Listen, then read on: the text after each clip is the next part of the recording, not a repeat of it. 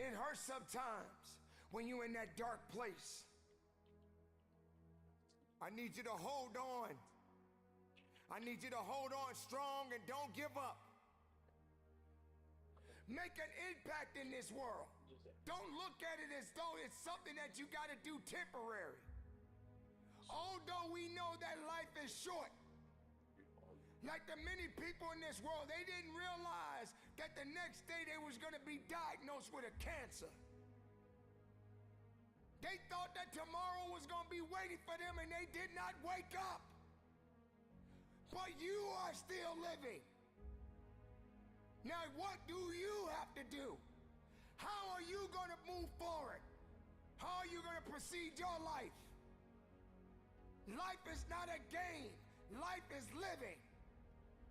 I say to you right now that you must make it. I say to you right now that you must tell excuses, fear, and doubt that it has no place in your place of business. For this is your life that you are fighting for. This is your life that you are living for. Don't let anyone take away who you are and how true you are and what you matter in this world to so many other people. I need you to believe in every possibility that you have and understand that it is not over for you. And maybe you may be in a position where you feel that you are broken, or you feeling that you are going to be broken. But I'm here to let you know, ladies and gentlemen, that you are built to last. I'm here to let you know that you don't have the right to complain anymore. I'm here to let you know that you got to keep on living and living on strong. You had to experience some things that you did not understand. You had to experience some greatness. You had to experience some weaknesses. You had to experience things that no one could understand. But you are the one that has to be responsible to go through it. You were put on your back, and you probably thought that you didn't have the ability to come back, but you did. Dawn is coming. The sun is gonna rise, and you will see the light within you. Don't you give up on life, because once your life is over, you can't come back. Leave your mark. Help someone. Lift someone up when they're down. Be the strength for others when they're weak. And maybe when you're at the weakest point in your life, someone will lift you up. Because we all struggle. No one is immune to it. It is necessary that you struggle. It is necessary that you feel alone. It is necessary that you have to continue to go forward. Nothing can stop this. Because that light has already been there. That light is embedded in you. That light exists in you.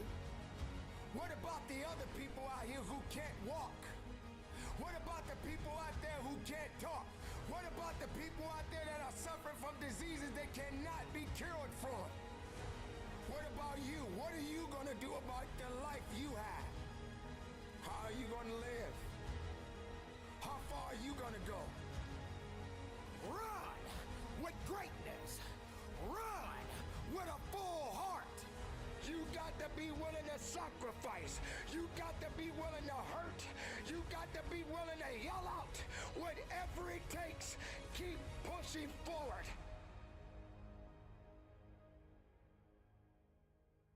Your life is your life, and you have the right to live it the best way you can.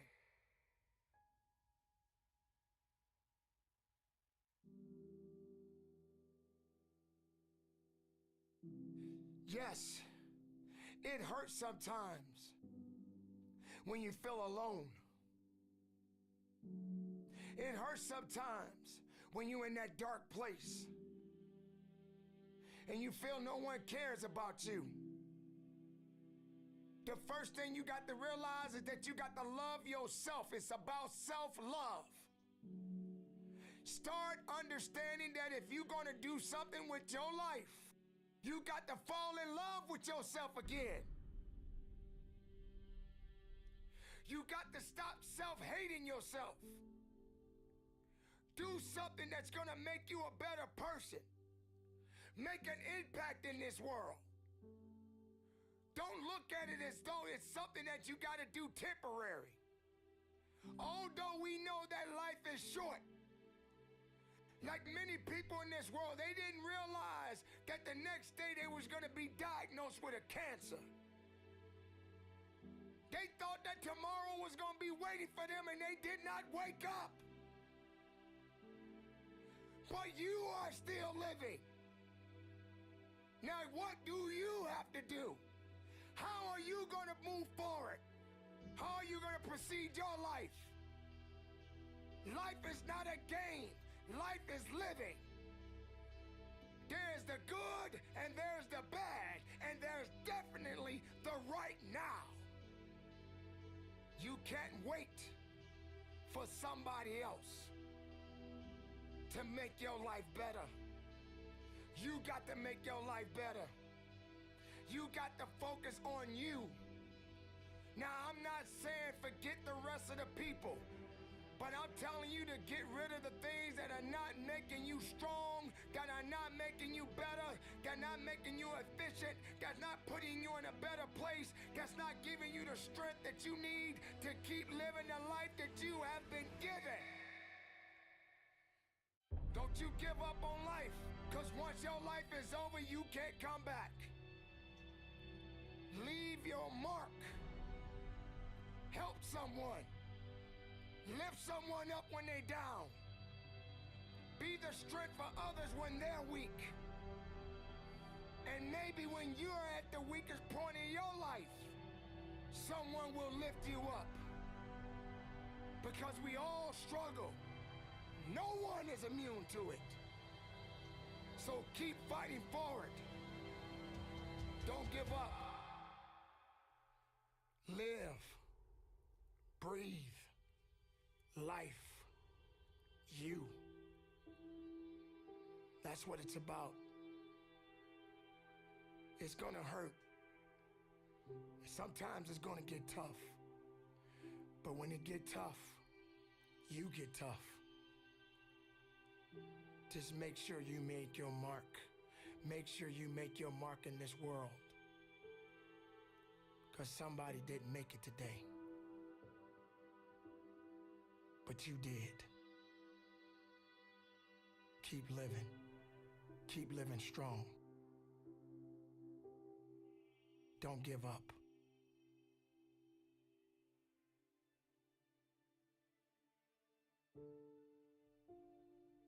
It is not about worrying about what's going to happen tomorrow, because guess what? Tomorrow doesn't owe you or me anything. And matter of fact, tomorrow has already made up its mind. You have this moment. You can't worry about yesterday, because yesterday is not coming back to look for you. Whatever you had the chance to do yesterday won't come back. But you have this moment. You have this chance to do something great with this life that you have been given. You may have been through a lot in your life. You may have been through hell in your life. But hell doesn't own you. Hell did not create you. Life has been given to you from a higher power. Something that you need to understand, that no matter who you are, in this world that we live in today, everyone must struggle. Everyone must suffer. But everybody that is going through something always has a story to tell. Most people that are successful right now had to go through something to get what they got to this day.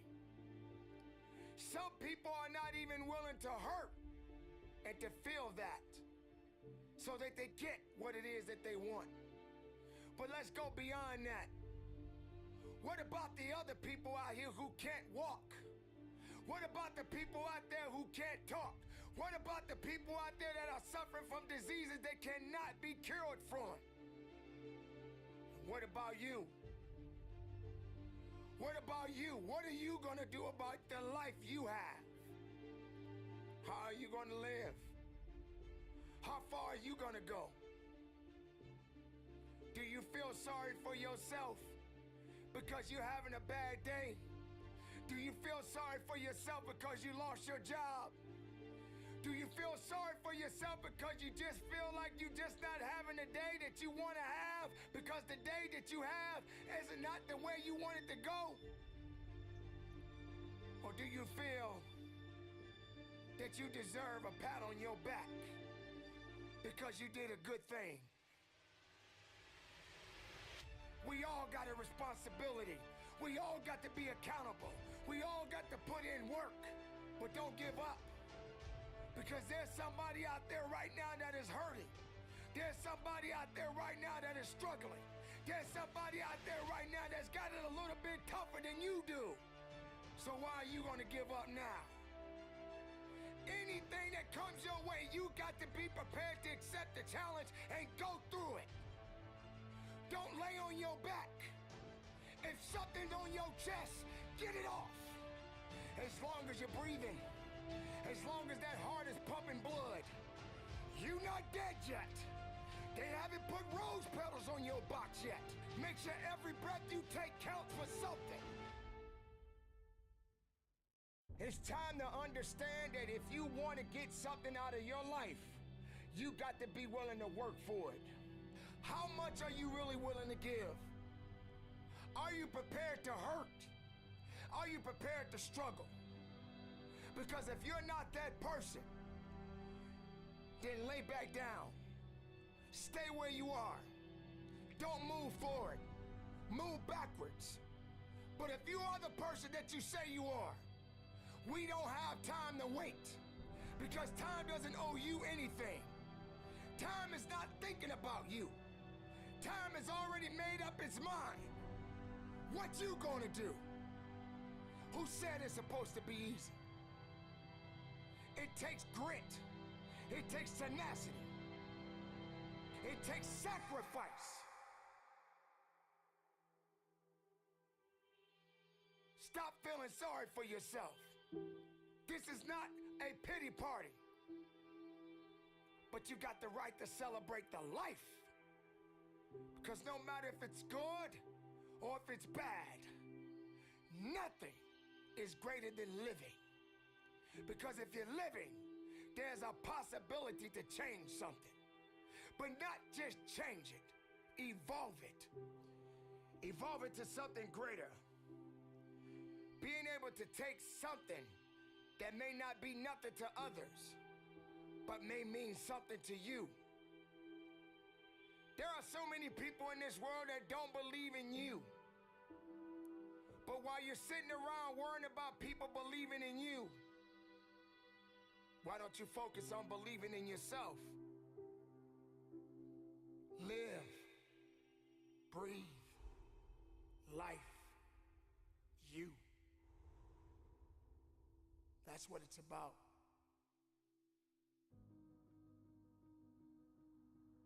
Why do you run? Why are you running? Are you running for a reason? Do you know the purpose behind the run? Do you have enough faith in why you're running? Are you afraid you're gonna fall down? Do you have enough balance? Are you prepared to test your balance? How fast can you run? Maybe you gotta slow down sometimes. Maybe when you cut that corner, you got to understand that when you're turning that corner, there's a unique obstacle that is waiting for you. But are you prepared to run through it? Are you prepared to run fast? you prepared to run strong? Do you understand what it means to run? So many people run away. They run away instead of running forward. Instead of running towards something. You may have to take your time and just jog a little bit. But sooner or later, you got to pick up the pace. You got to start moving a little bit faster. And you got to have the desire to run hard. To understand that there's something that has to be done. Don't run for stats. Don't run for glory. Run because you know it's necessary. But understand that endurance is required. Don't let dead weight slow you down. Because dead weight is exactly that. It's dead. It has no life. But you have life. And you must continue to push and run as fast as you can. And if you feel that you're getting a little tired, if you feel that you don't have enough left in you, I suggest you push that next button. I suggest you go into that second and third gear. I suggest that you understand that you got to be the one to make it to the finish line. And even when you cross the finish line, prepare yourself for the next race of your life. Because every day you're racing. Run fast. Run strong. Run with power. Run with greatness. Run with a full heart. And believe in it. But don't quit. Understand why you're running. If you ever question why you run, believe and know there's a purpose behind everything that you do.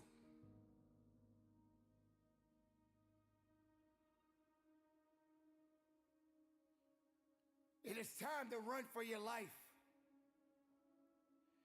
Pushing with everything you have inside of you. Running towards an opportunity. Running towards a victory. Running as hard as you can. You got to understand why you're running. You have to understand the significance and why you're running. Don't run away from the challenges. Don't run away because it's not going the way you want it to go. Run. Run with a full heart.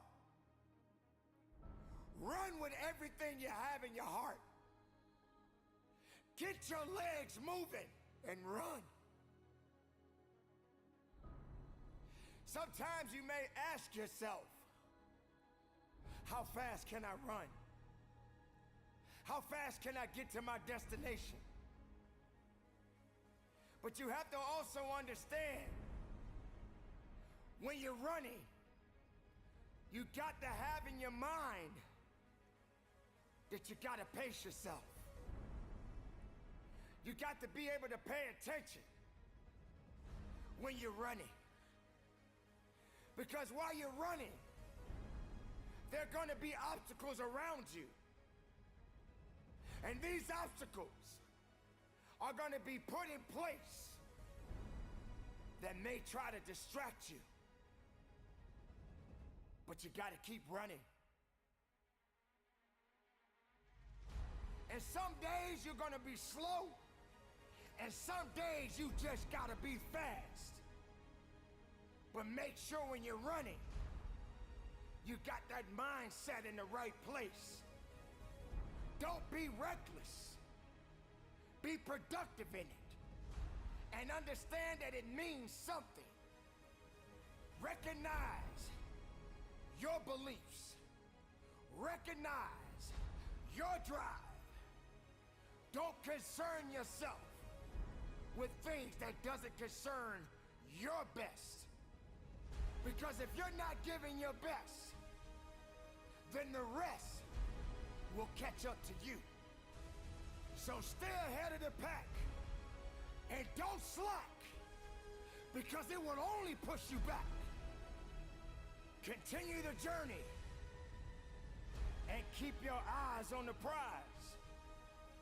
Your rewards are waiting for you. You don't want to be the slowest one on the track, but you got to be the one that's thinking. But don't take too much time thinking too much, but understanding that you have to commit to why you're running. Running is good, but you gotta walk a little bit first. You got to walk a little bit so you can understand what's about to happen to you. You got to walk a little bit so when it's time to put the pedal to the metal, you got your head up and you thriving and you strike and you moving so fast that nothing around you can stop you. So don't be late for the celebration of your victory, because your victory belongs to you, no one else. Take pride in it, believe in it, stand on it, earn it, because it's yours. Keep it moving, be productive, be powerful, and from the bottom of my heart, run strong, run hard, and conduct your business.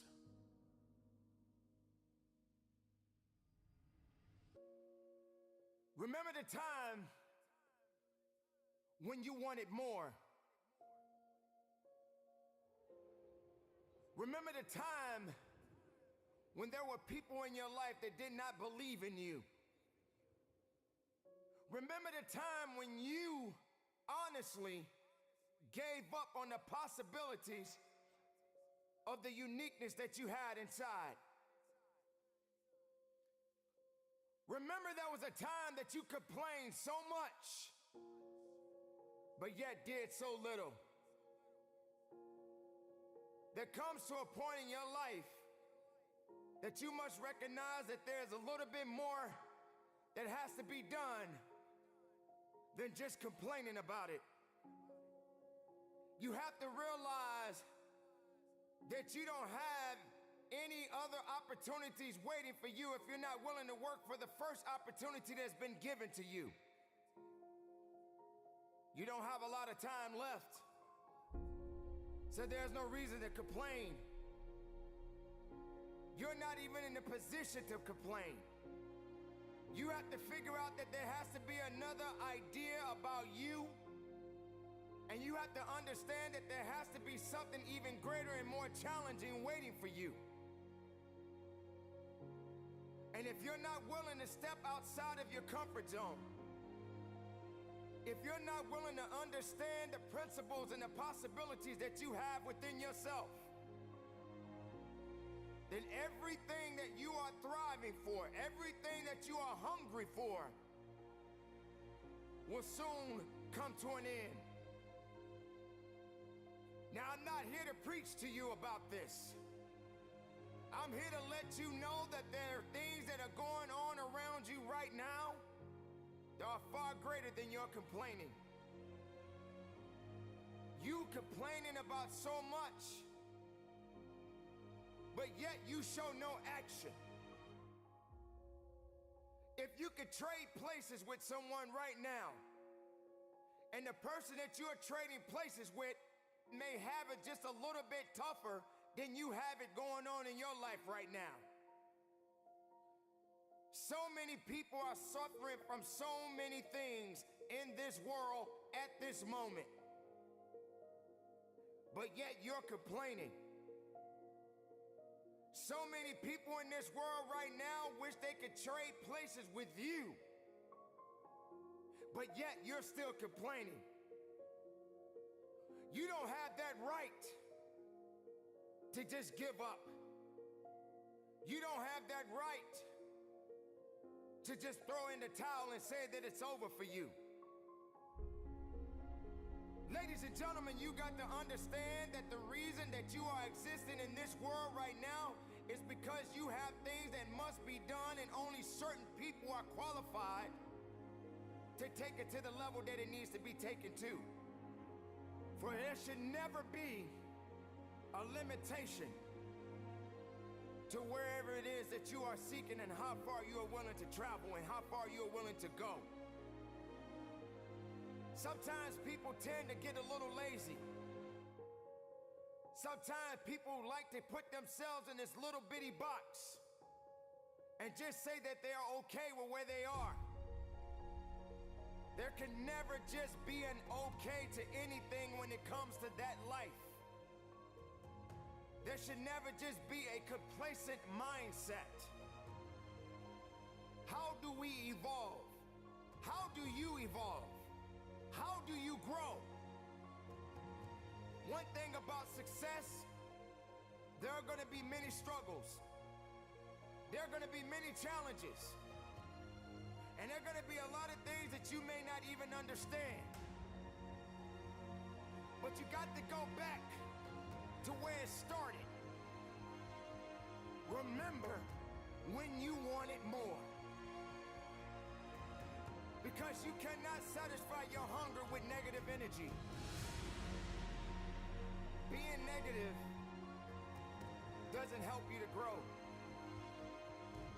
Being doubtful doesn't give you the power that you need. You have to come to a point in your life that you must realize that there are things that are going on that is testing you. And maybe you may be in a position where you feel that you are broken, or you're feeling that you're going to be broken.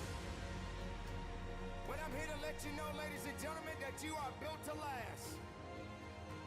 I'm here to let you know that you don't have the right to complain anymore. I'm here to let you know that you got to keep on living and living on strong.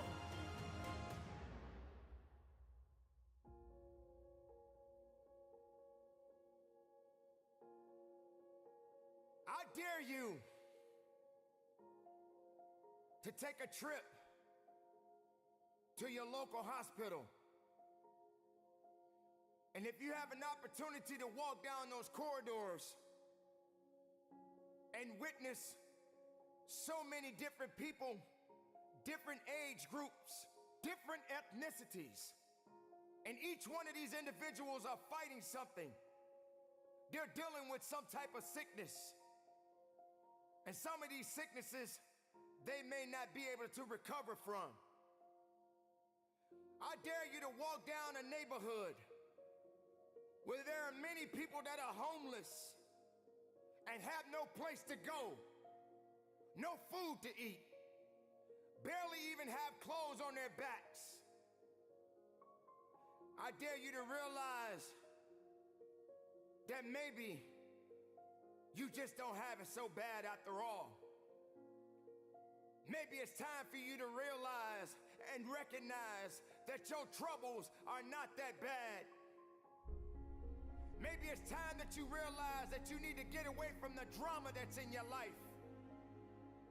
Maybe it's time for you to stop chasing misery and start chasing your dreams. Reconnect with yourself. Because this is not the time for you to be wasting, putting yourself back instead of pushing yourself forward. Ladies and gentlemen, you have so much to offer, so much to give, so much to do. But doing it and sitting around waiting for it to happen, it's just gonna stay in neutral. You have to electrify the desire that you have, that you once had.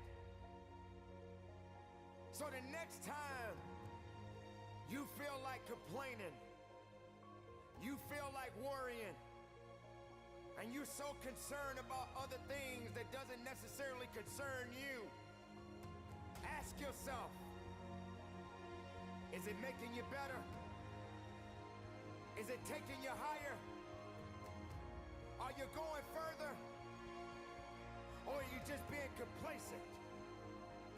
Complacent and complaining and worrying and doing things that are not better for you? Are you gonna realize that maybe just going up that mountain does take a little bit more work than just having something handed to you?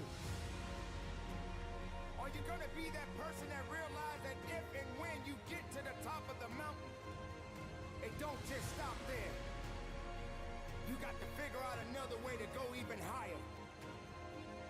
You have to electrify and get all the things that are necessary within you to start doing the things that you need to do, so when the time comes, you can kick down that door and move towards the possibilities of being the best of who you really are.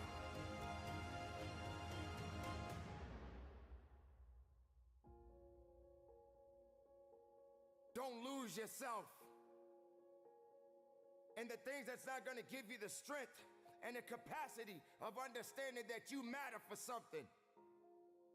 Don't lose yourself in fear. Don't lose yourself in doubt. Dare yourself to be better. Dare yourself to be unique. Dare yourself to be the best possibility that the world has yet to see.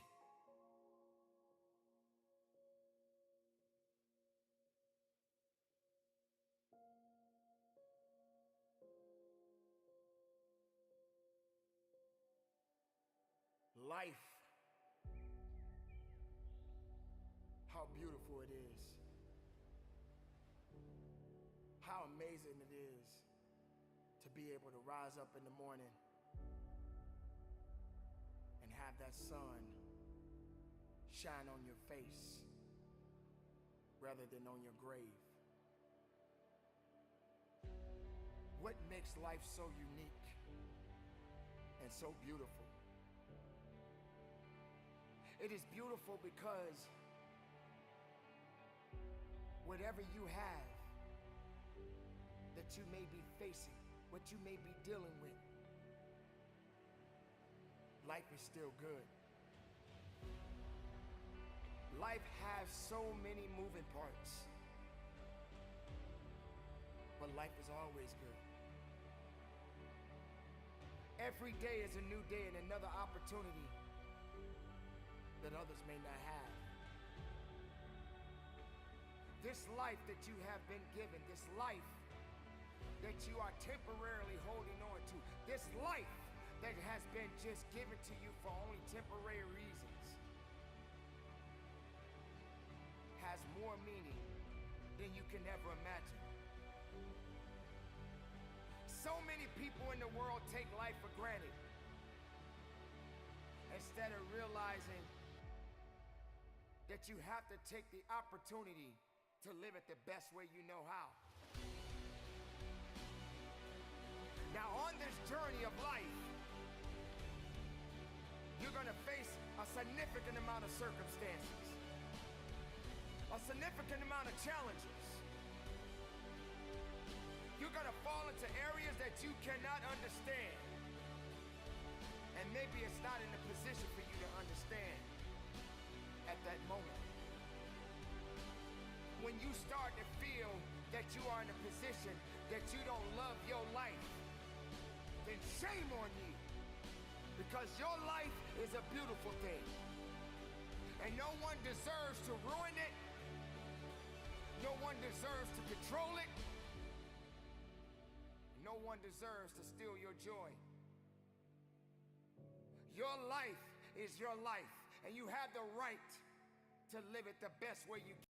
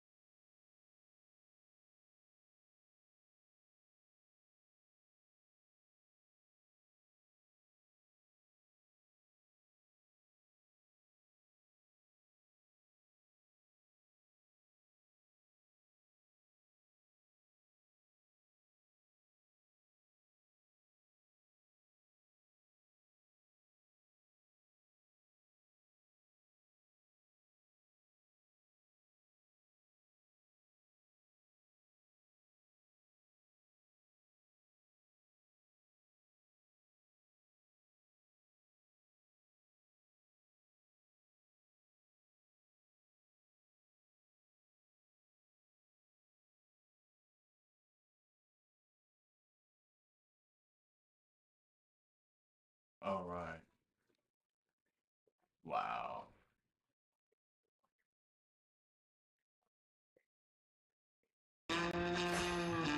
When you step into that room, Crazy. when you step into that environment, you got to be hungry enough to I'm eat gonna call what is Sarah coming your way. You just cannot like be that. concerned about what can't be done. You need to be focused on what must be done. If you feel that you are not in a position to do it, then why show up in the first place?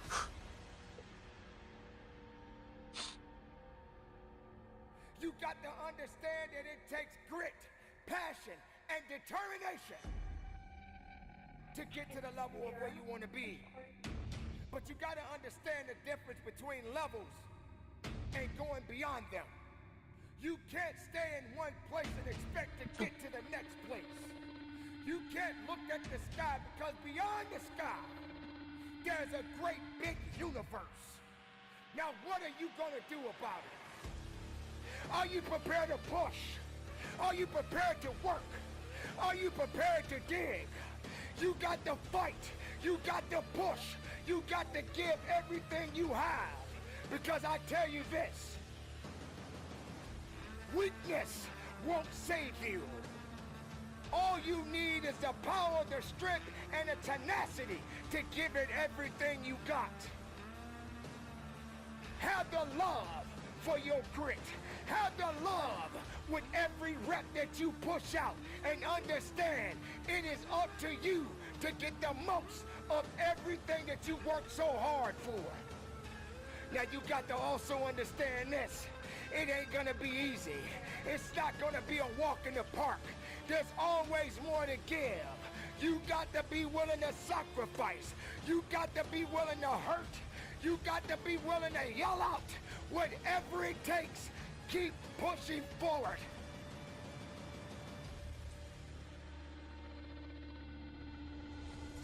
Don't you give up on your life.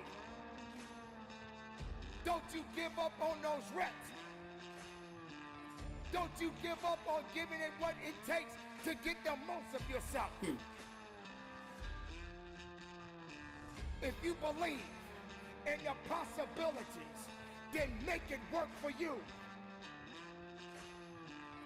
If you believe that that weight is too heavy, then you won't push it.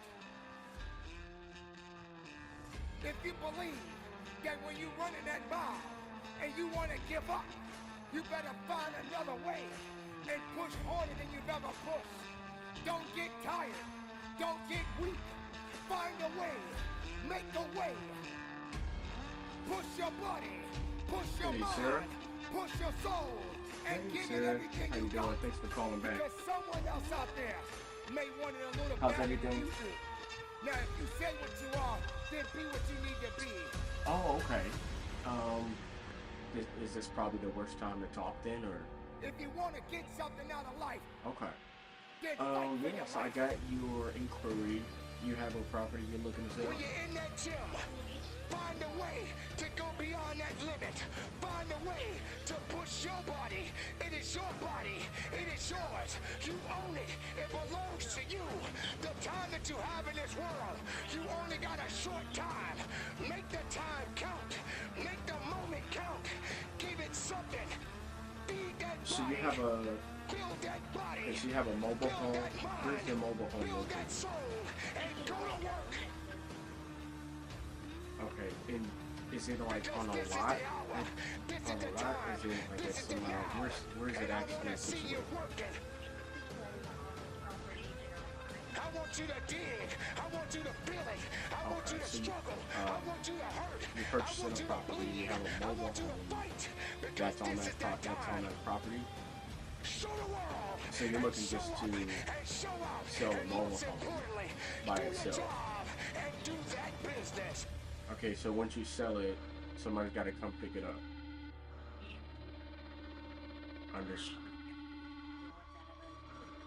Understood. That's a great question. I don't know if we actually have, but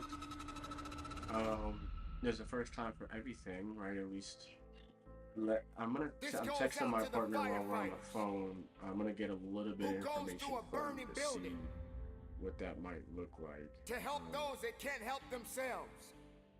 Okay. Do you know the dimensions of the mobile home? This goes out to the policeman or the policewoman who serves and protect those who don't have the ability to protect themselves. This goes out to all of those men and women who serve, both far and near, on the front lines. This goes out to our military men and women who give it all. Is there, what's the condition of it? This goes out to those that never made it home. This goes out to the families that will never see their loved ones again. We must never forget those who put it on the line. We must never forget those who are unselfish and being able to contribute what they contribute each and every day. How can we not recognize them? How can we not recognize what they do? I got you. Why does it have to just be one particular day that we honor them? You owe about 68. It should never be a one-day thing. Are we going? So is it People going who to be serve, without the these yearly people that purchases give of it the their property? all, how can we do what we do? Somebody got to do the job. They made it up in their minds. They made it up in their minds and in their hearts that this must be done. And they are willing to do what is What's the necessary to get situation the with the job mortgage? done. Are you up to date on payments? Think about those kids out there that may not ever see their parents again. Whether if it was the mother or the father who may have lost their lives in the line of duty. What we do Doesn't sometimes, matter do you know what your monthly, what you believe in. like Doesn't matter your payments how are? you Like feel about certain things. your PITI? Somebody has to be out there. Somebody has to be willing to go through it. Somebody has to be willing to sacrifice. Okay, and does that Sometimes include like insurance, These principal people and never come interest, home. taxes? This is the time Okay. that we must recognize them. And then you're We must currently living in? recognize those families that may never see Okay, so their loved ones we'd be again. we'd be looking at, I mean, Oh yes, so we're an investment, a It's small true. investment company. So if many we were to people purchase put it on the line. we would Many people get probably out more there than every likely day keep it and do something and that has never been look to done use before. it as a rental and sell Many it. people Either out there put it on the somebody in line there to rent it and try and collect and do rent every something month, special or to help someone else. purchase it and just try to Why basically can't flip we it for a little bit of a recognize higher them? price. No matter where you How long go, you been looking to sell it? no matter where you may be, someone is out there right now that is doing something far greater, and they're putting so much work in to Okay. make a difference in this Okay. world. And I Why mean, can't we are honor you them? are you looking to walk away with anything in your pocket, or Why are can't we you honor kind those of servicemen in and a women? situation where you're like, you just want, you just don't want You to have to deal with consider it? the fact Like, were you expecting to there walk are away great with something doctors, when you sell it, there are great or lawyers, there are great teachers, there are great mothers and fathers, there are great people in this world. We all are responsible for one another. We all have a duty. We all have to serve. Whether you wear a uniform you or don't know not, if you'll be able to get anything, right? Because you owe 68 You on have to it, serve. right? can you be a serviceman? Can you be a servicewoman? Can you serve? Right. Are you Okay. prepared to serve? Yeah, I mean, I'd Do be you have the ability to serve? I'd be shocked if you can, if Don't make you it were to about sell yourself. it and be able to walk away with You have a anything. I duty. mean, there You is have a one way responsibility. that I'm kind of thinking that They didn't might give up. be a good option Why for should you. you? It's a little bit Keep of a kind of moving. creative way Keep that we believing. acquire properties. We are all one. essentially what we would do, we would both far keep the and near. mortgage in place and we would take We over the must serve. payments. This is only if So this day, we would be able we honor the to servicemen rent it and out women for more than who what put it on the what the line, monthly payments are, because we would who've come in and given take their over all. the payments and every if month. they make it home, That'd and be they like have the the quickest ability way to put their arms around their to loved rid you of the payments and of Job well the mobile done. home itself. We would And come there and will take be a possession new of the day. mobile home, and And we that would day be responsible for the payments starts every a new single month. opportunity. A new And opportunity to then, make something again, else that's special contingent happen. upon if we could, let's say we can rent it for $1,300 or $1,200, then we Thank can you be for making your a little bit of service. money every single month because the payment's only $842. Thank you for putting it on the line. Makes sense. So essentially the way that works is For each day, I have an auntie who had that she you had a go truck out that she had bought like she had it for to maybe do a 2 job years, and she walked in and she did that like a maybe others $15,000 down payment. will never understand, The vehicle itself was never like have the almost ability to 40,000. do, And she was making a or even be $500 able to a give the month time payment every month, right? that you give. And we were looking, me and my wife were looking for For every a man and SUV. woman And so what ended up happening that was serves, I kind of just threw the idea in the air and said, you should hey, always be let us buy honored this and SUV off of respected. you because we're in the market for one. From far and near, The only thing is, you do something that let is us so just great take over the payments, right? So and so special you don't to have so to make many. the payments anymore. We'll make the payments. And sometimes We'll what you keep do making it until it's all the way paid off. doesn't She be wasn't really worried recognized about enough. the recouping the $15,000 that she put There down. should never just be a special day Because she wasn't hurting for money and to what family. honor those that serve.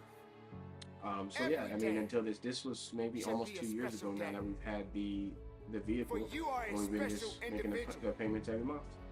So essentially, that's how it you would work give here. so 'Cause we much, keep the mortgage and yet in only whoever's receive name it's so in, little. and we just This is set the everything time up. that With you must be contracts, recognized that we're for the responsible for the greatest payments, sacrifices that you have and all given. that good stuff. I just You not must be entirely sure recognized if for we can your do it on a losses, mobile home in this kind of for situation, your so I'll just have to struggles, double check. But for the things if that that you was have an to option, endure I mean, would that be that something others you'd be will open never to? see. Today you will be honored, but not just this day, but every day. For the men and women who serve, What do you mean? for the men and women who give it all, for the men and women that put it on the line, Right. and yet not have the tribute Well, that what is do you- deserved to them. What are you hoping for what are you hoping is against Many them making people in mobile this homes? Do you world will want it never moved, or understand the would pain you- I mean, and the sacrifices that you have given. right, The fight always be in you. right. But this is the Okay, so time you and wanted the it moment gone. right now that you must be recognized, Yeah, that so you must understand that essentially, you are that's what we appreciated. would do, right? I mean, so we get it moved, we purchase it We should never on, forget those. it's called subject to, we who have purchase it fallen. subject to the existing mortgage. Never We'd say, forget hey, those we'll take over the who never payments, made it home. we can get this done quickly for Never you, forget those and then who would never you have don't the have to make those opportunity to payments sit at the anymore. table The mobile home is off your and break property, bread with their loved ones. and you're good to This go. is that And in day some instances, if there's to recognize. any money that we Those can that get serve. you Keep at up the good closing fight, to walk everybody. away with, then Keep living strong. we can talk And about never that. forget So that we can our service. you can maybe use some of those funds towards your other property and getting done some of those other things.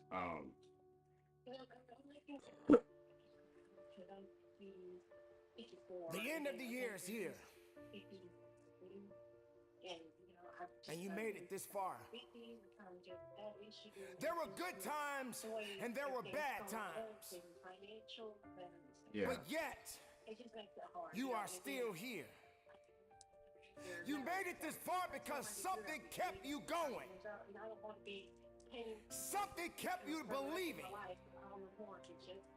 Something helped you to understand that the fight was not over yet. This is the year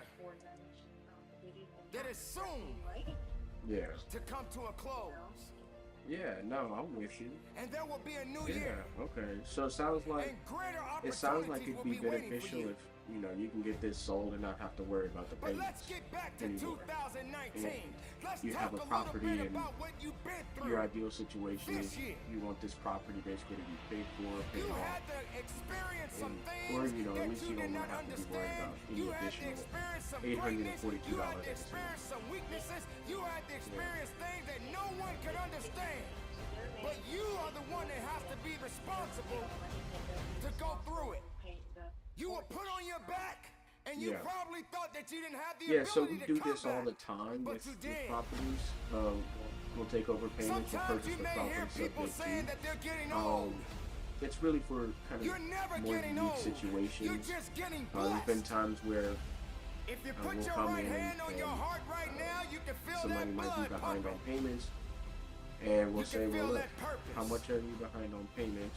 We'll You come can feel in, that you reason. know, if it makes sense, if the payments, You if don't the have monthly time to be payments make sense complaining and we can anymore. cash flow every single month, then Regardless of circumstances, we'll regardless come of in and make heartaches up the and back pains, payments if it's not regardless too of the much, right? joys, It's gotta make regardless sense of for the us. And then sorrows, we'll you take over the made monthly it. payments, and You won't made it have to because there worry was about the purpose property. there. You won't have to worry about the monthly payments. Purpose You won't have to doesn't worry lie. about making It any, always, making up any back always payments. tells the truth. So let me see if that's You just got an to option here. understand that So this is the time.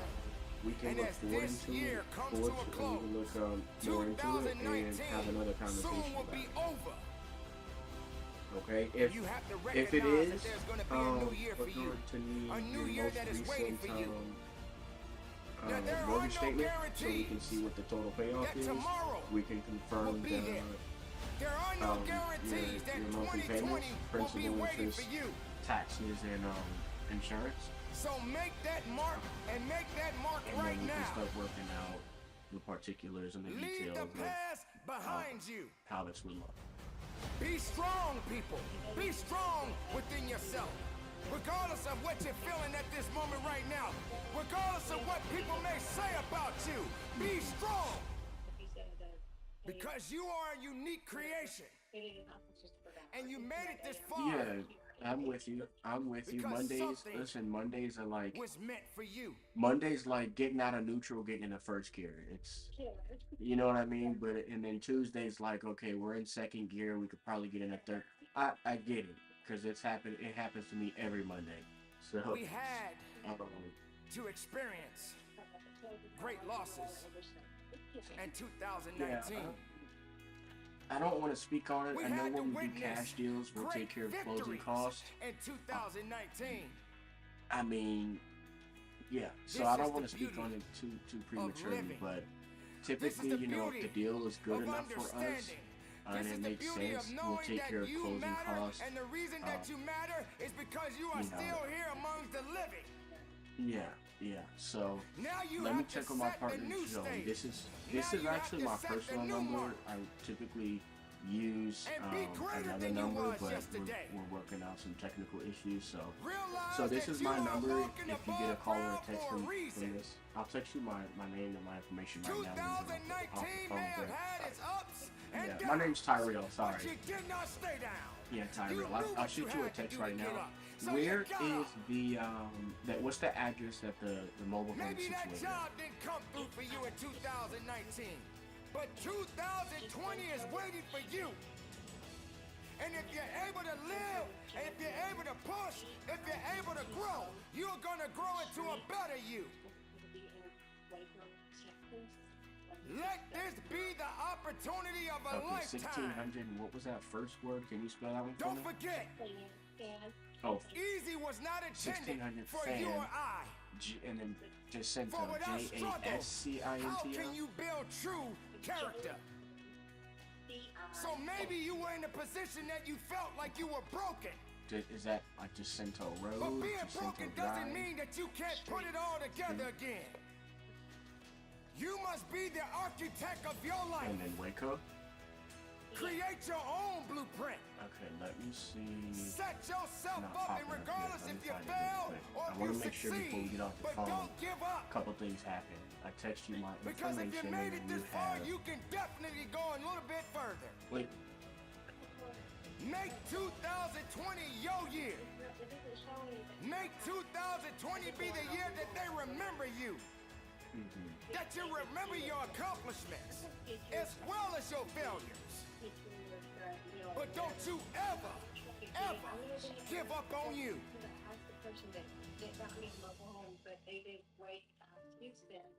This year is coming to an end. And 2020 is right around the corner. Make sure that you are ready. March, okay. Make sure that you are prepared. Sure. Because 2020 Okay, Sarah, I'm has gonna not text you been right now written because I keep yet. saying I'm going to. Just And like I a haven't, book. but I got it pulled up. There are many 1600 chapters in San the book. Jacinto, right? So, What Okay. chapter will tell the story Oops. about you? What history will you make? okay.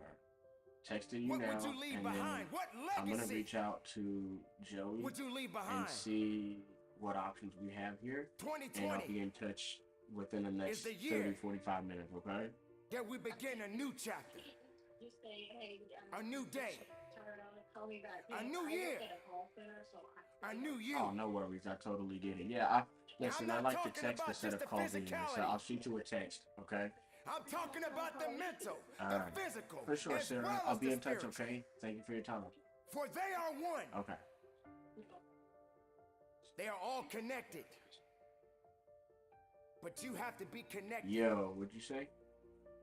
with your self-resilience. You have to be Huh? connected with your ideas. You have to be connected with your truth. Don't get disconnected from being who you are.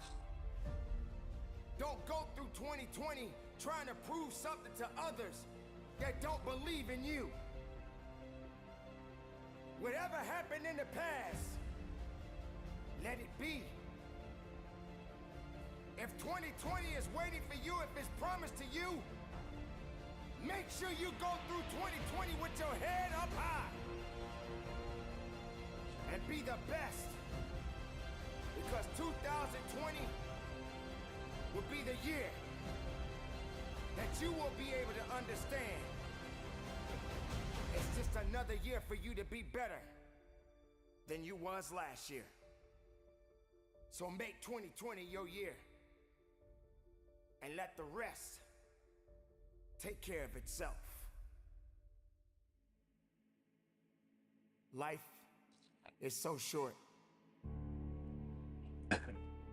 Life only has a little time. Although it will continue to go on, you cannot hold on and think that every day is promised to you. We have all experienced great losses in our life. We have all felt that pain of losing a loved one, someone that we cared about. But yet we're still here. And now we must go on. But what is the example that we're gonna leave? What kind of leadership and what kind of leadership qualities do we have? How do we go on? How do we lead the next generation? Oh, we are up one off. That's Hate is not gonna make it work. April 29th. Being afraid to be truthful to who you are will only limit who you truly are inside. Don't let anyone take that away from you. Don't let anyone take away who you are and how true you are and what you matter in this world to so many other people. Don't be afraid.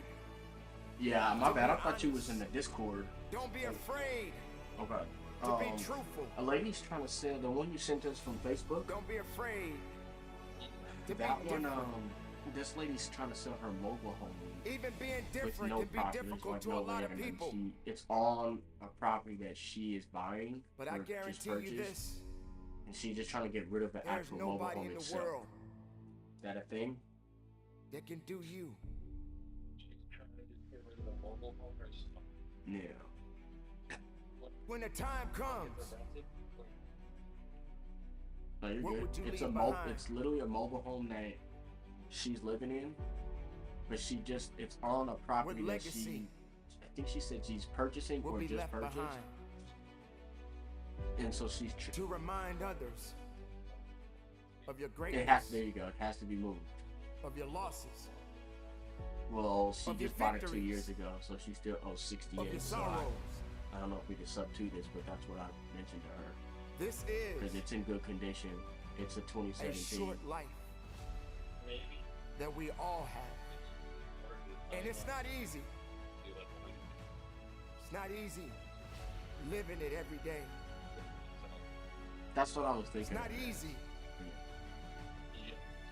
to go through so many different circumstances, so many different I mean, we challenges. could dead delete, or It's not easy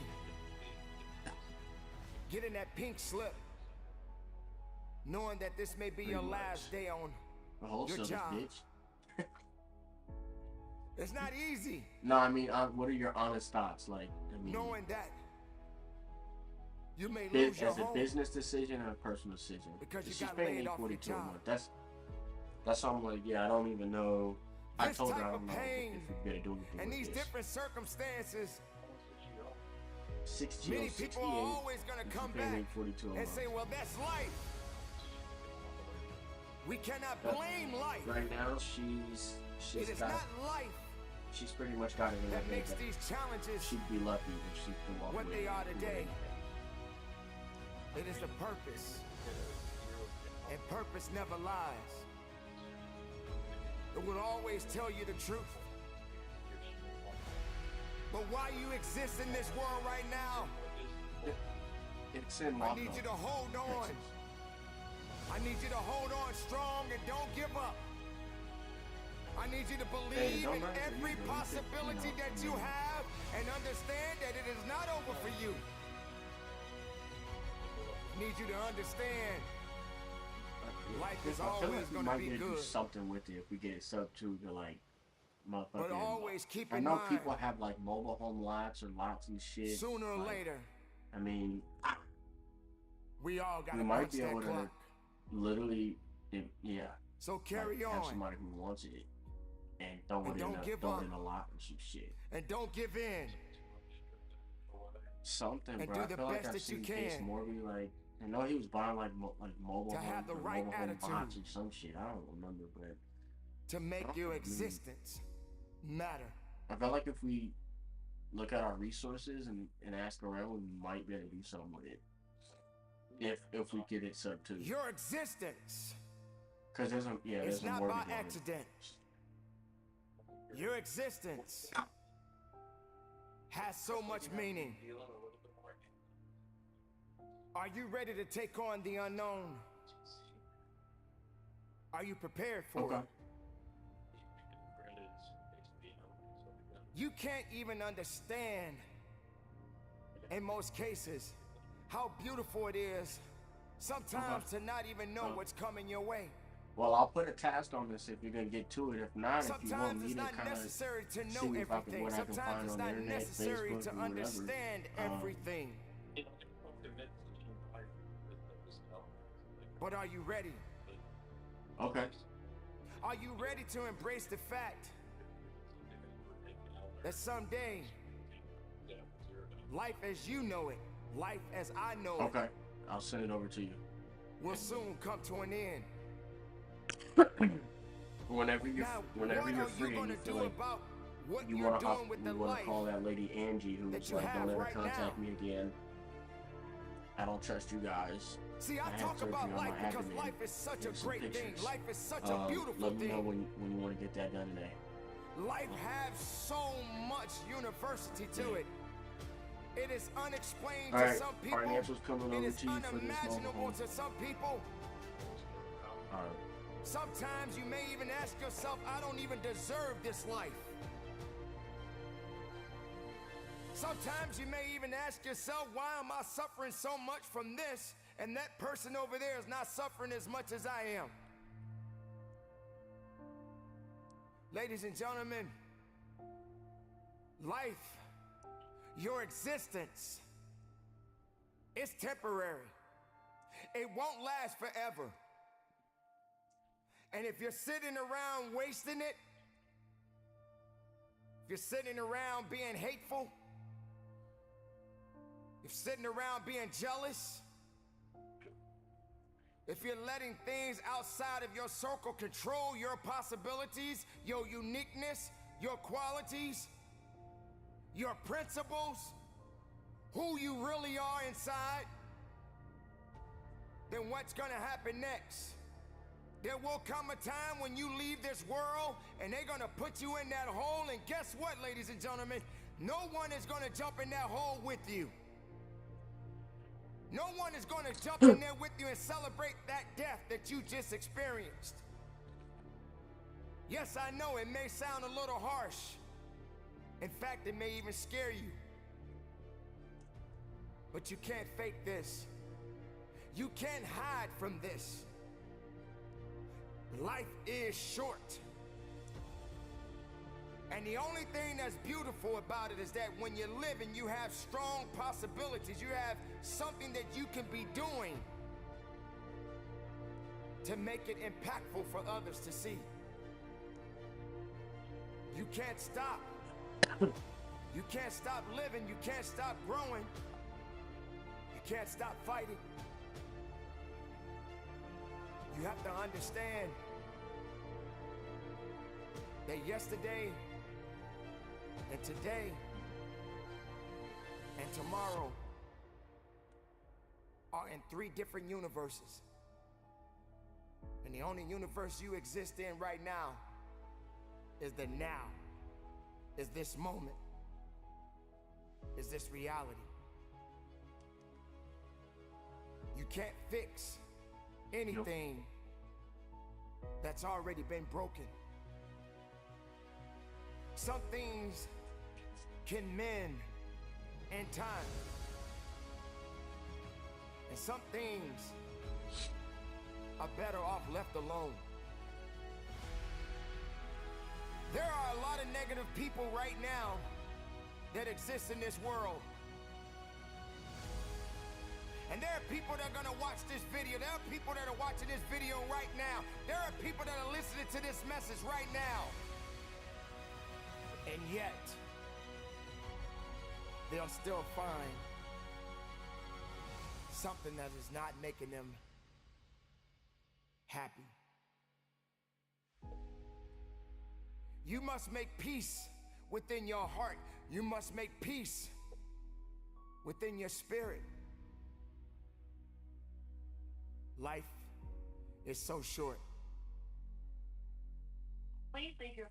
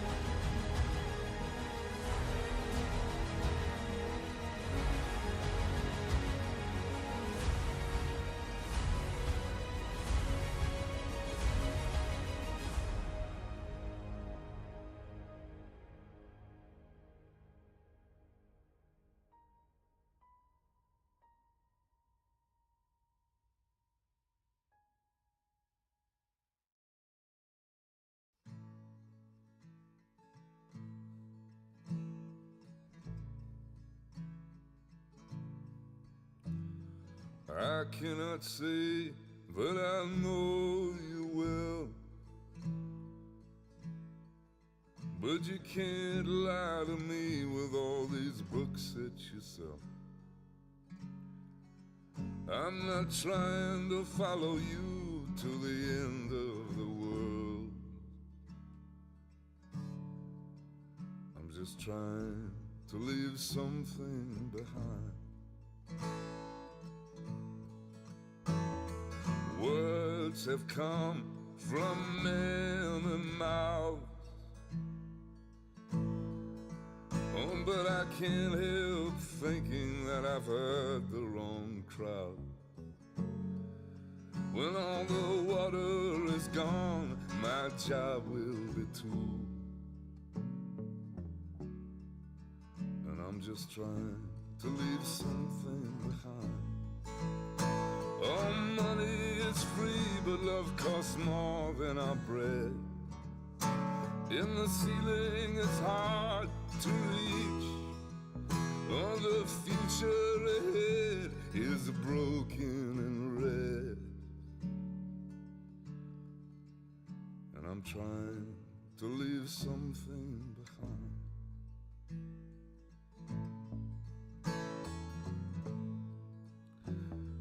This whole world is a foreign land. We swallow the moon, but we don't know our own hand. We're running with the case, oh, but we ain't got the gold. And we're trying to leave something behind. Oh, my friends, I believe we are at the wrong fight, and I cannot read what I did not write. I've been to his house, oh, but the master is gone. But I'd like to leave something behind. Oh, there is a beast who's taking my brain. You can put me to bed, but you can't feel my pain. When the machine has taken the soul from the man, it's time to leave something behind. All money is free, but love costs more than our bread. In the ceiling it's hard to reach. All the future ahead is already dead. And I'm trying to leave something behind.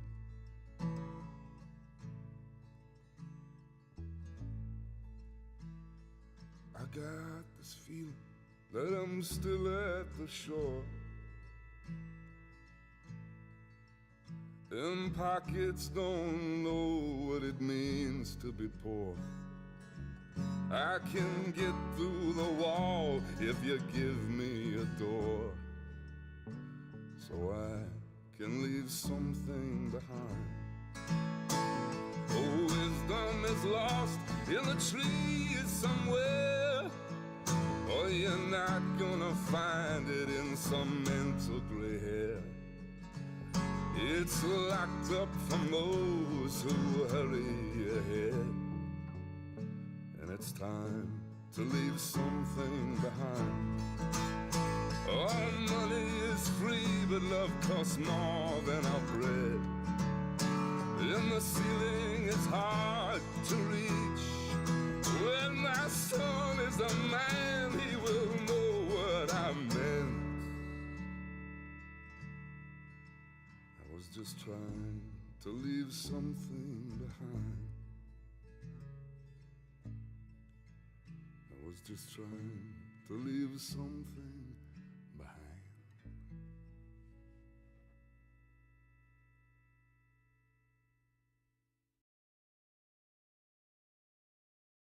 It's hyper competitive.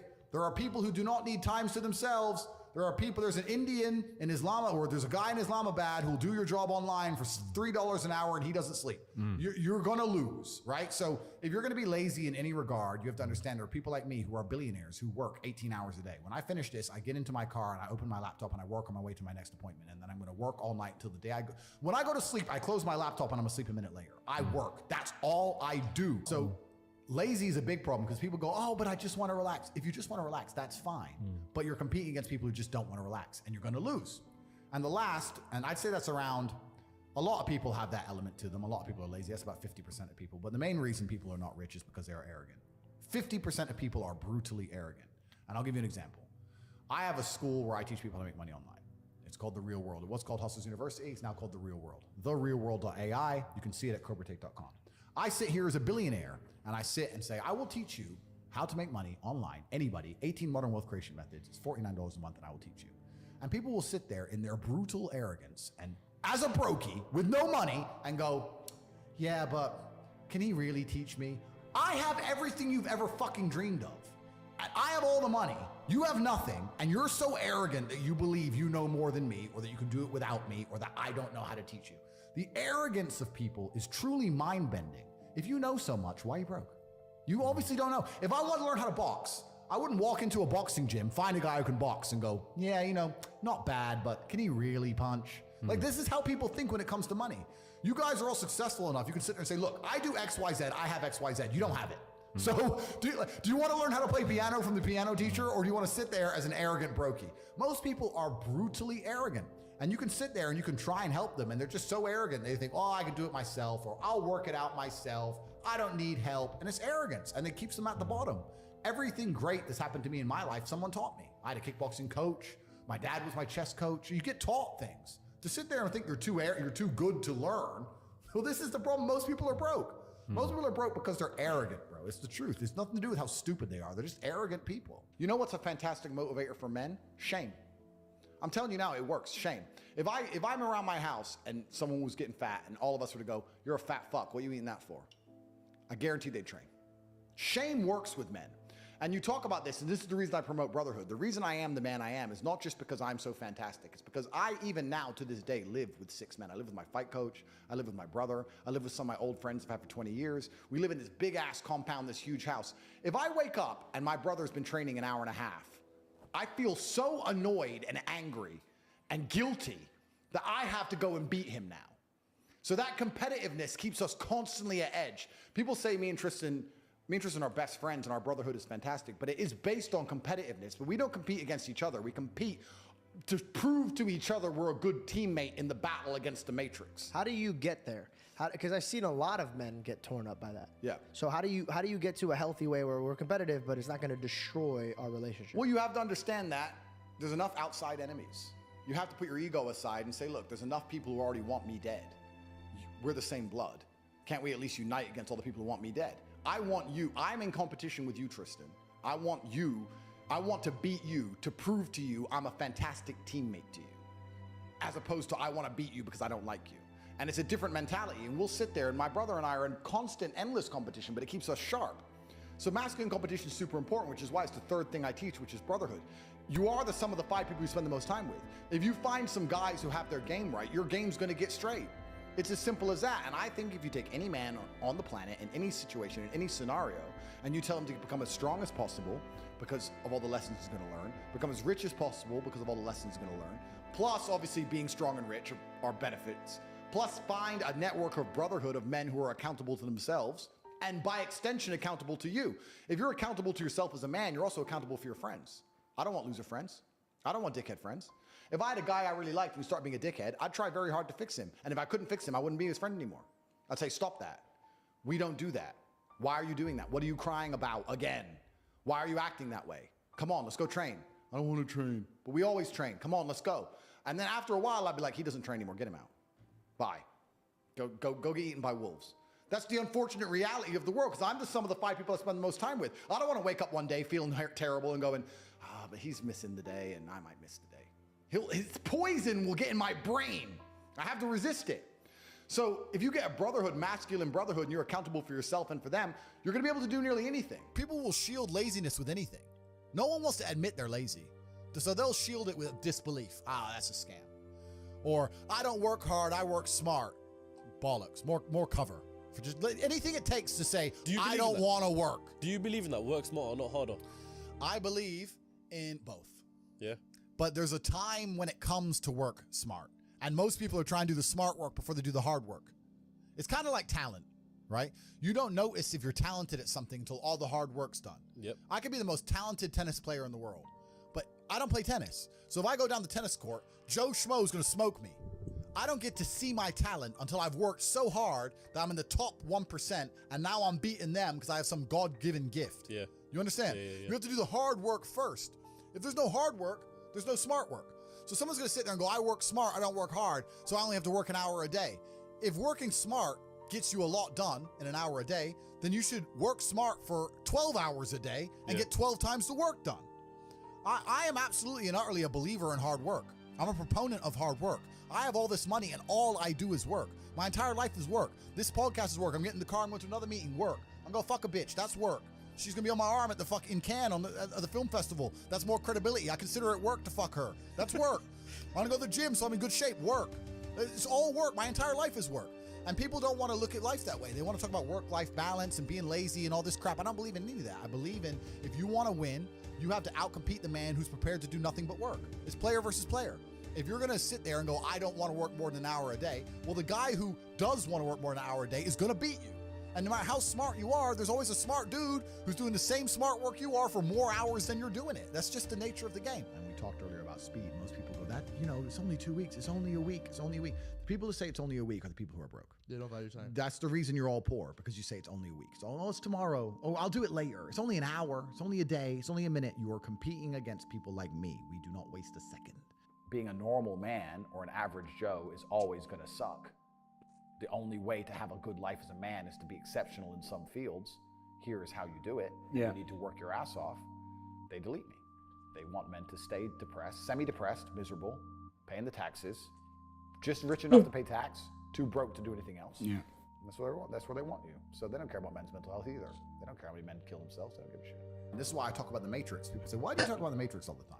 And I say there are people who are living right now in a computer-generated reality. If you believe everything you're watching on the news, you are believing a complete false version of reality. And the idea of that reality is to keep your brain occupied enough so you continue to do a shit job for shit wages and pay your taxes until you die. That's exactly that's the plot of the Matrix movie. They're abusing your body and controlling your mind so that your body will sit there and do what they need it to do until you're no longer useful anymore. And that's exactly what's happening. And another question I get is people ask me why I'm so interested in this fight against the Matrix. And I try and explain to people that I believe this fight cannot be avoided. I think you're either combating the Matrix and fighting against the garbage they're telling you, or you're believing it. And if you believe it, then you end up fighting against yourself. You end up fighting against your own mind. You can't avoid the battle. If you're a full-grown man and you believe everything that's on the news, you're going to end up fucking semi-depressed, divorced, miserable, broke. Like your life's shit anyway. There's no way to escape this fight. You're either buying their crap and fighting against your mind, or you're fighting against their crap. There's no other way to do it. I've never met somebody with a fantastic life who did not completely and utterly believe in themselves. I've never seen somebody massively succeed and they didn't believe in themselves, ever.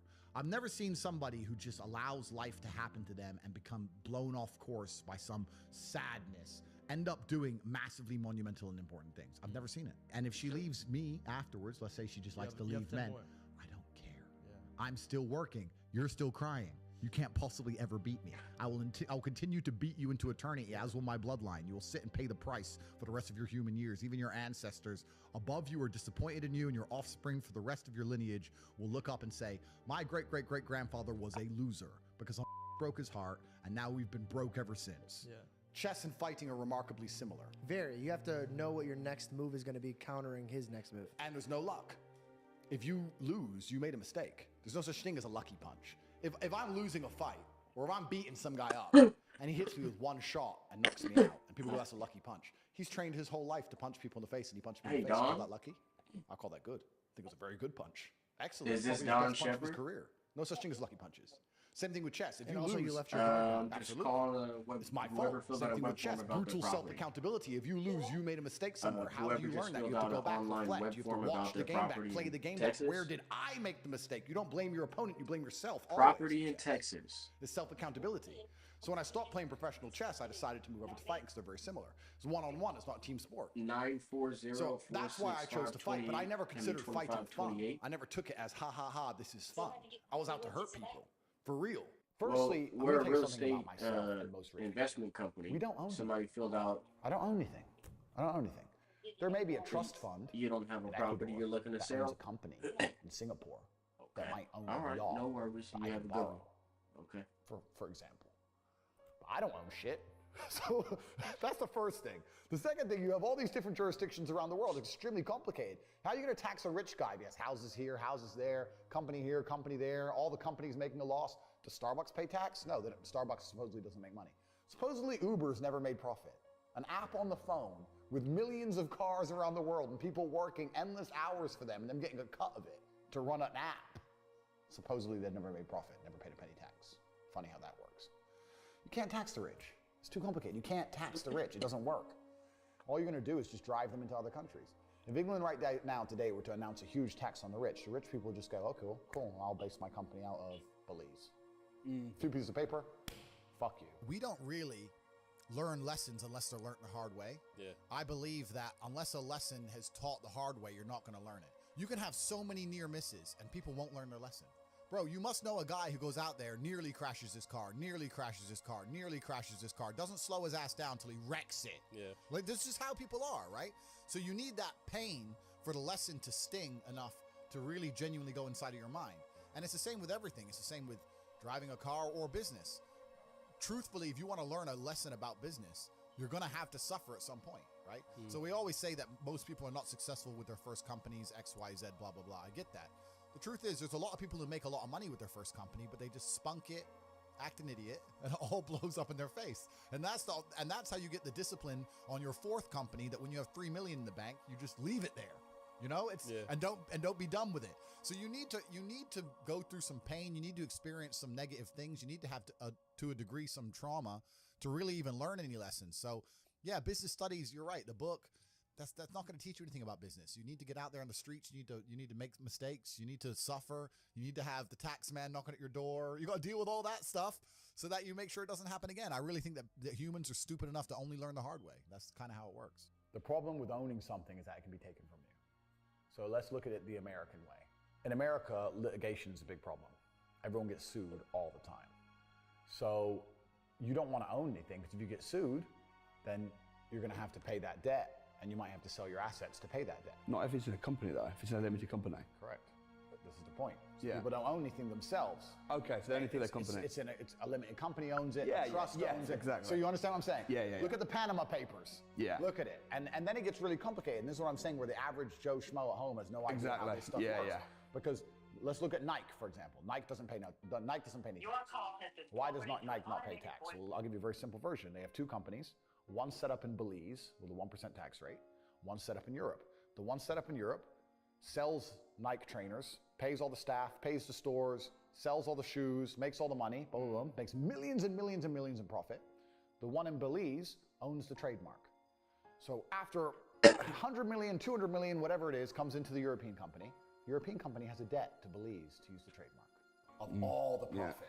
Isn't that coincidental? Yeah, right. That goes to Belize. Then Belize government comes along and goes, give us 1%. Nothing. Boom, So boom. I am gonna be in and out of the office today. All a lie. It's all a scam. Making phone the person calls. who gets fucked, I submitted it's one always the same. offer It's the guy in the middle. already, Yeah. The guy in the middle is going to get wrecked. It makes me laugh when they talk about, we're going to increase taxes. but I'm When being they in and talk out of about the increasing office. I'm taxes, keeping the they're not stream trying going. to chase down the billionaire on And, his yacht, because they can't. They're Yeah, trying to I'm chase working, down but the I'm guy also packing with because an address. leaving for Mexico Can't move, tomorrow. can't leave, he has a mortgage flight debt, leaves at like 2 6 kids something and a in the dog, morning. So living somewhere in Sunderland, and he's stuck there. I walk in a gas station, Gotta be put a in mask out the on. office No, because I gotta I get won't some serve shit you. packed. Okay, is the I gas gotta do free? some running around. Because I filled up. Once So I'm you're in gonna take the my house, money or I'm though, gonna I'm have free gonna go ahead and gas? shut the No, you have to stream pay. off, Then but, fucking serve me, dummy. until then, Put a I'm mask keep on. it going No, because I'm it's just some still making stupid phone thing. calls, In the end, they take reaching my out to money. It was a folks, big waste of everybody's time. set up And I'd deals say and to get some them, contracts bro, in place. you're earning $700 a So month. I'm gonna keep working it for a running. corporation Anytime I that come wouldn't give a back, fuck I about you. will You got turn on stage my 5 stuff. cancer. Till then, Why do you care? If I get worked the in silver BP bag, and someone walked into my gas station and you get decided to some start a motivation. fire in the corner and barbecue some sausages, I wouldn't give a some. I'd be like, please stop, bro. Whatever. Like, why do these people? They're so fervently passionate about the rules of the BP station. But do Like, we you're need a fucking people? slave in your mind. Do we need slaves though? Because Yes, we obviously do. we need people to work and do those jobs that obviously the free people can't do. And this is the full circle realization when you get to the point where, as frustrating as it was, you need this slave class of people who buy bullshit so that I don't have to do bullshit stuff, which is great.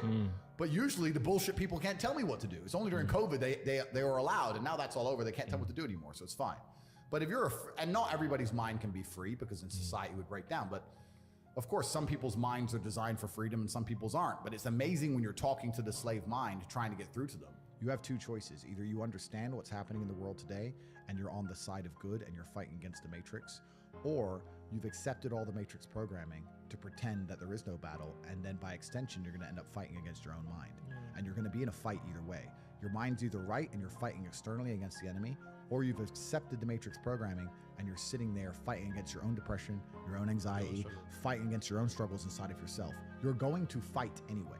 There is no way to avoid this. So you have to make a decision. Do you want to have control of your own mind and control of yourself and fight for God and fight on the side of good against evil?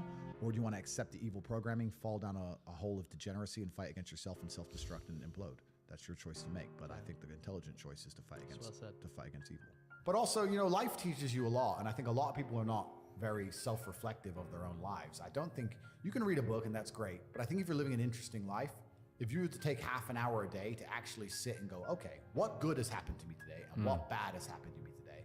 Why have those things happened and how can I prevent them from happening again? Most people don't, that kind of crap doesn't even cross their minds. Like every day I will sit at the end of the day and go, what bad has happened to me today? How did that happen? Did I get caught slipping was I on the street and some guys come up to me and it could have been a dangerous situation? Like, how could I genuinely have improved my reality? And you can self-reflect and teach yourself everything. But that's total ownership of your life, isn't it? But you have to have. A lot of people don't. You have to have ownership of everything good that's ever happened to you and everything bad that's ever happened to you. I have complete ownership for the fact I was canceled. I don't sit there and go, oh, they're lying about me. Yes, they're lying, but I still own it completely. They're lying about me and they're talking shit, but I own it and I took responsibility for it and I sat there and I took absolute accountability and I thought, okay, how can I turn this in my favor? And I beat them. If I'm walking down the street and it starts to rain, I take responsibility for that. I didn't have to be in rainy London. I could have been somewhere else. I could have brought an umbrella.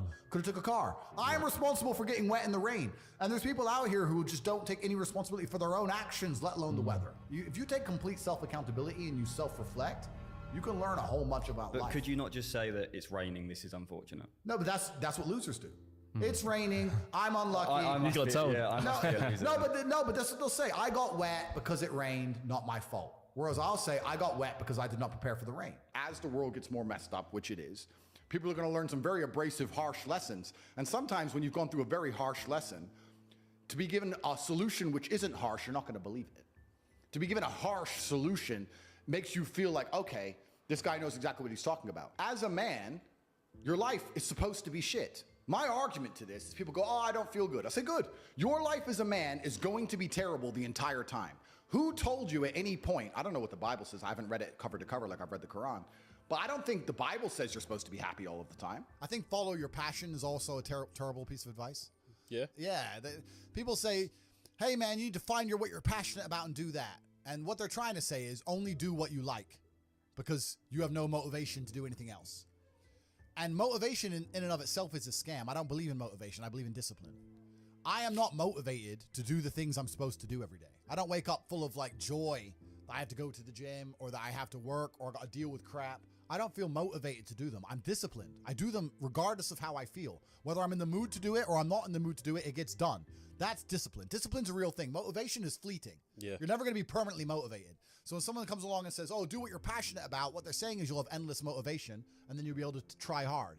If you're the kind of person who can only try hard at something he enjoys, then you're going to fail. Because most things you enjoy don't pay any money. If they paid money, you wouldn't enjoy them.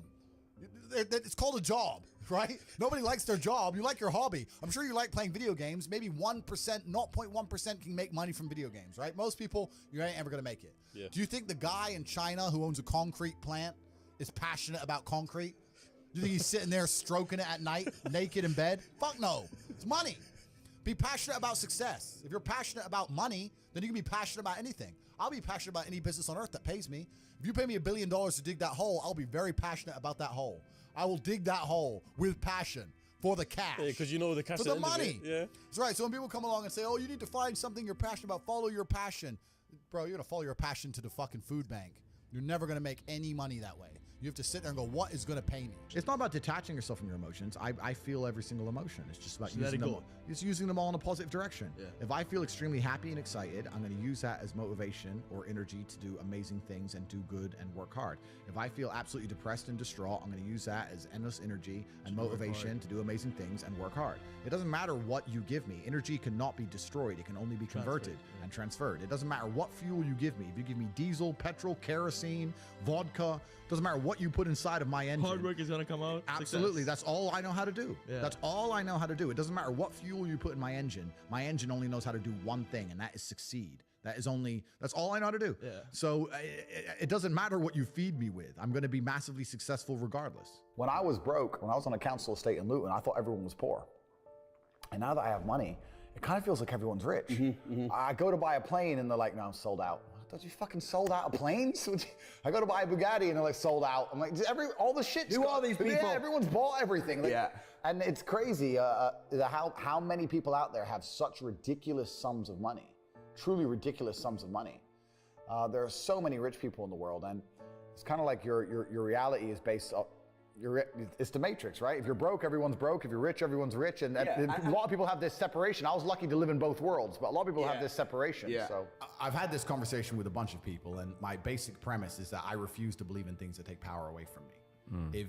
If you are in a haunted house and you believe in ghosts, you're scared of the haunted house. If you're in a haunted house and you don't believe in ghosts, you're just in a house and you don't care. So I don't like the idea when someone explains to me the idea of one day waking up and being miserable and not wanting to live anymore, and it's nothing to do with my circumstances and I have no power over it, and no matter how good my life is, I'm still gonna feel terrible and I'm gonna wanna die.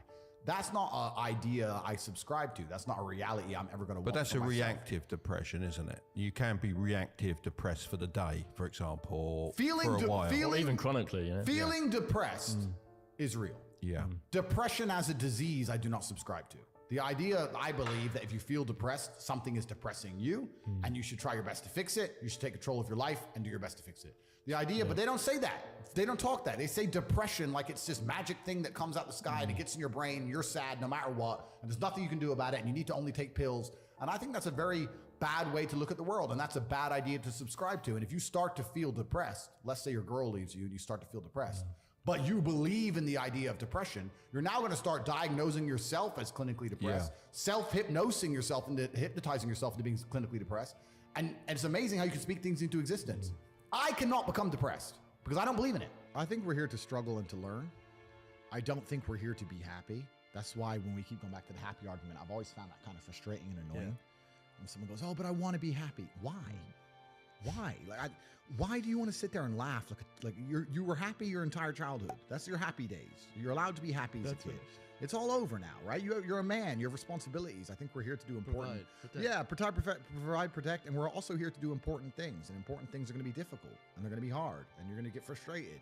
But that's what gives you purpose. I don't see anyone who's chasing happiness. I think that's a very feminine frame. I understand why some women just want to be happy.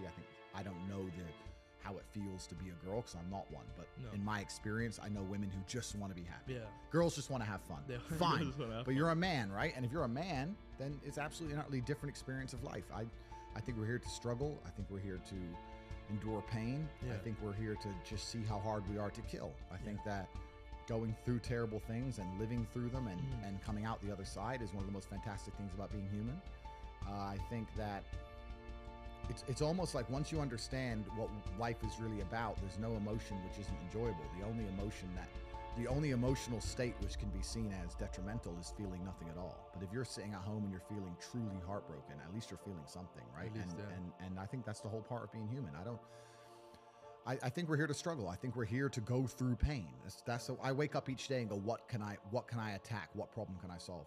And look at history. Why did Genghis Khan wake up and want to conquer the whole world? Why did Napoleon conquer the world? Why did Alexander the Great conquer the world? You just wake up and just say, give me this, give me that. I want all of it. I need to, there's an army there. They're really big. We're better. It's intrinsic. Yeah. You need to go and conquer. That's the purpose of life. I think the world is a violent place. I think there's violence all around us. I think that I view the world in a violent way. And I don't mean that in a negative context. I say a lot of things and people take them as negative, but I see them as positive, right? Like I say I'm an angry person and people imagine me to be like unhappy. Yeah. I'm super happy, but I'm angry. Angry is motivating to me. You can't sleep if you're angry, so you better work, right? So I'm an angry guy, but I'm a happy guy. And I see the world as a violent place. I've always seen it as a violent place. If most people look at a tree, they see a beautiful tree, right? If I look at a big, strong, beautiful tree, I think he must have fucked up every other little sapling around him. He took all the water, took all the nutrients, he destroyed them all. There was once 20 trees, and all 19 are dead. And they got one tree left, the big G, top G tree. Well, not one. Top tree. Take. That's it. That's violence. Violence got him there, right? He destroyed his enemy. That's how he got to the top. You see a beautiful tree, I see violence. You understand? And that's the true nature of the universe. You have to learn that you have to take things from other people. And by taking it, I'm not saying go rob a bank. I'm not saying that. I'm saying completely the opposite. You can be a philanthropist. I'm taking money from everyone inside of HU, but I'm changing their lives. It's a good thing. You can take money in a positive way. Most people don't look at life that way. And when you look at life that way, you need to start identifying. One of the things we teach inside of HU is to identify every single time your money is taken from you. The only thing I will say I don't like about being banned is that you get 3 lives when you attack powerful people. They first ban you and try and shut you up. Secondly, they'll put you in jail for something you didn't do. And thirdly, they'll kill you. So I've used my first life, which is kind of upsetting when you know that next is going to be some false charges. The 2 worst ones. Yeah, and if you survive the false charges, you just die. Jesus. So that's kind of upsetting. I like to think that people at home know if I ever ended up in a jail cell and the media started printing lie, that they'd know it's a pure lie and they made it up. Yeah. But that's kind of scary. Outside of that, the ban in and of itself has not. I don't care, bro. It's made no difference to my life. You need to get a piece of paper or understand on a scale of 1 to 10 and say, how stressed do I want to be? How much pressure do I want to feel like I'm under? How much can I take? And be honest with yourself. I wanted this life. This is exactly what I want. It makes me happy. But there's a whole bunch of people who would not be happy in my position just because of the amount of pressure they're under. In my last cancellation, we had press trying to find my mother, family members doxxed. My last 20 ex-girlfriends called and offered a bribe, effectively 100,000 pounds, to do a negative story on me. None of them turned. Bank accounts frozen, travel bans, all my social media is deleted. All over the news, national news, that I'm evil. Press releases in the schools saying that I'm bad for young men and I'm misogynistic. Like, most people are not prepared for that level of pressure. I slept fine. Most people would be like, whoa, there are death threats. Like, most people can't handle that. I can handle it fine. Most can't. You have to decide what you want to deal with. So when you're setting your expectations, it shouldn't just be about how much money you want to make. It's truly about how stressed and how much pressure do I want to be under. I actually enjoy it. I'm a warrior. I'd be bored in the other way. I want people coming for me. That's what I want. But if you don't want that, then don't build a life that does that. I think if I were to talk to Tyson, or Tyson were to talk to anybody, he'd say the same thing. He'd say, look, end of the day, even if you're struggling, it's you that's going to have to get up and get the work done and change your life. I think that a lot of the help, which is being purported now by the system, by the Matrix, isn't designed to help. I think it's designed to keep people in this state of depression, because when you're depressed, you're submissive. You don't care about what happens to you if you're depressed. Depressed people aren't going to riot against a new law or against COVID tyranny because they're depressed. They're too busy. They're at home and they're sad. I think that keeping everybody in a degree of semi-neutral depression, semi-sad, is good for their ability to control all of us. So when they go on the TV and say, you're depressed, it's a disease, you can't fix it, there's nothing you can do about it, it's not your fault, I think they're just trying to reinforce in your mind that you're never going to get better.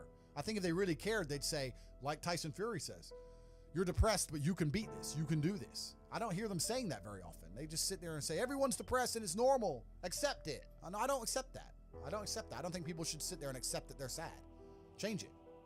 I think only you can change it. That's what I believe. God created us to learn and understand ourselves and understand other people and understand the world. And what did I say earlier? I said that you don't learn a lesson or you don't appreciate something without pain. Without pain. So you have to struggle to learn anything. There's only two ways to learn things, the hard way or the harder way. If you're smart, you can learn the hard way. But in my experience, 99% of the planet only learn the hardest possible way. If the lesson's even 85% effective, they'll make the same mistake. It's only when they completely decimate and destroy an element of their life do they sit there and go, oops, now I get it. No. That's how it goes. If you start with a good team, you're going to make it. That's really true. Brotherhood in and of itself is so valuable. If you sit around with 20 people and none of them are lazy and none of them are snakes, you're going to be fine. So you need to have people you can give work. This guy's in charge of this thing. That guy's in charge of this thing. Delegate people, different roles, different tasks. Absolutely. You got to have a team. You got to have a network. And my network is so strong. That's one of the big advantages I have. I have people around me who I can genuinely, seriously trust. Hey, you know I read that back in Taliban shit, that BET. We told 41 shot, we coming in. Stay with Vegas on the way. Say, I be rich as hell if I wasn't rapping. Okay, brand new Cuban links, brand new drug habits. Okay, they didn't motivate me, not my engine V8. Fuck my off the gate, I'm trying to get this shit straight. Baby, I'm a villain, I can't take you on dates. They walk up in this restaurant, leave blood on the plates. My cup is double, I can feel that lean travel through my soul. Google me, but tell security, don't search me at the door. I can never trust a bitch who fuck me and she got a man. I can never trust a nigga screaming gang and take the stand. I can't trust you if you ain't gon' blow when this shit hit the fan. I could never, yeah. We in the club with that iron, we shoot like John Morant. Don't fuck with niggas, it ain't 2 minutes, we not against. I ride down Collins, poppin' shit, police stop me for 10. That banger stay with me, I think that my Glock should pay rent. Cuban links and drug habits. Cuban links and drug habits. Cuban links and drug habits. Cuban links and drug habits. I rock Goya for my niggas who got stopped in the field. Fuck what you heard about me, you can stuff a dick in your ear. They Instagram killers, none about these niggas be real. Spread rumors about me to the world and they got nowhere to live, huh? Post up on that block like Matumbo. My two bucks, they look like a fucking gun store. Got a yellow bitch, she look like a Kardashian. All these flights on private jets, I should be arrogant. Took 2 letters out of love and I got LV. If it's by money, then I'm very nosy. You smell me. If you love me, I want you to show it. Now tell me, I keep this lemon squeeze banana clips. I'm healthy. Say, I be rich as hell if I wasn't rapping. Okay, brand new Cuban links, brand new drug habits. Okay, they didn't motivate me, not my engine V8. Fuck my off the gate, I'm trying to get this shit straight. Baby, I'm a villain, I can't take you on dates.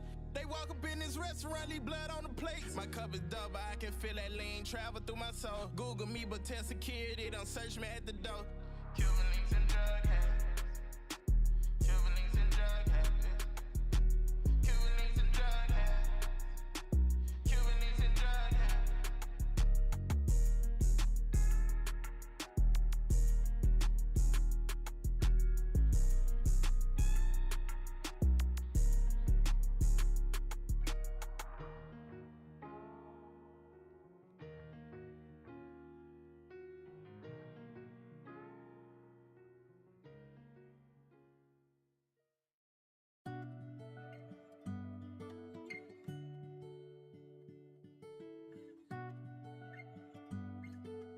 Hey bro, is that Jambo?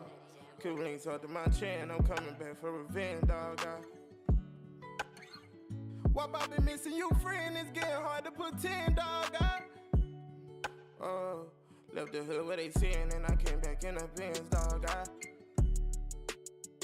I can do anything I want, but I don't wanna lose.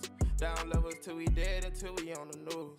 So I go over on these meds until I'm on the moon. Got a lot of money, way too many problems. Ay. I'm going blind in these Balenciagas. Ay. We gon' time up, especially about $1. Ay. Hope you see the signs, yeah. He ran and make a post, we drill him just like A. Rogers. I had nowhere to run to, I feel like Vince Carter. I pull up in the old school, like I'm not able. Bro shoot that heat just like he Tyler, Mercury creator. Come from the hood, no business running, cause it's on my lap. And niggas going fed to get their bitches stomach flat. Life's a gamble, they say CeeLo died, shooting crap. On the way we make it out, we hustle, shoot baller, we rap. Draco got an elbow, I speed in this Lamborghini. Don't mistake me for these niggas, 100 just on my beanie. I done did it all without you. Feel like I'm sneezing. Tell about my vision, she ain't believe me, now I'm on TV. Hey. Hey, fuck around and I ran on my boat, now the bitch want me near. Hey, gotta be another sun somewhere in this world, cause it ain't over here. Hey, gotta find another way to heal, instead of fixing it with broken pills. Ain't no love in this game, Lord, I come to you as I fucking kneel. No, you ain't proud of me, it's on your face. I ran out my money, now these hoes gon' wait. I went out and got more again, but we won't leave a trace. Alright. So tired of faking like I'm alright. I never know if it's gon' be alright. Then I hear angels whisper, alright. Only thing my problem is I don't feel nothing. It's like if it don't benefit you, I won't hear from you. Undercover hate they bill like they Cosby. All my young thugs be serving white and coming down my chin. I'm coming back for revenge, dog. Wop, I been missing you, friend. It's getting hard to put 10, dog. Oh, left the hood where they seeing, and I came back in the Benz, dog. I can do anything I want, but I don't wanna lose. Down levels till we dead, until we on the news. So I go over on these meds until I'm on the moon. Got a lot of money, way too many problems. Hey, how I'm going blind in these Balenciagas. Hey, we gon' time up, especially about $1. Hey, hope you see the signs, yeah.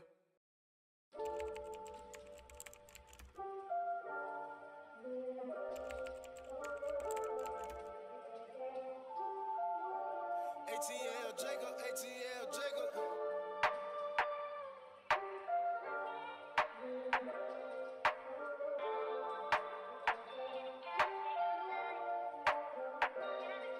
Yeah, push the Ferrari with the Cuban links. I'm not afraid to tell you that this new to me.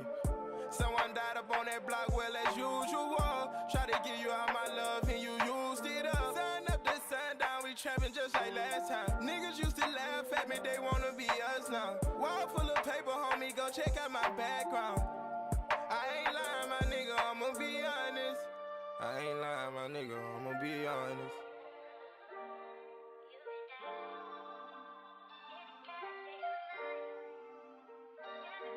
Won't say I shot you in your back, nigga. I just get your hold down. Got niggas from the west side, they change. Poke him. 9 times out of 10, she gave me brain if she from Mobile. Still trying to get so solid game, I barely know him. $500,000 up in jury, no exaggeration. $500,000 up in jury, no exaggeration.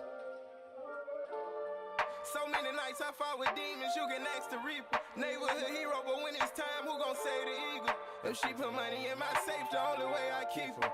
Tell her ops to cop out now before this shit get deeper. A nigga ride so much a Christian had to talk with Jesus. It always seem that I be right even when I do assume. I let that Tesla drive itself and that bitch took me to the moon. She ain't got no feelings, she gon' run right through the crew. Nigga touch my chain, then I'm right back on the news. Moving like a king, but don't scream if they body me. Rappers always steal my flow and don't even acknowledge me.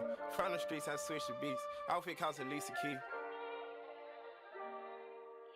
From the streets, I switch the beats. Outfits cost at least keys. Sun up to sundown, we trapping just like last time. Niggas used to laugh at me, they wanna be us now. Wall full of paper, homie, go check out my background. I ain't lying, my nigga, I'ma be honest. I ain't lying, my nigga, I'ma be honest. Well, my message is traditional masculinity. My message is to stand up and say what you mean and mean what you say. And even going to the gym nowadays is an act of defiance, because when you have a man who's built with any degree of principle, you say no to things. And I think if I have to analyze my message and why I'm so disliked by the people who dislike me, it's not the things I'm saying, it's the fact that if you adhere to my principles and you adhere to the things I say, you end up being the kind of person who will resist certain ideas. You say no. What kind of man never says no? Name a man who never says no. Men say no, right? Men wake up and say, no, I don't think that should be done this way. No, my children will not be taught that. It's no. the father's primary job. Absolutely. So when you say to men, listen, you're allowed to have an opinion. You're allowed to have standards. You're allowed to have boundaries and barriers. You're allowed to get up and become important and work hard and try hard and become the kind of man who can't be controlled, then you're seen as an enemy. And I, especially with the massive influence I've gained, I think they look at me and go, he's helping men resist the slave program. We don't need him around. We need to empty their brains so we can inject the slave programming and convince men to be eunuchs. Because once you're eunuchs, then you're not a threat. I'm saying in the world we live in today, it's hyper-competitive, and if you want to be the kind of man that has the choice of women to choose a good one, you need to be an excellent man. It's no longer acceptable for you to just be an average Joe or below average.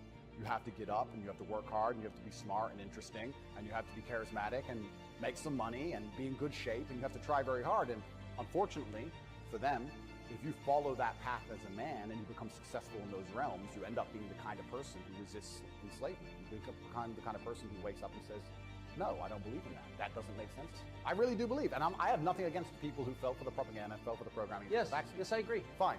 But you should wake up and say, I was fooled. I've learned my lesson. I will not be fooled again. You continue to be fooled, and you've not self-reflected, and you've not realized that they lied to you the entire way, and you now believe the new bunch of lies that are all over the television. There's something wrong with you. I think a lot of this is actually genuinely cowardice. I think it's a very easy worldview. The life is easier if you accept the news tells the truth. Yes. Everything they want me to believe is true. Everything's nice and simple. Good guys, bad guys, doop-de-doop-de-doo. And if you want to actually wake up, it takes a degree of bravery, because then you have to destroy your entire worldview, everything you've ever understood and everything you're told, and you have to really look at the world and go, oh, this is a mess. And that takes bravery. And once again, that's why they don't want men to be brave. They want you to sit there and go, oh, it's easier if just, CNN said, so it must be true. And it's cowardice. And they're trying to instill cowardice in all of us. That's what they're trying very hard to do. And I think even just me as a person, the people who hate me, my detractors who dislike me so much, even if I say nothing, I just turn up, big, bald, strong, fast car. But it's just me. I'm like the enemy to them, because I symbolize men who don't comply. And not don't comply in a negative, law-breaking way, but don't comply if we don't agree with that or we don't see common sense in that, we're going to politely decline. But I believe it's a test, and I believe it's my job to pass the test for my ancestors and for people watching over me and for God. And I think I have to do the absolute best I can possibly do in this scenario and the circumstance, regardless of whether I win or lose. I still believe I'm going to win because I've seen the case file and I've seen that no laws have been broken. But even in the very unfortunate circumstance that this matrix attack goes deep enough to throw me into a jail cell, I think I should handle it like a man. I think I should stay and finish the process, and I should walk with my head held high and suffer as much as I need to suffer to stick by my convictions and know that I'm an innocent person. And I refuse to break. I refuse to cry. I refuse to be depressed about it. I'm going to wake up and I'm going to smile regardless. And regardless of what happens to me, I want everyone to know that, one, I would never kill myself, and two, I think that as a man, there's always going to be a degree of pain and suffering in your journey. I don't think you're ever going to become a successful man or be good at being a man without pain and suffering. And there's many times in my life where something terrible happened to me, and at the time, if I could change it, I would have. But retrospectively, you kind of look back and go, you know what, that was formulative for me. That's right. That is what God decided I needed to become who I became. So all of the pain and all the suffering I've ever gone through in my life ended up, in the end, building me into the person I am, and I'm proud of who I am. So if God decides I need to go back to a Romanian dungeon for however many days, then all I can do is accept it, accept His plan, and accept it's going to make me a better person. And so you see the hand of God in your life? Absolutely. So to be a successful man, because let's break this down a little bit further. Success is the most overused word. Because we talk about success. Oh, this guy, he's really successful. Not these motherfuckers are successful. So let's say I'm working at a company. Yeah, I'm the big boss. Let's say I'm a guy. I go college. I go university. I go to this company. I work. I become a manager. I'm on $150,000 a year. I got a company BMW. And I wear a suit. And everyone at my job does as I say. By all measures, I'm a success now. But here's the truth. When I leave that company, no one gives a fuck about me. I'm a nobody outside of that one building where I'm a little bit important. My wife doesn't want to suck my dick because I'm fat, because I didn't have time to train, so all I did was work. I got a BMW. I didn't even consider that a car. BMW, that's not a luxury car. That's fucking basic. I'm pushing supercars. Success for a man actually comes in many realms. It's actually nothing to do with being good at your job. Having money, yeah, but you don't have to be good at your job to have money. So, how do you be successful as a man? We'll talk about it. First thing, you need freedom, because you ain't a man if you're not free. if you're working your ass off, you're a slave. And you may sit there and go, I'm not a slave, I get paid really well. Listen, the slaves got free food and free shelter in exchange for work. Now all they've done is got rid of the food and shelter deal, give you dollars, which you spend on food and shelter. And you basically have nothing left. So you're still a fucking slave. So the first thing you need is freedom. If you're not free, you're not a man. First thing. You're not a successful man. So you should always be working towards freedom. And I mean freedom with your time. Do what you want. Freedom with your location. Go where you want. There's a riot. Cool. Go in Tokyo. See you later. Bye. Going to Australia. See you later. Bye. Freedom, one thing. The next thing that constitutes success as a man is your network. Who are you talking to? Who are these people? Who will answer your phone calls? Listen, I got 2 phones right here. And I can call one of many multi-millionaires. And when they see my name, they're going to pick up the phone. They're going to be like, oh shit, Tate. Oh wait, guys, wait. They're going to stop their conversation and be like, whoa, fuck, Tate wants. What's up, Tate? Because they know I don't call for no bullshit. They'll be like, fuck, money phone's ringing. So I can call multi-millionaires right now. I can have the best idea in the world. I can call a bunch of multi-millionaires right now and say, look, I need 100 million. Here's my idea. Boom, boom, boom, boom, boom. We can make something happen. You can't do that. I can do that. Freedom, network. And then you get into the aesthetics of life. For people to view you as successful, you need good body language. You need physical presence. A man who's not dangerous, a man who has no physicality, it will never be seen as successful. Oh, I'm successful, I'm rich, and yeah, but I'll break your neck. Look how big my hand is. I'm gonna grab you by your neck and choke you till you die. Then what? Who's successful now? I'm breathing and you're not, so I'm more successful than you. So you can't be a little bitch. So these are the things you need to be a high-value man. Because if you have all those things, and then you get some money and you have geographical and time freedom, you're now genuinely successful.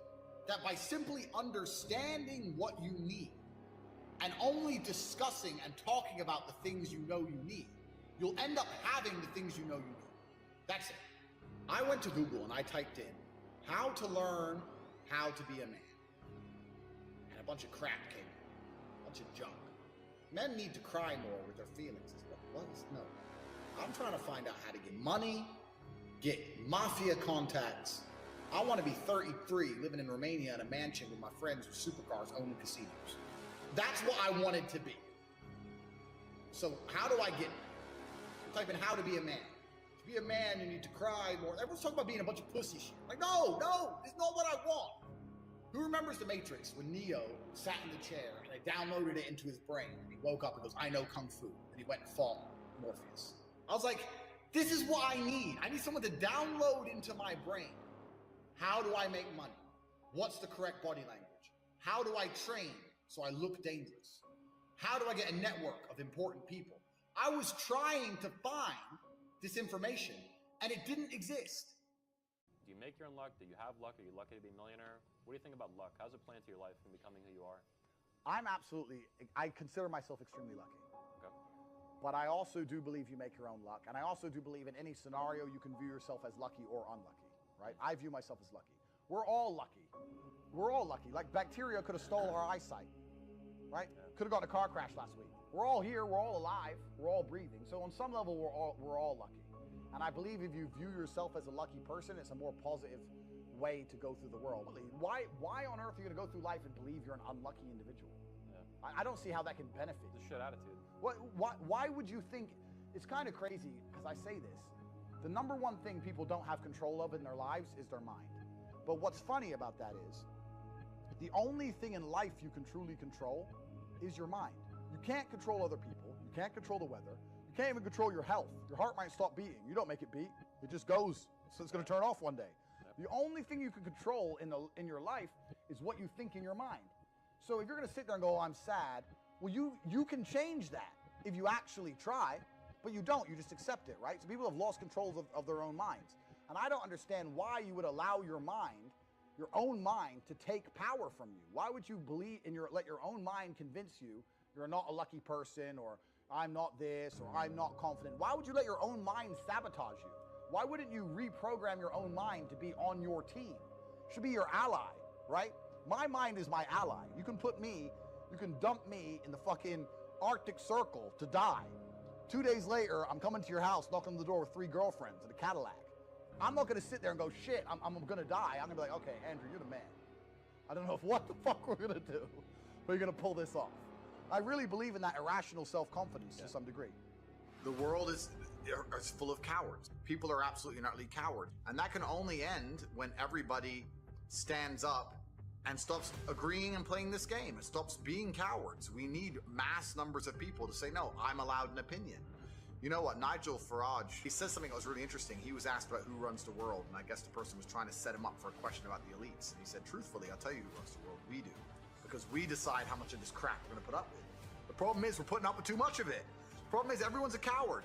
It really is truly crazy because fear has always been the control mechanism of man. The worst things that have ever happened in any society or any civilization since the dawn of fucking records has been done under the name of fear. Get the population afraid. But I think it's also a larger issue. I think that things like making sure people are semi-depressed, making sure people are divided, making sure people are selfish, making sure people are self-obsessed, they're trying to destroy people's will to stand up and care about anyone other than themselves. And as an adult, what you need to do is seriously analyze every strongly held belief you currently have and work out where it came from. Is it personal experience? Is it from somebody who I care about and who I trust? Is it from what the news has said? Why do I believe this so much? Why do I have an emotional response to this? Where did it come from? People don't do that. They just sit there, watch the news, watch social media. These people cannot think. You live through the last 3 years and you realize that, yeah, people can't think. There's a large contingent of the world that truly cannot think. It's just a bottom line of life. And it's kind of interesting because everyone pretends they give a fuck, but nobody does. If you ask a woman what kind of man she wants, she will never say depressed or sad. Ever. She wants a man who is ultra capable, ultra competent. They don't have time for sad dudes. They don't care. So the world doesn't care. The world has never given a shit about sad men. So if you're gonna sit there and self-diagnose yourself as a sad man, you're gonna have a shit life and nobody's ever gonna give a fuck and you're gonna perpetually lose forever. And that is your decision. I am so scared of being that person. The idea of that terrifies me to the point where I don't even want to accept that as a reality that can possibly exist. I don't give a shit what happens to me in my life. I don't care how bad it is. I don't care if the worst, most heinous things I can possibly imagine happen to me. I know that my sadness, my depression will be temporary because I will never stay a loser. It is against my creed. It's not in my DNA. Of course it's garbage. Yeah. Absolutely. You've got to have winners, you've got to have losers. You have to lose to know how to win. It's true, and the natural state of man is a competitive state of man. Men have always been competing with each other. Even now, right now, we compete with each other. I don't buy Ferraris to drive fast. I do sometimes, but if I'm in London traffic, it's not to go quick. No. It's to show everyone else, I'm richer than them. That's what it is. It's a never-ending competition. I don't wear a big diamond Patek for fucking $500,000 to tell the time. I tell the time on my phone. I do it because I'm loaded. And this is actually what's interesting about the world because the world's changed. Men used to go to war and fight each other in physical combat, and now we don't because we're more civilized in some regards. Violence is still the bottom line of society, but we try and avoid it. Men are constantly doing combat by showing each other how we can move world with money. We're constantly in combat because of our status. 99% of what men do is for status. We want to be in good shape for status. We want the fast car for status. We want the nice house for status. We want the diamond watch. We want the hot girl. This is all for our status. Look at me. I'm the big dog. This is how we compete with each other. If you're going to be a dude who pretends that's not true or be a dude who doesn't want to compete, your life's going to fucking suck. Yeah. This is what men have always done. Friendly war. Completely. We've evolved to be in battle with each other to some regard. And you look at the entire planet throughout history. Humans have always done this. It's just like, no, I'm the boss. No, I'm the boss. So, okay, then let's find out who's the boss. And now we live in a world where I think that status is the new form of combat. And the true expression of testosterone is showing you can move the world with money. This is why I do a lot of the things I do. When I show up to a hotel and every single member of staff panics and they're all standing there waiting only for me and no one else is allowed to walk in and all my cars are out front and Mr. Tate. That's war. That's winning. That's what it is. That's the game. And I don't have time to even accept the idea of a reality where I can't create that for myself. It's the same with fighting, it's the same with the real world. Brutal determination and consistency is nearly impossible to beat. I knew people who weren't that talented, but they were just at the gym every day. They just ran further, they just trained harder, and they just ended up being world champions. That's how it gets. You cannot beat consistency. The person who does what they're supposed to do day after day, regardless of how they feel, is going to be the person who wins. The people who are the most successful in the real world are the people who wake up every day and work. If you're the person who wakes up, does work, is fantastic at it, and then takes 3 days off, you're going to lose. They say that hard work beats talent when talent doesn't work hard. That is completely true. You have to be consistent. You have to decide. Are you the kind of person who wants to make a lot of money in this life and live a life of freedom? Or are you the kind of person who wants to look back when he's 30, on his 20s, or 40 on his 30s, and look at that decade and go, what did I do with that decade? Well, I didn't get rich. I didn't travel the world and live like they do in Take Confidential. What did I do? Well, I had a day off here, a day off there, a bunch of nothing days that amalgamate into this decade of nothingness, and you're just wasting your time. If you want to win, you need to be consistent. You don't need to be the smartest, not at all, but you have to be the guy who's there day after day. And I guarantee you, I will guarantee you right now, IQ has nothing to do with how successful you can be as a real person. What is going to determine how successful you're going to be is, are you there every single day? Are you doing what you're supposed to do day after day? I can also apply this to sales. I knew guys who were terrible on the phone. Back in my day, sales used to have to call companies. I was smooth, I was the best. We had people who were terrible. And when I say terrible, I mean they had a thick Indian accent, didn't speak English that well, didn't know the script that well, didn't know the answers, but they were always in the top 20% of the company because they just hammered the phone. They just were on it. They needed to feed their family in Bangladesh. They didn't give a fuck. They were just calling. That's it. Day after day. When you're on lunch break, he's on the phone. You can win with hard work alone. That's what's amazing about the universe when I say that. God will give you anything you truly want. If you truly want money, and you truly try hard, and you truly listen to us, you are going to have as much money as you can possibly ever desire. But if you think you want money, but you kind of want something else, or if you're arrogant, or if you're lazy, you're going to end up somewhere in the middle if you're lucky and talented. And if you're not talented, you're going to end up at the bottom. Majority of depressed people are men. Men suffer from depression more than females because a man's life is worse than a female's life. A man's life's much harder, right? Let me tell you something. Depression is not real. Feeling depressed is real. So you can feel depressed, but you feel depressed, and that is a natural biological evolutionary trigger for you to change something in your life. You're unhappy about X. If I went to jail today, I'd be depressed because I'm in jail. I haven't caught depression. I don't have a disease. I'm just upset with my situation. I have people mess with me all the time. I'm fat and I can't get a girlfriend because I'm depressed. I'm like, no, you're depressed because you're fat and you can't get a girlfriend. Do you understand? This is the point, right? So for a lot of people, your life is depressing. A lot of you out there, if you're sitting there and you say you suffer from depression, you probably live a depressing life. You probably live a depressing life. So if I was you, I'd be depressed. But if you were me, you'd be happy. You know what could solve depression for most poor people? $1 million in the bank. Boom. So how is it a disease? So when I say this to people, most of them agree and they go, okay, but if that's true, why do famous people kill themselves? And I say, well, I know you think you outsmarted me, but I'm Andrew Tate. And I have the answer. The reason is twofold. This absolute acceptance of depression and acceptance of weakness. When you accept anything, to a degree you're promoting it. Weakness is promoted now in men. Families in Syria. I say this there every are time. school buses being bombed in Yemen. There are people who lost their entire family in a car crash today. Everyone you love is in perfect health. You're a selfish idiot. And this whole society of accepting depression, as soon as someone's depressed, instantly go to them, oh, poor you. It's okay. We know you can't help it. You can't help it. Why are you telling people they can't help it? Why are you reinforcing that mindset in people? If you come to me and say you're depressed, I say, I will fix you.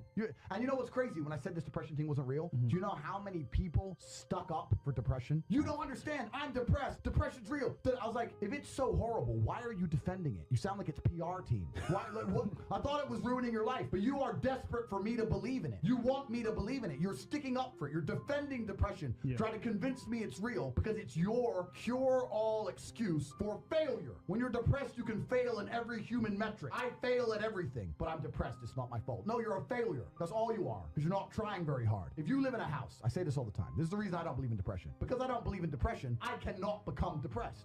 No matter what the worst thing that could possibly happen to me on earth, I will feel sad, but I will recover and I will not become depressed because I don't believe in depression. If you're in an old haunted house, right? You have two people in two haunted houses. One believes in ghosts and one doesn't. You hear some noise in the night. The wind blows, right? The man who believes in ghosts is like, oh no, a ghost. Now he's scared, right? He wants an exorcist. He can't sleep. He's scared about ghosts. He's paranoid.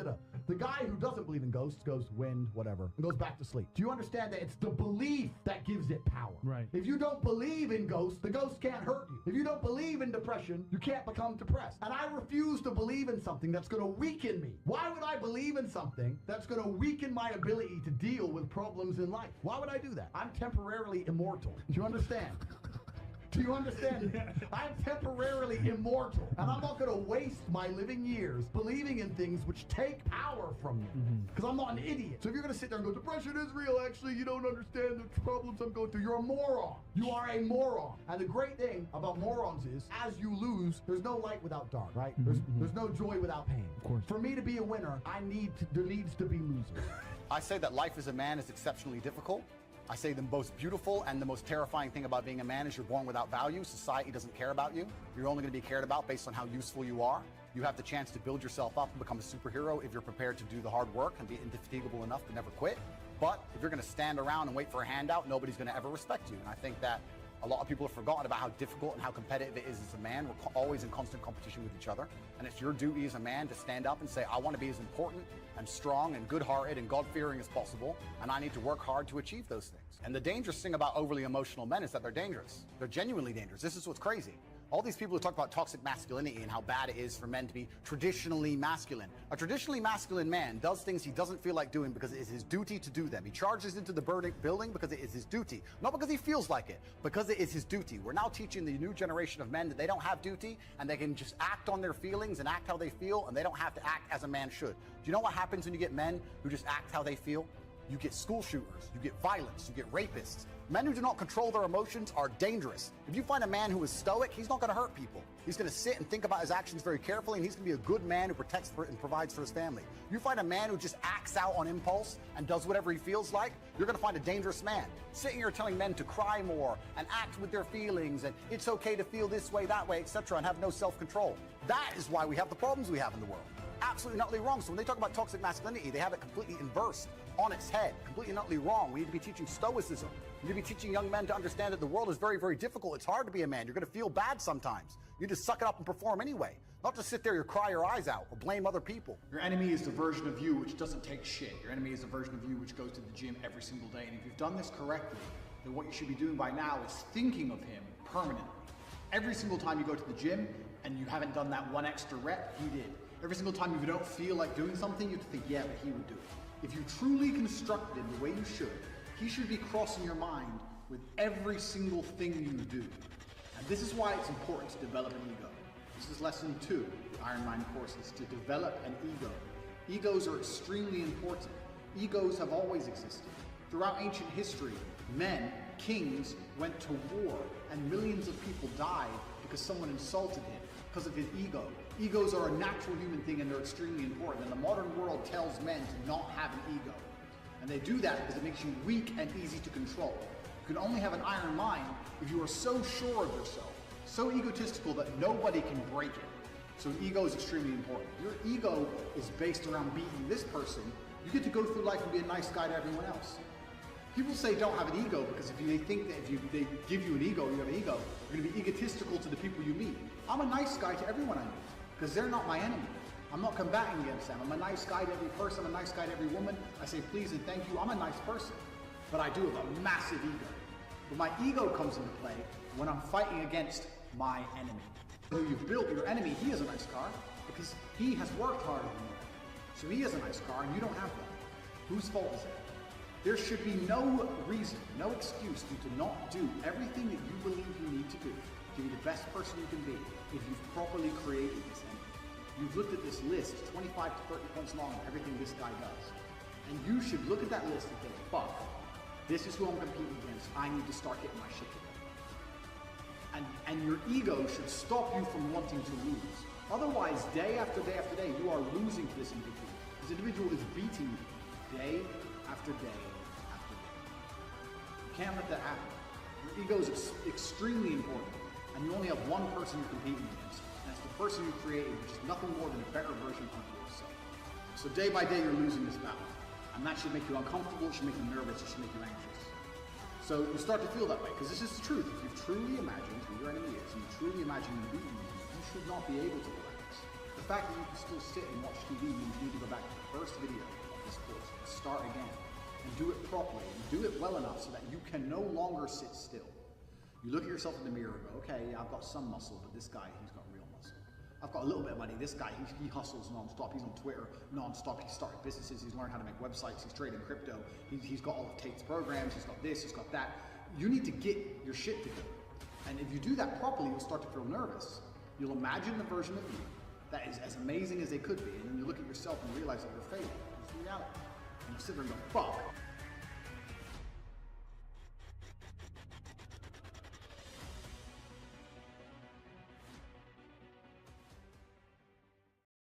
Yeah, nothing changes and nothing changes, man. You know, we'll sit around forever wondering, well, what if I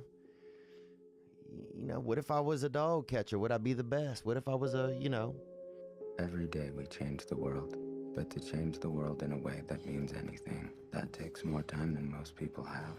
It never happens all at once. It's slow. It's methodical. It's exhausting. We don't all have the stomach for it. What if it's a mistake? It's a mistake. Rest assured. What do you know? You're going to stumble around, right? And what's going to happen is this. You're going to not stay in stasis. You're not going to wander around in circles. And I see people like that. They said, well, I never knew what to do, and now I'm 40. It's like, that's not so good. That's not so good. And you might say, well, and there is a literature, too, that suggests that people are a lot more unhappy when they look back on their lives about the things they didn't do than they are about the mistakes they made while they were doing things. That's how they get you to give up. They say it's not that simple, Vinny. So what's the truth? That it is. I want people to understand that they're not alone, that there are other people feeling exactly the way they're feeling, that their behavior is not insane, that they have a disease, and it's not their fault. There's a very famous kind of line that people don't change. I happen to know that people do change, and I see that every day. I see people getting better. I see the lights in their eyes come on. There's a million excuses I could make to rationalize not getting up early, doing the ice bath, and going for a run. There comes a time when all these potential excuses turn into fuel that motivates you to keep going. You got to get out there. You got to give it everything you got, whether it's your time, your talent, your prayers, or your treasures. Because remember this, you will never see a U-Haul behind a hearse. If you want to know something about yourself, sit on your bed one night and say, what's one thing I'm doing wrong, that I know I'm doing wrong, that I could fix, that I would fix? You meditate on that, you'll get an answer. And it won't be one you want, but it'll be the necessary one. It's the whole issue. People have a feeling that they can change, but they have no effort. They don't want to get in the game because they feel it's just too much time and it doesn't work. And I tried it and it didn't work. And then they give up and then life just goes on. It's seamless. You don't see it. It's just the way you've been living. And my older brother, who was 12, got into an electrical accident and he died in my arms. And really come to terms with that I was the one who got to live. That this life that we live, it's a privilege. And when I really started to take that in, I felt this tremendous urge to do something with my life, to do something that mattered. At some point, everything's going to go south on you. Everything's going to go south, and you're going to say, this is it. This is how I end. Now, you can either accept that, or you can get to work. You can't stop. You can't quit. You can't say, I'm a failure. You're not a failure. You're not. You're a wonderful, strong, intelligent youngster. Take advantage of that. Trust in God. Trust in yourself. until you say, yeah, I'm gonna take action. Nothing changes if nothing changes, man. And I'm not preaching at you. I'm just, I just want to remind you, because I've spent a lot of time in my life sitting around wanting things to change, and not being able to make them change, and not thinking I could.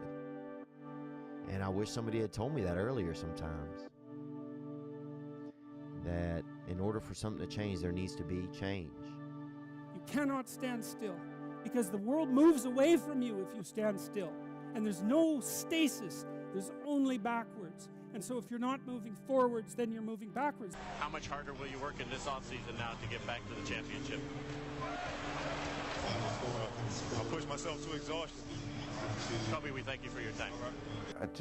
I feel like we sort of focus on right ways and wrong ways too much. And I think it's, in a sense, sort of scary to just be born and live life. And I understand the idea of kind of grasping onto a particular thought of wanting to kind of feel like you somehow have a handle on the unknown. But you know what? The unknown is the unknown. Every time you have changed, you feel pain. You stepped out of one relationship to another, and you feel pain. You leave one neighborhood to another, and you feel pain. You go from one job to another, and you feel the fire of transition. See change as growth. See change as transformation. See change as evolution. See change as necessary. See change as critical. See change as inevitable.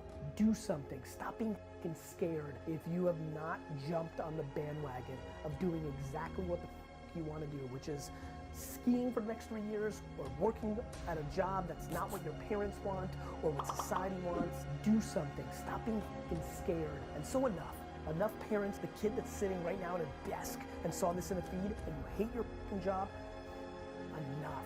Stand up, get the f*** out of here, and do you. Live your life. You got one life. And so if you're not willing to be a fool, then you'll never start anything new. And if you never start anything new, then you won't develop.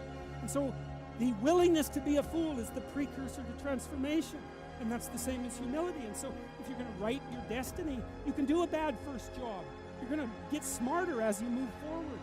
When you can learn to do things when you don't want to, when you don't feel like it, when you're tired, when you can learn to push yourself to do them, that's when the world opens up to you.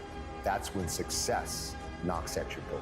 There will never come a time when you can just happily coast through life.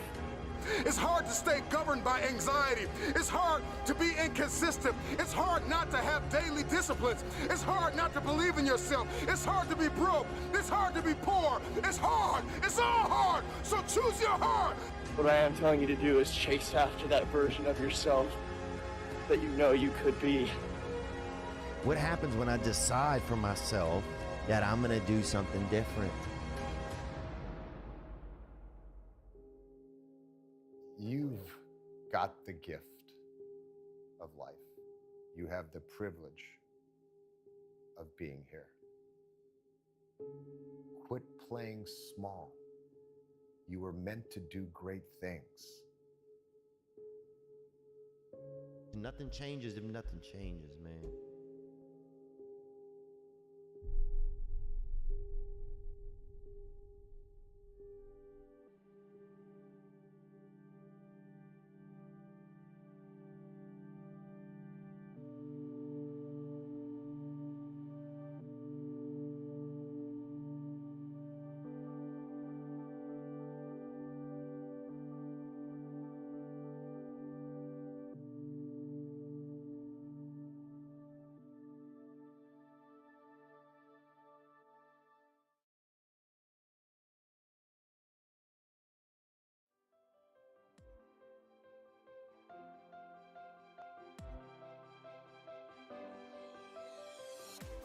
Success is pain on my mind. Yeah, that's why I got to grind.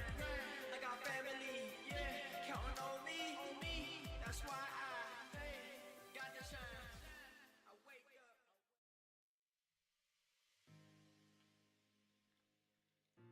What's up, Dream? sound a little too proud, don't I? Well, what I'm calling for is to apologize.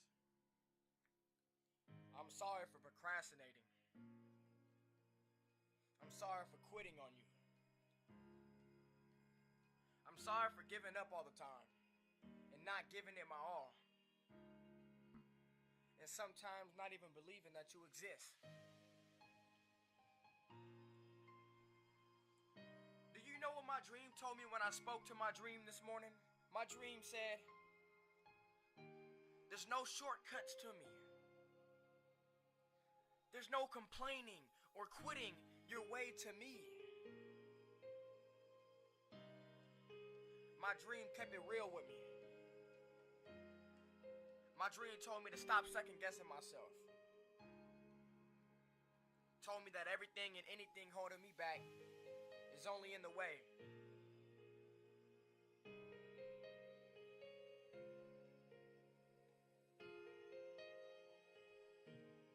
Be the master of your weaknesses. Control your weaknesses. Don't let them control you. The only way to be better, the only way to get better, is to practice in the areas that you lack. Oh, you procrastinate, huh? Who doesn't? But if you want results in your life, you need to focus on committing to the things that you say. Put your focus, put your all in getting better in the areas that you lack. Fear is something that you put in your head. Fear is the same thing you put in your head that you can take out. Everything you want is on the other side of it.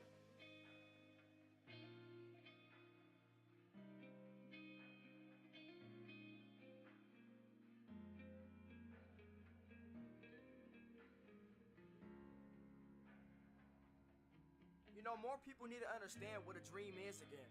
It's not a fantasy. It's not just a fantasy. It's not something that you cannot have. Look, misery doesn't sneak into the average person's life. Their doors are wide open from the jump.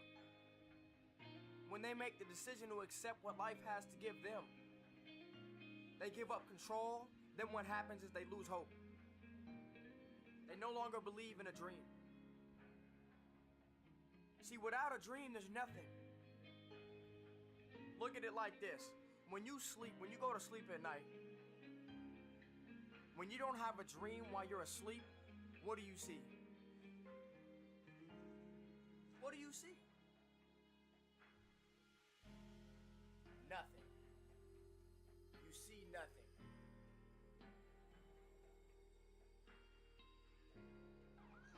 Yo, they laugh at me because I'm different. But I pray for them because they are the same.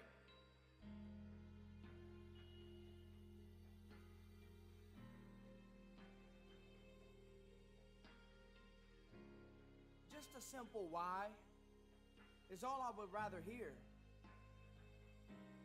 It's all I'd rather hear than you can't do it. It's all I'd rather hear than you shouldn't do it. It's all I'd rather hear than don't waste your time trying to chase a dream. You need to be working. You need to be making money so that you can support yourself. All I want to hear is a simple why.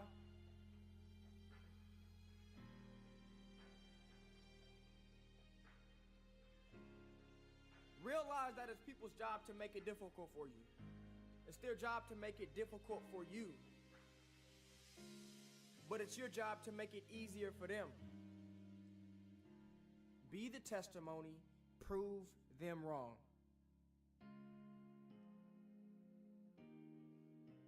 Maybe if your critics asked you why instead of doubting you all the time, they can make it easier on themselves. Your why should be your number one driving force going after your dream. I never knew what it was like not to struggle. I never thought about being rich. I never went a full day without seeing stress in my mama's eyes. Never. Every time we went to the grocery store, we always used food stamps. Christmas was the hardest time of the year every year. We never had hope.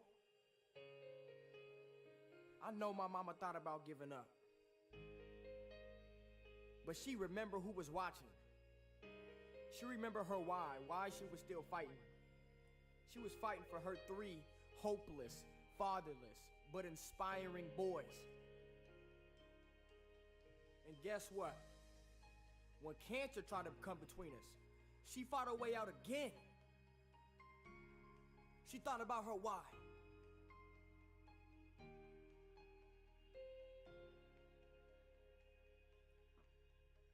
They say you can quit any day, anytime. Why quit now? Everything you need to succeed is already inside you. Make a decision that won't only change your life, but could possibly change the world. The next time you talk to your dream, tell him you'll see him soon.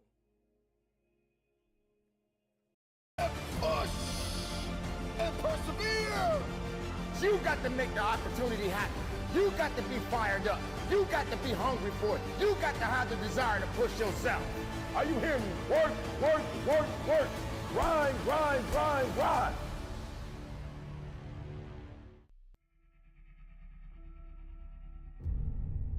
You should be a monster. Because everyone says, well, you should be harmless. You don't want to be too aggressive. You don't want to be too assertive. You want to take a back seat. No. You should be a monster. And then you should learn how to control it. The definition of being aggressive is forceful and sometimes overly assertive pursuit of one's aims. In combat, almost nothing will happen the way you want it to if you don't force it that way. The enemy, nature, time, there's all kinds of things that are going against you. It's a losing battle. And if you don't use force of will, then you're not going to get it done. What it means is you need to make things happen. This is the good thing about being aggressive. Sure, there's certain parts of your nature that are aggressive, but it can also be trained. You can start to think with an aggressive mindset, which is I am going to take action. I'm going to overcome obstacles. I'm going to push through roadblocks. I'm not going to take no for an answer. And those are things that you can train. There's so often times where people, they get told no or they hit an obstacle and it's game over for them. They're just done. They're done training. They're over it. And your attitude, you have to go, okay. Little roadblock, cool. How am I going to get through it? How am I going to get around it? What I need you to do is evaluate yourself today. Evaluate yourself to see where you are in this race of life. Many of you don't even realize that you've been racing to the finish line. This life is a race. Some of you need to be pushed to start running because you've been walking or you haven't been moving for so long. And you don't even know that you're in a race that all of us are competing to win. But it doesn't matter where you finish. It matters that you run after your goals and your dreams. The way to live is to run after your dreams, to run after your goals, and to run after that finish line. There may be things in your life right now that's holding you back from running. But you have to break through those things. They're there to hinder you, but you can't let it force you to stop running. Chase your dreams, chase your goals.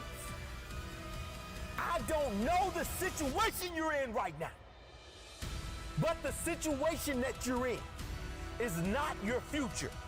It's not who you really are. It's not your full potential. The sky's the limit, but it all starts from within. It's all up to you. You should be a monster. You have to be hungry for greatness.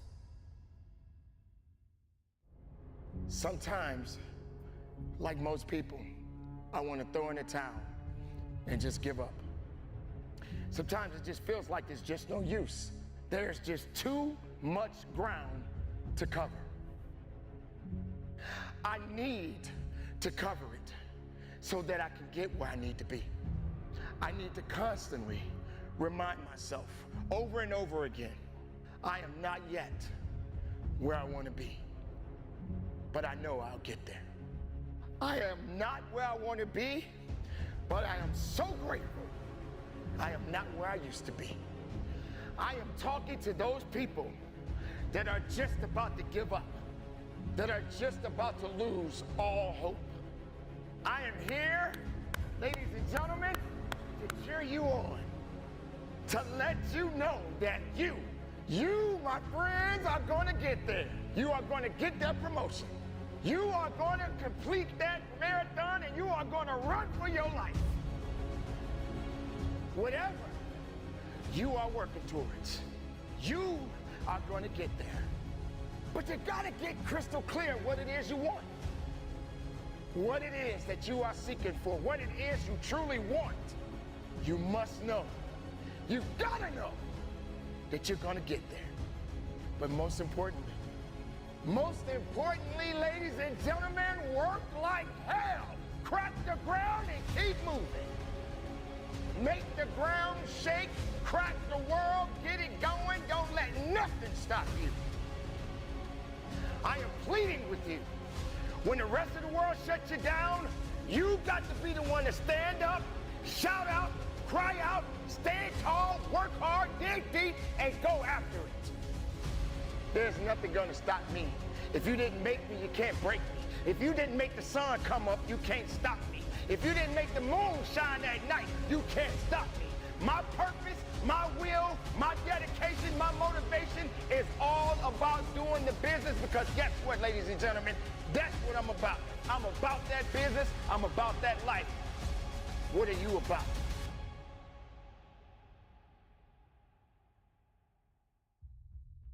I need to constantly remind myself I'm not yet where I want to be, but I know I'll get there. I'm not where I want to be, but I am grateful. I am so grateful that I'm not where I used to be.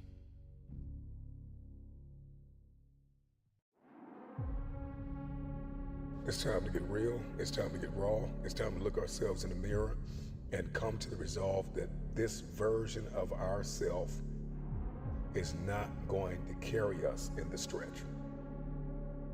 I've been this version of myself long enough that if I don't change, if I don't do something about this, then I'm gonna find myself bankrupt. For me to understand, for me to be better, for me to be stronger, I must learn to suffer a little bit. I must learn to struggle a little bit. I cannot reap the rewards of success without understanding about struggles. Success is not automatic. You don't get things just because you want them. You achieve your goals only when you are disciplined enough to keep showing up when you don't feel like it. You're gonna put the blood, you're gonna put the sweat, you're gonna put the tears in, you're gonna lose sleep, you're gonna go days without eating, you're gonna do whatever it takes to make the sacrifices necessary to manifest. There are too many people in your life who have left you. There are too many people in your life who have counted you out. There are too many people in your life who have whispered in your ear and said, you'll be worse off without them. Prove them wrong. The truth of the matter is, how are you so emotionally injured, so mentally drained, so physically fatigued that you have allowed your dream, your destiny to take a back seat to this excuse that you don't have what it takes, that you're not smart enough, that you're not tall enough, that you're not wide enough, that you're not deep enough, that you're not connected enough, that you don't know enough people. You keep comparing yourself to that person and this person. When will the excuses stop? your purpose bigger than your excuse. I don't know your name, but I know you have a dream. I don't know where you're from or where you're listening to me. You may be listening to me in your closet, your bedroom, the gym, the car, the bus, the train, the plane. I don't know where you're going, but I know you are going somewhere. You've got a destination. People that make excuses are not connected to their destination. They don't have an end game. They don't have a goal. You have allowed yourself to become a weak link covered under the blanket of excuses. But I'm just wondering if there's anybody here that has a dream. And if you've made your excuses bigger than your dream, the time is now to apply pressure. It may not be easy, but it's not impossible. This is not a I feel like it today. This is not a I'm motivated for a week. This is an every single day mentality. You may have to work 3 jobs. You may have to lose sleep.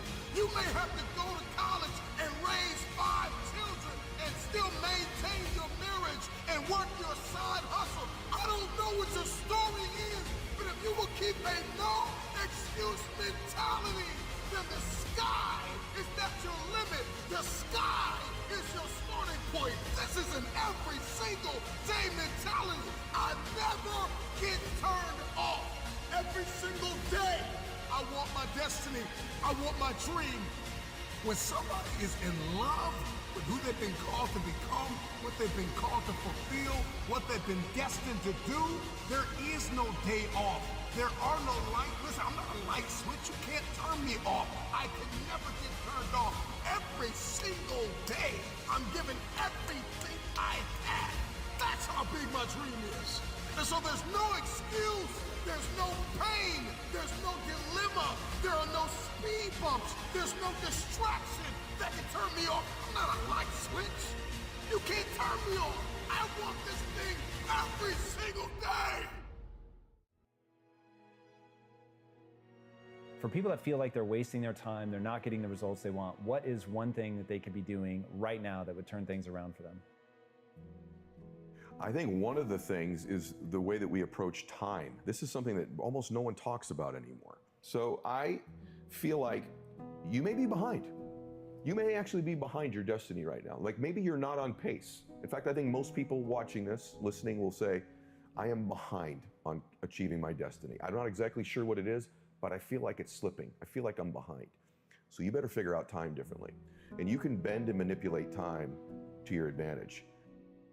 And so I, about 25 years ago, went, I'm not the most talented. I'm not the smartest, and I'm really not. I don't come from, a whole track record of success, right? I don't have the perfect upbringing. How in the world am I gonna win?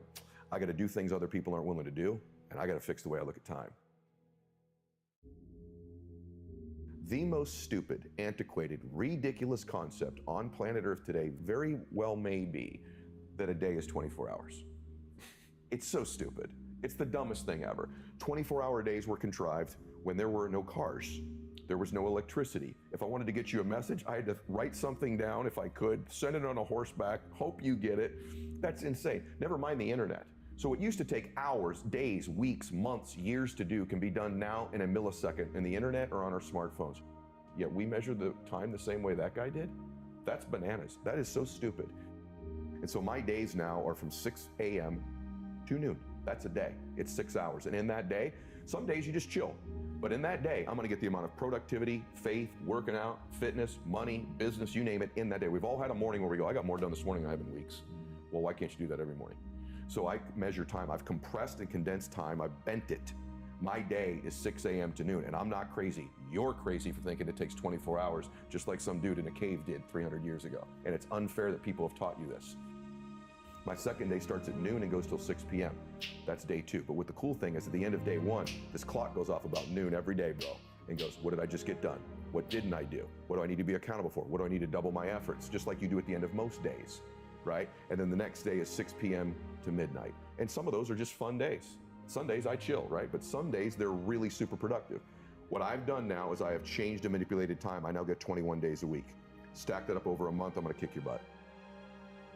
Stack it up over a year, you're toast. Stack it up over 5 years, my entire life is different than it would have been otherwise. And if you do this for about 90 of your traditional days that you think are, you will come back to me and go, that profoundly impacted my life. And here's the other thing that happens. The world responds to you differently when you value your time like that. What is precious is valuable. That's why a diamond or this watch is way more expensive than the piece of paper that's written down there, because it's more scarce. When your time, when you interact with the world, is slightly more scarce, they respond to you as if you're more valuable. So you get more accountability, more productivity, more fun, more joy, and the world flips its response to you. All of a sudden you become more valuable and precious to people when your time is different. And you'll get thousands more days in your life and live a much more blissful and happy life than the person who only gets 24 hours. I'm not coach right now. I'm your conscience. You're in a fight between will and skill. I say will first because that's where you are. You locked and loaded with skill.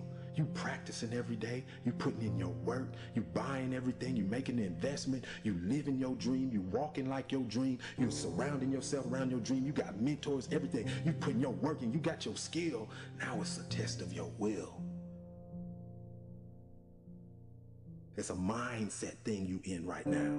It's a mindset thing because your challenge ain't moving. Your mountain is not moving. You don't feel like you're making any progress. You're not physically moving when you see everything else around you and other people around you moving. You're not making progress. You're in the test of your will right now because life says it has a little more test for you. You can look at your challenge with skill and it will see it just as that. A challenge, or you can look at your challenge with will and see it as much. Understand this and listen to me clearly. You may forget this face, you may forget this voice, you may forget who told you, but get your pads out. Don't ever forget these words that I'm about to tell you. If you want to be great in this life, you only have one choice, gentlemen. You only have one choice. You can make choices that just get you remembered, or you can make choices that ultimately make you a legend. If you put as much time into working on winning as you put into thinking about losing, you'd already be a champion. When we gonna get tired of just knowing and seeing successful people and become one of them?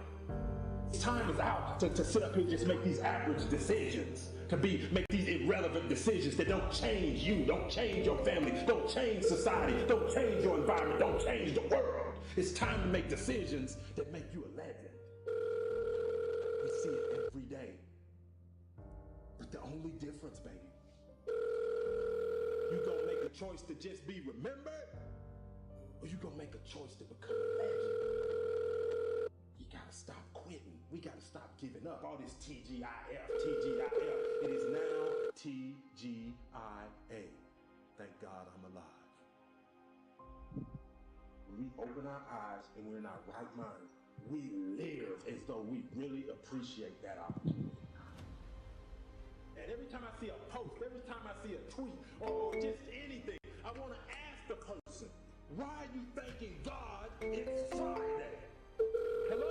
Newsflash. Tomorrow is Saturday. The day after that is Sunday. The day after that is Monday. What are you thanking God it's Friday for? Because you're preparing to quit.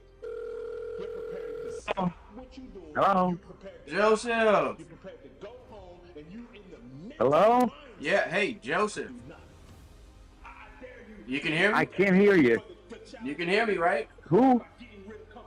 Not too good. What's happening? It's Tyrell. Oh, Tyrell. Oh, okay. I just put a call into my lawyer to see if you got that thing from the bank today. I'm going to give him a call. I left him a message. Once I get that, I'm going to know where I'm going. You know, the payoff. Okay, when are you expecting? When are you expecting to get? Well, I hope they said it when I called last week. They said it was going to. I called on Wednesday. They said it could take a day, order it and get it out in the mail. Okay. So I called him this morning and left him a message to call me if he got he got it in the mail. You know, that's the bottom line, really. All right, cool. Once I know that, then I know where I'm going to be. Okay, I'll follow up next week, okay? Okay, great. If I hear anything sooner, I'll give you a call. Sure thing. All right, take care. Take care. Thank you.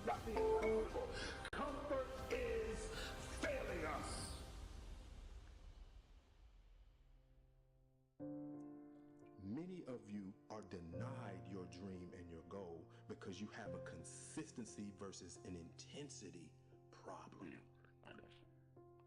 Consistency is when you do something. Intensity is how you do something. And that's why many of you, no matter what you do, no matter how much you do it, I don't know why I thought that was Joseph. no matter what you read, you gonna be denied because you think that just being consistent I'll at call something him is gonna let you one win. more That time. earns you the right to win. That I'm being denied that corner office. I'm being denied that car. I'm being denied this quality of life. I'm being denied that opportunity, this scholarship. I keep getting cut off the team. You know, if I just keep practicing, I just stay around this team, sooner or later I'll make it. No, you won't. No, you won't. Because consistency does not guarantee you the win. Many of you, as bad as you don't want to accept this, you never gonna win. Because you're not intense enough. And until you get intense to the point that nothing will get in your way, that you will not get in your way, you'll never win. The reason why you give people so much value is because you give them so much value, they'll never leave you, they'll always be there for you, and you will never need for anything as long as you give value to people. And so I learned that as I got older. That part really didn't make sense to me at the time, but the money working for you part, and I was like, how do you make your money work for you? Again, all I know is how to go get money. That's all I know. So later on in that, he said, Hi, this is Carol. Me in the cell for about 45 days. Every conversation with him about money and transition was always wealthy people do. So he says, wealthy people, first they get into stocks, then they start a business, and then they get real estate. So when people ask me, how did I get into stocks, it's because I follow that rule. And so I just, my rest of my time in prison, I wanted to be that.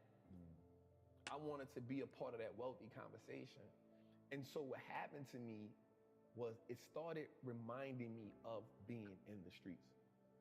Everything about it. And I heard this term one time that said, the real gangsters are on Wall Street. The real gangsters are in the government. And I was like, damn.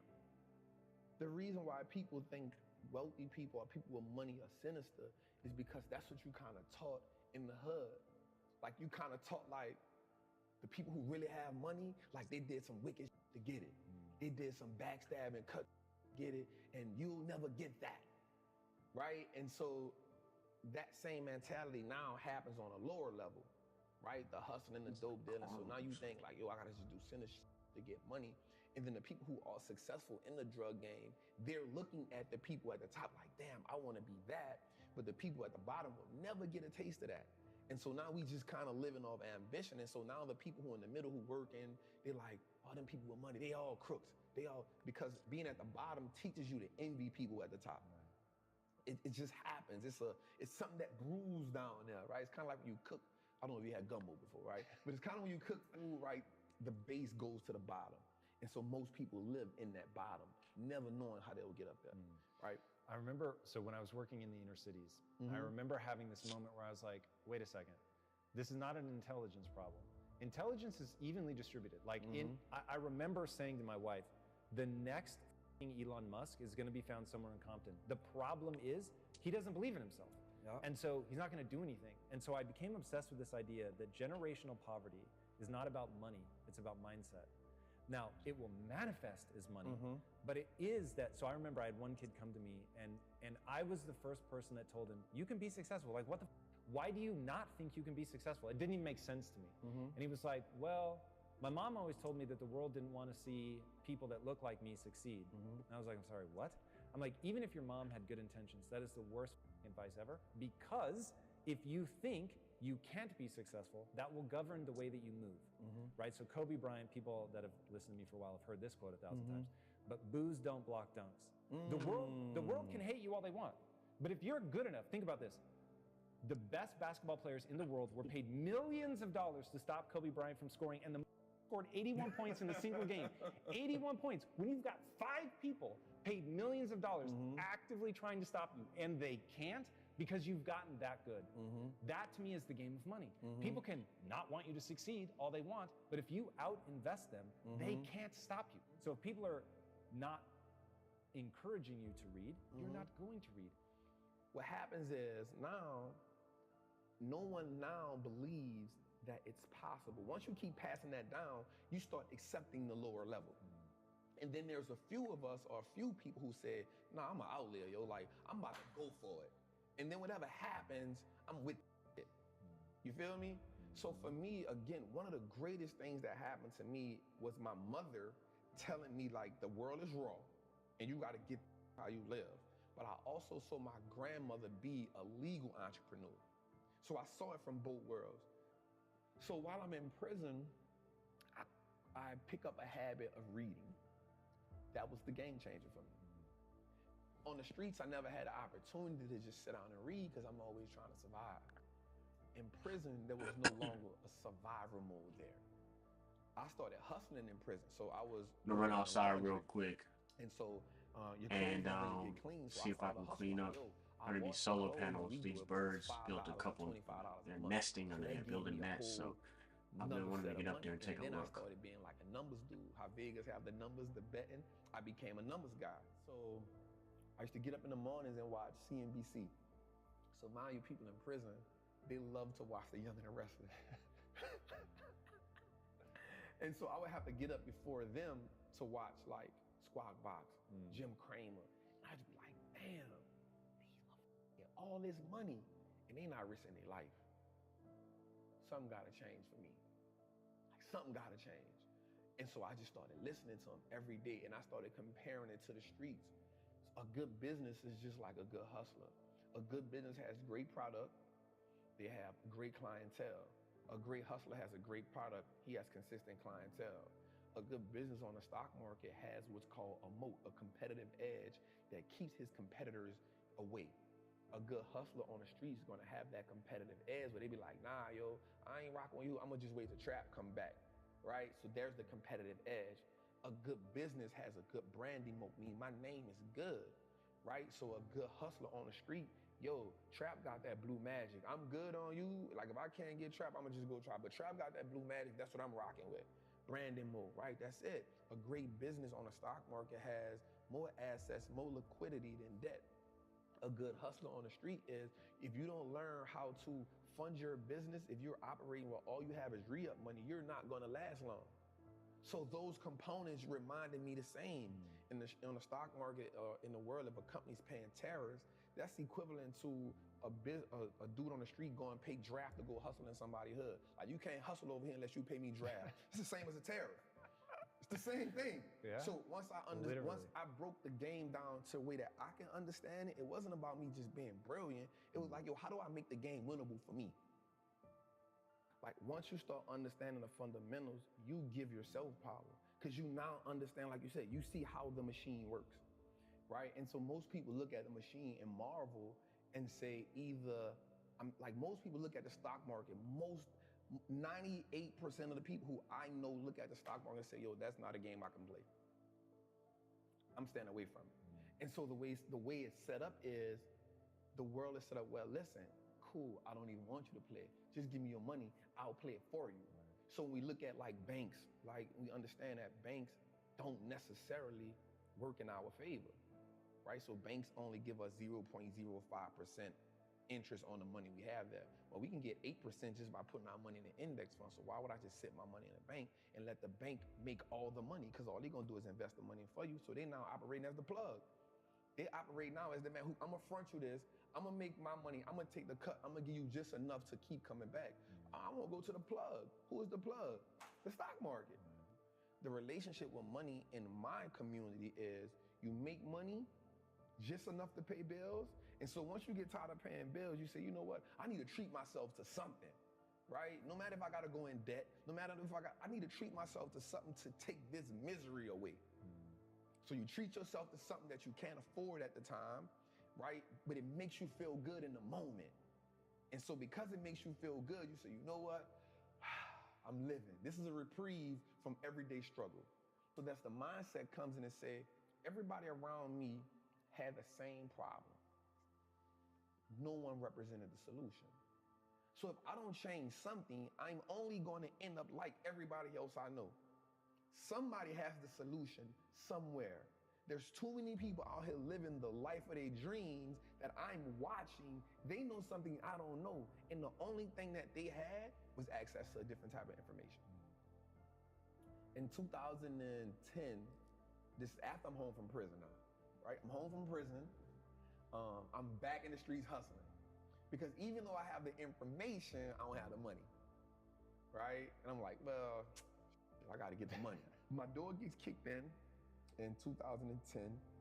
They get 8 pounds of weed, $10,000. Yeah, by the cops. 8 pounds of weed, $10,000, a 223, a 40 with extended clip and a beam, and 100 X pills. So the cop tells me, you ain't learned your lesson. You ain't learned your lesson. And I was like, damn, that was some, right? Like, I got knowledge, I got information, but I still fell victim to the same shit that everybody around me knew. So therefore, the knowledge that I had wasn't powerful because it wasn't applied. So I was fortunate, God bless me. I wound up getting found out guilty because it's called fruit of a poisonous tree. So they kicked in my door, but they didn't have probable cause because they stopped me in my truck, didn't find nothing on me. So they went to my house, kicked the door in with no search warrant. So now everything you find is null and void. So now I get into the robbing game. So now I start robbing dope dealers. And I got in a situation where I was good at it. Me and my partner, God bless his soul. And then one day I almost got killed. And I go to my partner and I say, bro, I'm out. Like it's a done deal. But when they kicked my door in, something happened. So they took my truck, they took my money, but they didn't mess with my stock account. I said, oh, okay. Start working as an iron worker, building stadiums, building power plants. It's crazy because I was making good money, $2,000 a week. That's good money to some. Like, yo, $2,000 a week, yo, that's it. $2,000, $2,500, like it was amazing. I started saving and investing 70% of my money. I was living bare minimum. I was like, if I'm gonna change, I gotta make like the hard choices. It's hard for people to make sacrifice because you gotta now go against and do without some of the things that gives you that momentary gratification. That simple, that's what keeps you alive. That's what keeps you going. Just to go on vacation one time a year, to get these pair of shoes that may cost me $1,000. I know I can't afford them, but I've worked so hard, I need that just to keep giving me something. You have a phrase, Wall Street looks like us now. Wall Street looks like us now.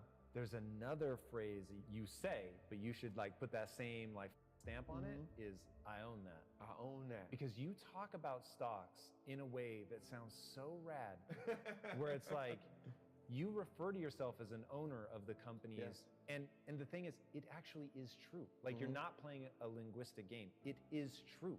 But people don't think about it like that. But it's so much more powerful than having a cool pair of kicks is to say, I own the company that makes those kicks, or I own the company that makes that phone, or Tim Cook, the CEO of Apple, works for me. I'm a shareholder, right? It's really, really powerful. Explain that basic idea of ownership for people that might not quite put it together that stocks really are owning that company. So I actually got that term from Warren Buffett in one of his meetings. I want to say it was the 1995 shareholder meeting. And he said that owning a stock is owning a percentage of a great business. And so once I understood that concept, I understood that the key to wealth is through ownership. The people who aren't wealthy is because they don't own nothing. You only have your money sitting in cash. If your money is just sitting in cash, realistically, you're becoming poorer every day. Right. Or they own depreciating assets. And that's what cash is. It's a depreciating asset because the more money they print, the more money that money loses value. So if it's just sitting, it's the reason why the bank wants you to have your money there. So they can take it and use it and invest it so much and be like, hey, it's just sitting, I'm gonna give you 50 cents on whatever you had in there. And so the idea of ownership was, we can just start owning everything that no matter if it's just a stock, like that's powerful. Because if you can start owning the businesses that you now consume every day, you turn a one-time transaction to a lifetime of profit. And that was major for me. Because if I go to the store and buy a pair of Nikes, that's a one-time transaction. In order for me to get something from them again, I gotta come back and buy another pair of Nikes. But if I own the Nike stock, long as I own it, it's a profitable vehicle for me. So that one-time transaction can become a lifetime of profit if I own that business. If I'm gonna buy Apple, if I know I'm an Apple user, if I know I got the phone, I got the AirPods, I got the MacBook, I got the PC, I'm excited when Apple's about to drop something, why wouldn't I own it? As much of it as I can, right? Like if I understand that concept, if I know America has one of the biggest trash problems in the world, right? So if I know that Waste Management is a company that's gonna be here forever because we aren't gonna stop throwing things away, why don't I own that company? Because I know everybody throws things away. And so now instead of me getting excited about Apple Lime being around the corner because it's a new phone, I'm like, yo, y'all about to make me some money. Right? So when I hear a company like Waste Management has bought 40 acres of disposable land for another landfill, I'm excited about that. And another great thing about the stock market is, for me, it now makes me pay attention to the world. And so now I understand what's going on in the world. I started learning business cycles, market cycles. You know what I'm saying? Like, because now I can understand, yo, this is okay. Things are going out of business. Okay, we're in this cycle. Okay, people are hiring. Okay, we're in expansion cycle. And so now I took an economic class on my own without just understanding the world. And so you start understanding when something is happening in China. Okay, something happening in China, so I own Apple. Apple has 20% of their revenue in China. Okay, they might take a little hit right now. You know what I'm saying? So the stock market helped me start understanding how the world moves, the fundamentals. Knowledge is what gives us leverage in life. It's not about how strong you are. It's about what you can learn. And then how can you actively apply that? I have this acronym called FEAR. Finally exiting average reality, right? And what happens is, until we can overcome the fear, some people actually fear success. Success comes with a lot, right? But until you can overcome that average reality that you live in, no matter what you're on, once you become comfortable there, it becomes average. Anyone can live in average. Everyone can live in mediocrity, right? Then there's those outliers who consistently push themselves to go to the next level. And the thing about the human mind and the human body, it will go as far as you push it, as long as you believe in it. Like you said, the only belief that matters is, what do you believe you can do? I personally believe that there is nothing I cannot do. And for me, it's all about impact, purpose, fulfillment. Like, the money is a byproduct of everything else. That isn't my focus. My focus is I have a knowledge and information that I know that can change lives. Not just one life, not just like lives. And so the way that you change lives is by consistently learning, finding new ways to put that information out there, being able to open up, being able to be vulnerable, because people need to connect. People connect to knowledge in the way that they can see two things that help people: imagery and vocabulary. So for me, it's always about, how do I attain as much? It's always a challenge for me. How can I attain as much knowledge as I can? Because I love learning, but then how do I take that and be able to now reciprocate it or give it to somebody who may not understand calculus or trigonometry, but if I can give it to them in this way, they can say, oh yeah, I got it. And there's more people that struggled in the world that has become successful. So struggle has to become a language that I struggle. So that's the language I'm great at. So if I can break down things into a struggle language, now I make it the game winnable for everybody. In this very moment, all you have is all you need. What would you like to do? What do you believe you've been destined to do? Sometimes you have to fall back into the dark room and focus on you.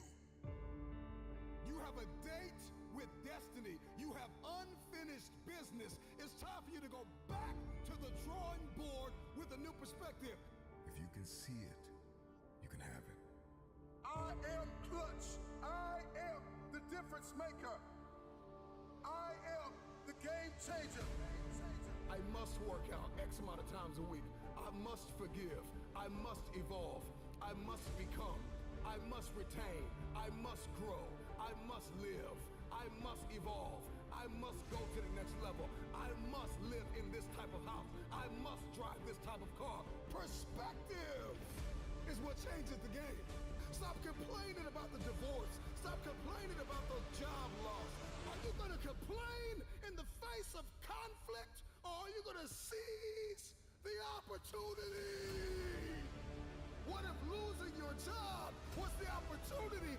What if the divorce is an opportunity? What if the bankruptcy is an opportunity? What if the one you love was an opportunity for you to reconnect with somebody and forgive them? Something inside of you that says, snap, you gotta get tired of being broke. I'm talking to that person who grew up without a father. I'm talking to that person that is acquainted with pain. I'm talking to that person that knows what it's like to come from nothing. And so you literally have nothing to lose. And the only thing that's in your hand is a dream. The only thing that's in your head is I have what it takes to get to the top of that hill. You must understand that there is more than one path to the top of the mountain. Goliath! There will be many giants in your life. There will be depression. There will be anxiety. There will be oppression. There will be stress. There will be overwhelm. Will you buckle under the pressure, or will you rise to the occasion? You are not dead yet. You may be tired, but you are not dead. You may be broken, but you are not dead. You may be weary, but you are not dead. You have an opportunity to rise above what happened to you. You gotta make it up in your mind that all you have is all you need.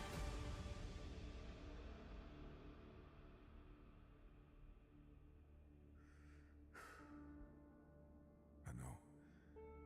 It hasn't been easy. It's time to win.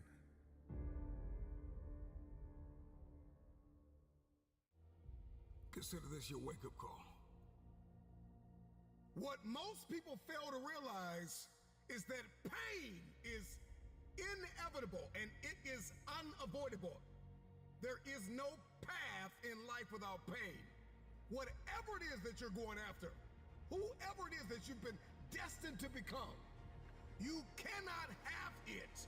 You will not become it without pain. You will face challenges and difficulties and giants, regardless if you are single, if you are married, if you are a stay-at-home mom, a stay-at-home father, if you are an entrepreneur, if you're working a 9-to-5, if you're an educator, if you are an athlete, if you are a musician, a singer, a producer, it doesn't matter who you are, what you are doing, pain is inevitable. If I'm gonna hurt like this, if I'm gonna bleed like this, if I'm gonna cry like this, let me cry because I'm in the best shape of my life. Let me cry because I'm conditioned to weather the uphill war.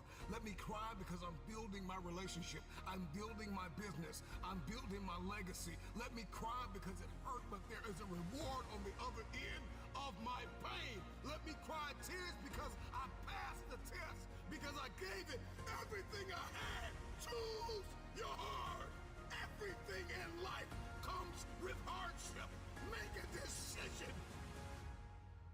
At some juncture, you will encounter pain. And the moment that you get acquainted with pain, you get acquainted with hardship, you realize that no matter what you do, no matter how much you study, no matter how much you plan, you will not be able to avoid a measure of pain. I don't care what it is, losing weight, I don't care what it is, a new eating paradigm, a new relationship paradigm, new thoughts, new behaviors. It doesn't matter what you're after, what you're looking to become. If you don't go to the gym, it's gonna hurt you. If you go to the gym, it's gonna hurt you. Your muscles are gonna tear. But on the other side of that pain, there is a reward. There isn't any regret. You won't regret taking care of your body. On the other side of making those healthy decisions, there is a reward. It's the reward of discipline. It's the reward of longevity. It's the reward of influence. It's the reward of power. Do you want results? Do you want a reward? Or do you want regrets? The decision is yours. It's all hard, so choose your hard. Pain is inevitable and it is unavoidable. Pick your pain.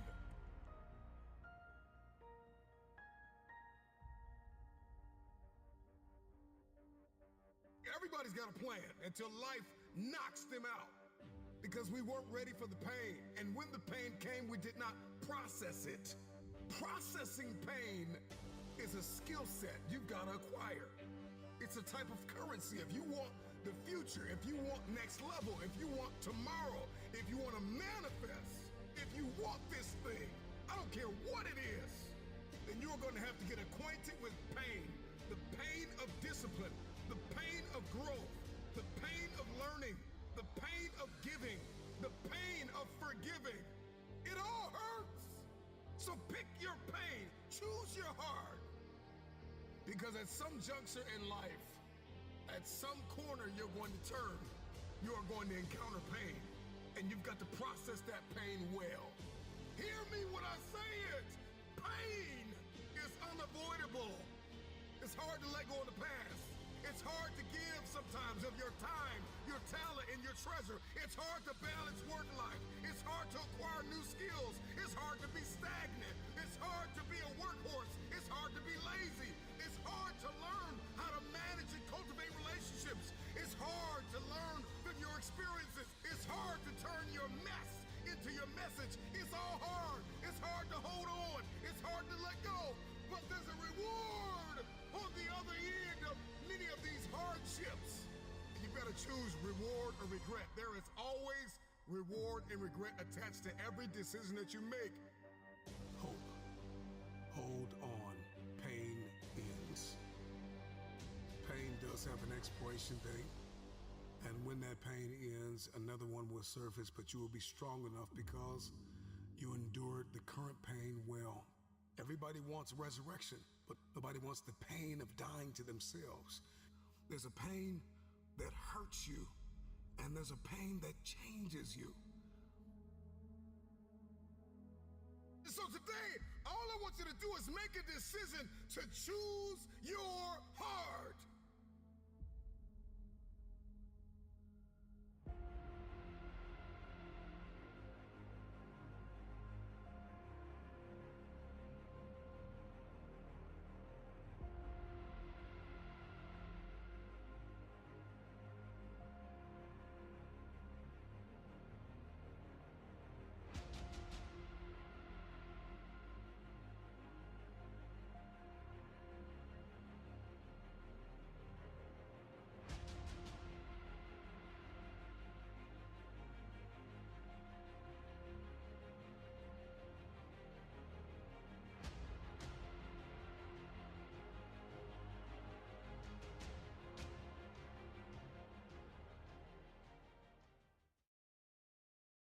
When you were a little kid, you dreamed and everything was possible. And you wanted to be an astronaut or a nurse or a doctor or a lawyer, or you wanted to rule the world, you wanted to be a billionaire, or you wanted to be a mobster criminal, whatever. You had dreams, man. They were big and they were huge and nothing was going to stop you. When's the last time you dreamed? You know, this is about dream creation. You had to dream to be able to create your ideal life. Folks, you got to quit working for the people you work for. You got to quit working for a paycheck. You got to quit just getting by, and you got to quit setting goals based on just money. You need to base your goals and your desired outcomes on your dreams. You know, you need to think bigger, dream big. You need to go to work for your dreams, the things you've always wanted, and then you'll be inspired, and then you'll want to make your dreams happen. Then you can come up with plans that say, hey, this and this and this will make this dream happen. Would you not be fully engaged in life? Are you tired of just getting by? Come on, remember when you were a kid. You didn't think in terms of making $8,000 a month. You didn't think like that. You thought about being the richest person in the world because it was possible. The little guy, 4 or 5 years old, has got a brain smaller than the one you have right now, and that was good because the brain wasn't in the way. Your dreams were there. Nobody could tell you. I know little kids that can out-ski me. You know why? Because they know they can.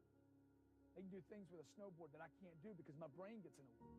See, when you were a child, you were going to make big things happen. Somewhere along the line, mommy, daddy, aunt, uncle, friends, relatives, somebody said, no, you can't have that. No, that's not right. No, you're being greedy. You shouldn't want that. So I want you to stop the video right now. And I want you to remember way back when you were dreaming. What did you dream as a child? When you were a kid, what did you dream of? And I want you to write it down.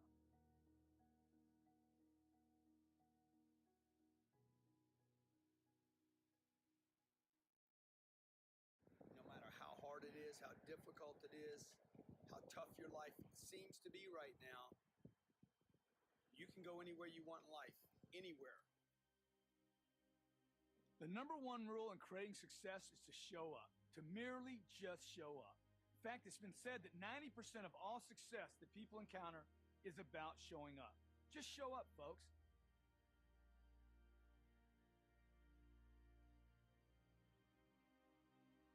And I know when it's tough, when it's crazy, when you don't have any money, when maybe you have health problems or family problems or partner problems, or you're not finding that right person in your life, it all seems like, when's it gonna break? When am I gonna, is it gonna break? Is there a way out? Am I gonna get a better job ever?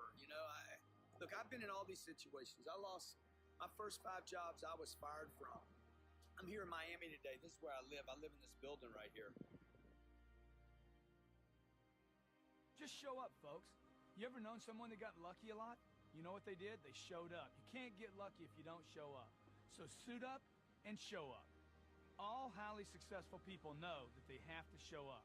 And that's what they do. They just keep showing up. What does showing up mean? Hey, it means simply getting out of bed in the morning. Sometimes when you don't want to get out of bed, you just get up and get out of bed. Nothing comes to someone that sleeps except a little rest and a few nightmares. Get out of bed in the morning. Put your clothes on. Take a shower first. Put your clothes on.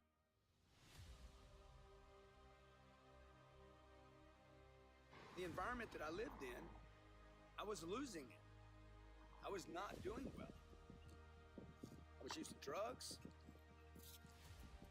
I had terrible friends. I had terrible advice. My dad had died, so I didn't have anybody to kind of mentor me and show me the way. Look, and my life kept getting worse and worse and worse. And you're like, I just don't have it in me to make calls today. Okay, well, sooner or later you're gonna have to confront that you gotta make calls, or you gotta go talk to that girl, or whatever the deal is. You gotta go talk to your boss, or you gotta become more valuable to yourself and the environment around you. And the only way to become more valuable before you make that call, before you go talk to that girl, before you go talk to your boss, before you do the thing that maybe you don't know you want to do or need to do, start helping somebody else. I didn't think one day I'd have a jet, fly, I'd be able to fly private, or I'd have 5 companies that make a bunch of money. I never ever thought about that stuff.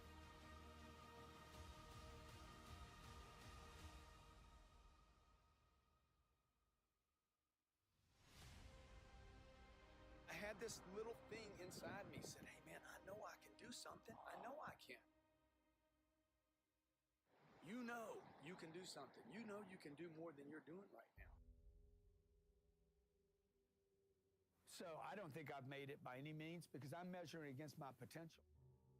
Like if you can put your ego aside, when you want to turn your life around, put your ego aside and say, hey, I got this one thing in front of me. I don't even like it. If you can learn to get great at something you hate, I guarantee you will have greatness in your lifetime.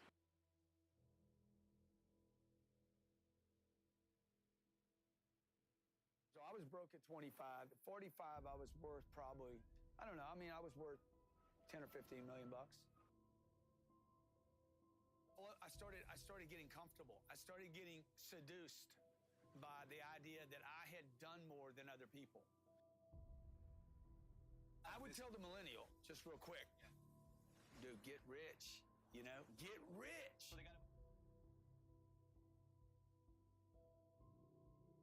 There's 3 things people don't know about money. They don't know how to make it, they don't know how to keep it, and they definitely don't know, number 3, how to multiply it.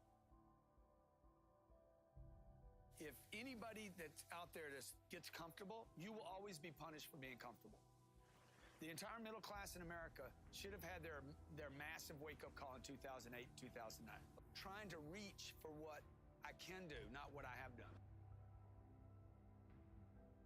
You know, the day you start taking responsibility for what happens to you is the day you will start controlling what actually happens to you. You know, most of the people I meet in my seminars are saying, well, hey, so-and-so won't let me do this, or my wife won't let me do this, or my husband won't let me do this, or my boss won't let me do this. Folks, the moment you assign responsibility to another human being is the same moment that you accept never to be in control of your own life. This week, put yourself back in responsibility of everything that happens to you. The car wreck, the nick on the car, you know, you get overcharged for something. Everything, the argument with your spouse, okay? Your kids don't get to school on time because of the bus. That was your fault. The moment you can take responsibility for everything, the lost deal, the people that didn't get approved, the moment you can take responsibility for everything is the moment you will start controlling your life, your customers, and your outcomes. Take responsibility, increase it. Look everywhere. I get a cold or a cough. Hey, how was I responsible for that? It wasn't because I sat on a plane with 223 people that were sick. Well, hey, I'm the one that bought the ticket. I'm the one that got on the plane. Take responsibility, increase it, and you will increase control in your life. Hey, thanks a lot. Get control this week by increasing your responsibility. Smoked weed. Next day I smoked it again. Next thing you know, I'm like full into drugs. And nobody starts using drugs thinking I'm gonna be a drug addict. But within probably 2 years, I was doing drugs every day. 15 years old to 25 for 10 years, some 9.5 years, I used drugs almost every day. I know the feeling of being lost and not knowing where to go or what to do, or it could be lost with your money, lost with a job, feel like you're at a dead-end place, you can't get a promotion. The most successful people in the world wake up some mornings with no clue what to do today. Okay, so first thing I want you to know is that it's normal. It happens to everybody. It's not like you're a bad person or you're lost or you're depressed or you got some problem you need to take medication for. Everybody, regardless of their stature in life, where they are, regardless of their money, their relationship, promise you no matter how much they present, like they look like they got the whole package put together, everybody has those days where they don't know what to do. I don't know what to do, you know? Uncertainty. Make the phone call you need to make. You know there's a call sitting there right now that you need to make. And you're wondering, what should I say? Just make the call. You'll figure it out. Call comes in, take the call. Customer walks up, address the customer. Show up, folks.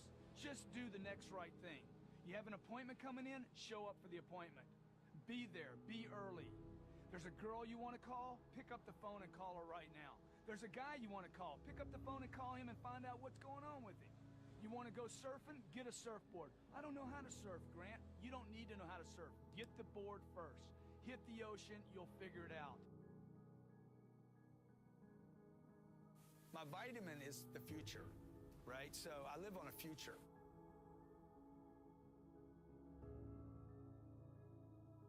Well, my dad died when I was 10. Yeah. So, like, I'm thinking, man, life is short here. My brother dies 10 years later.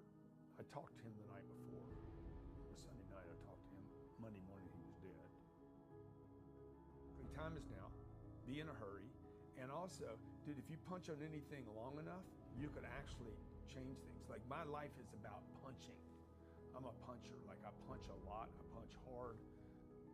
But mostly, I punch persistently. Kind of like life did to me. Like, I've learned to punch back.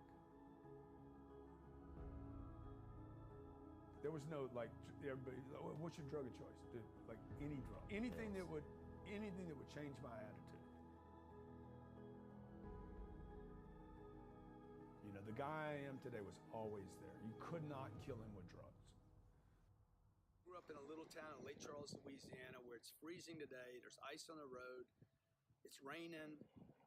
I grew up in a little small town, and I always had ideas that I would be somebody. First 25 years of my life, it wasn't looking like that because I was getting worse, not better. I never dreamed of living in Miami. I didn't even know where Miami was. I didn't think I'd live in a condo on the 33rd floor with views, 360 degrees wrapped around building.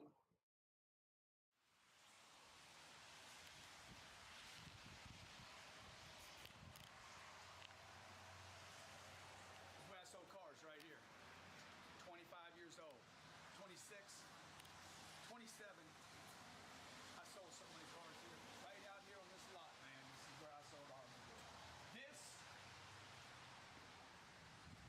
This was mine, okay? I ruled this concrete. I do it in the rain. I do it in the sunshine. I do it when it was cold. I do it when it was wet.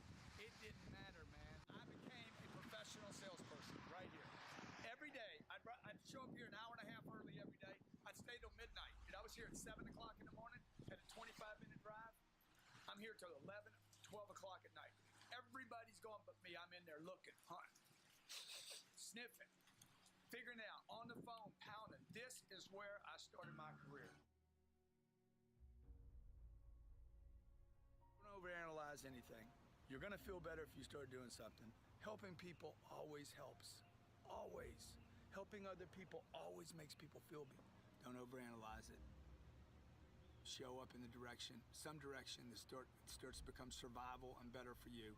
And 3, go help somebody, dog. Go help somebody. Okay, we got on the plane, flew over there.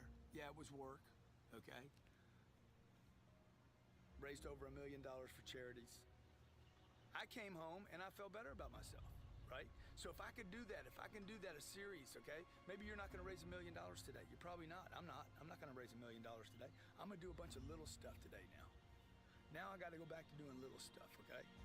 I gotta go doing the little stuff of taking phone calls, helping people, looking for somebody in the streets to help. But first thing I gotta do is I gotta show up. No matter what, man, no matter what. No matter what, dude, show up. Even if your eyes are bleeding, show up. I've been doing that for 34 years now. Show up even when I don't want to, okay? And then what I try to do is I try to help one person. One person. And what happened over the period of 34 years, I did that every day. I'm not depressed anymore, at least not for long periods of time. I don't use any kind of medication, don't use any kind of drugs, don't smoke weed, don't drink, excessively drink. I might have a drink once in a while. And got a beautiful wife, 2 beautiful kids, and for the most part, my life is freaking wonderful. All I did was this. I don't overanalyze. Never do I label myself a loser, a quitter. I'm hard on myself.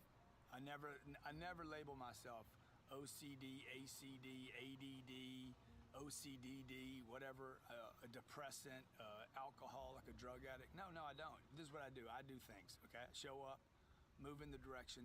I don't overanalyze, move in the direction that I think could be more pro-survival than staying in one place. And number 3, help somebody. Anybody, man. Just start helping people, okay? And what that does, it gets me into action, gets me into movement, gets me out of myself. I don't know if that's emotional intelligence or not. I know this. It's action intelligence. Action intelligence is not artificial intelligence. It's AI. Action intelligence makes me feel good. I hope this makes you feel good. I look forward to your comments. God bless. Be great. Look, I want to help you. Anything I can do to help you. By the way, on your money, on the money point, let's get that money right. Let's get your money right so you can go to a charity event and help out. If you hit the link, I'm going to give you my little millionaire booklet. It's a 44-page booklet on how to become a millionaire. My goal is to give 1 million of these away this year. I want to give 1 to you. All I ask you to do is once you read it and it starts changing your financial condition, share it with somebody else, okay? God bless. Be great.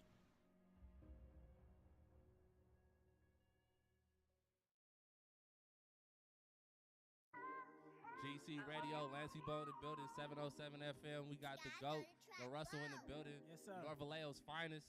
Hey. You feel me? That nigga ain't your favorite rapper, he gonna be your favorite rapper. Right. You feel me? Cause that's what we do. We go dumb. Facts. GC, Bay, Radio. North shit. Yeah. You feel me? End up making 2020 my bitch, all my niggas getting splits. And fuck your top 10 if I ain't make it on the list. Let's see who be around when it's 2026. Nah, that's the ego talking. People tell me all the time, it's hard to get wealthy. It's hard to grind. It hurts sometimes when you're in that dark place. I need you to hold on. I need you to hold on strong and don't give up. Make an impact in this world. Don't look at it as though it's something that you got to do temporary. Although we know that life is short, like the many people in this world, they didn't realize that the next day they was going to be diagnosed with a cancer. They thought that tomorrow was going to be waiting for them and they did not wake up. But you are still living. Now, what do you have to do? How are you going to move forward? How are you going to proceed your life? Life is not a game. Life is living. I say to you right now that you must make it. I say to you right now that you must tell excuses, fear, and doubt that it has no place in your place of business. For this is your life that you are fighting for. This is your life that you are living for. Don't let anyone take away who you are and how true you are and what you matter in this world to so many other people. I need you to believe in every possibility that you have and understand that it is not over for you. And maybe you may be in a position where you feel that you are broken or you're feeling that you are going to be broken. But I'm here to let you know, ladies and gentlemen, that you are built to last. I'm here to let you know that you don't have the right to complain anymore. I'm here to let you know that you got to keep on living and living on strong. You had to experience some things that you did not understand. You had to experience some greatness. You had to experience some weaknesses. You had to experience things that no one could understand. But you are the one that has to be responsible to go through it. You were put on your back, and you probably thought that you didn't have the ability to come back, but you did. Dawn is coming. The sun is gonna rise, and you will see the light within you. Don't you give up on life, because once your life is over, you can't come back. Leave your mark. Help someone. Lift someone up when they're down. Be the strength for others when they're weak.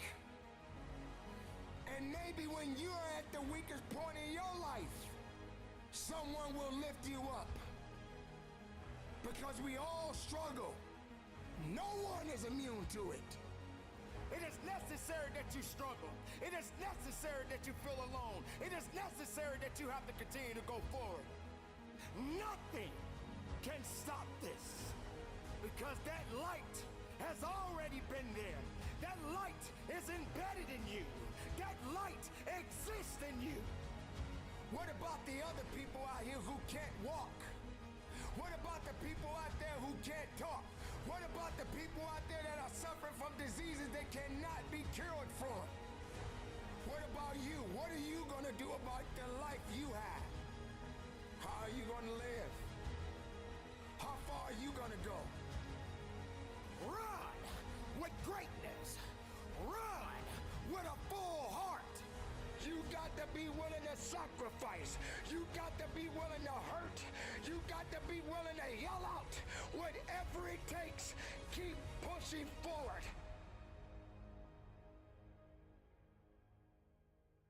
Your life is your life, and you have the right to live it the best way you can.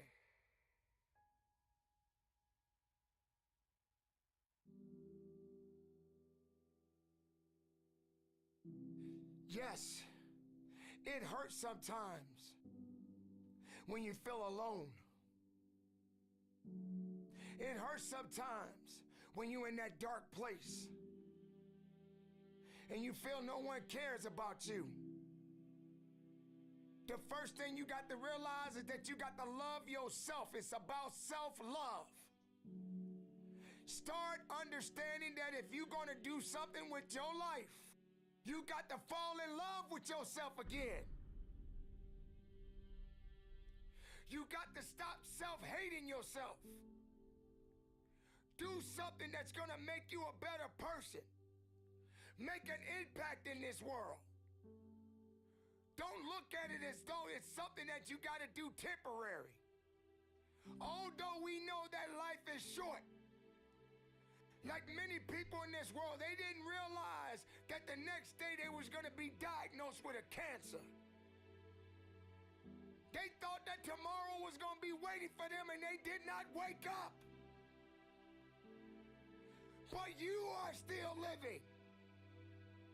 Now, what do you have to do? How are you going to move forward? How are you going to proceed your life? Life is not a game. Life is living. There's the good and there's the bad, and there's definitely the right now. You can't wait for somebody else to make your life better. You got to make your life better. You got to focus on you. Now, I'm not saying forget the rest of the people, but I'm telling you to get rid of the things that are not making you strong, that are not making you better, that are not making you efficient, that's not putting you in a better place, that's not giving you the strength that you need to keep living the life that you have been given. Don't you give up on life, because once your life is over, you can't come back. Leave your mark. Help someone. Lift someone up when they're down. Be the strength for others when they're weak. And maybe when you're at the weakest point in your life, someone will lift you up. Because we all struggle. No one is immune to it. So keep fighting forward. Don't give up. Live. Breathe. Life. You. That's what it's about. It's gonna hurt. Sometimes it's gonna get tough. But when it get tough, you get tough. Just make sure you make your mark. Make sure you make your mark in this world. Because somebody didn't make it today. But you did. Keep living. Keep living strong. Don't give up.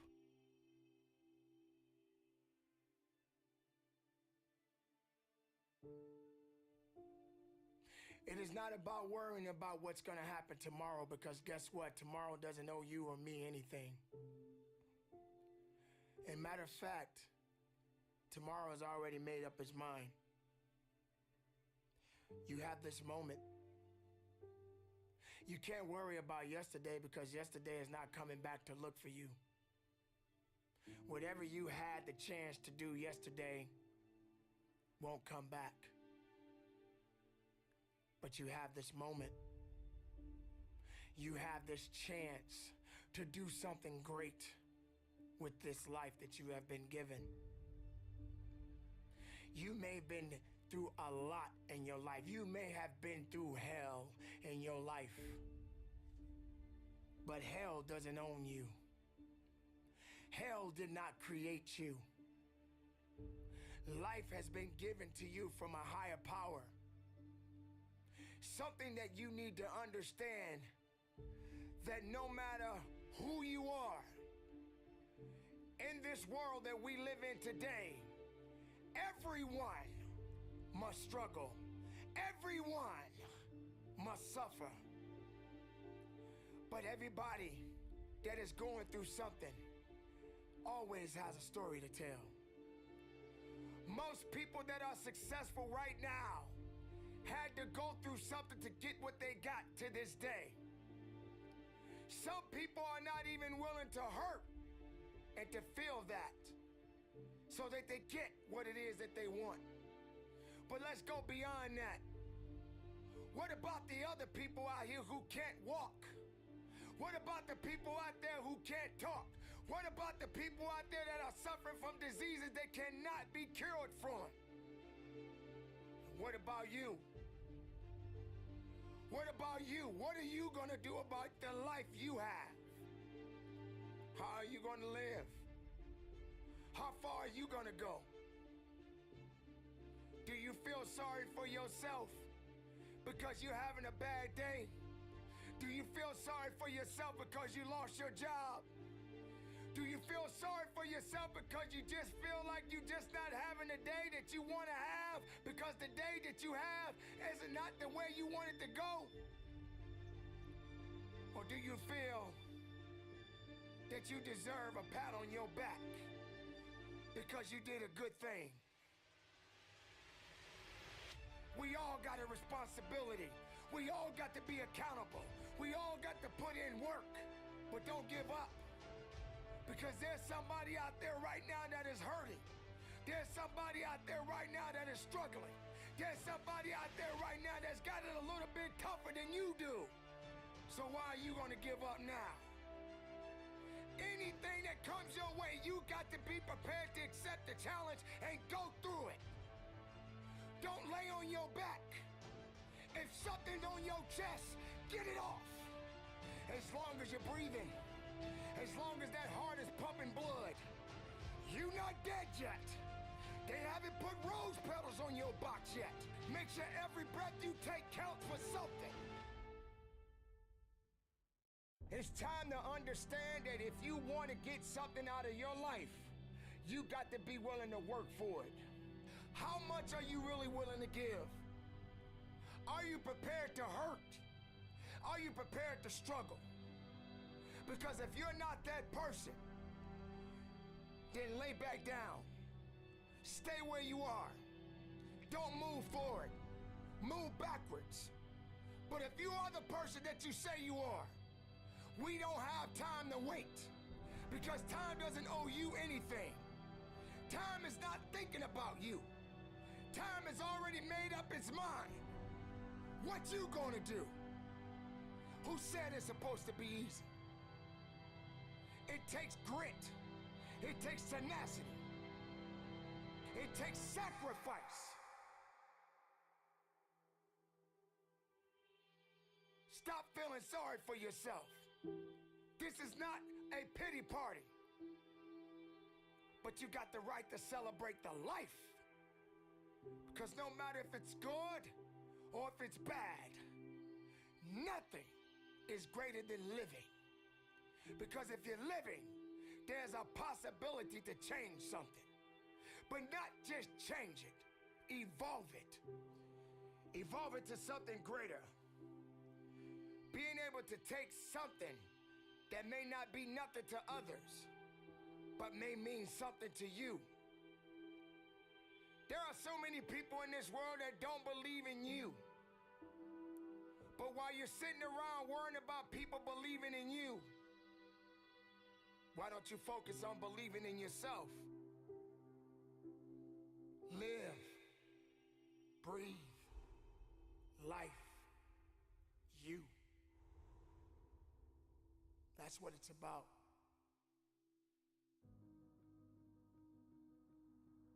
Why do you run? Why are you running?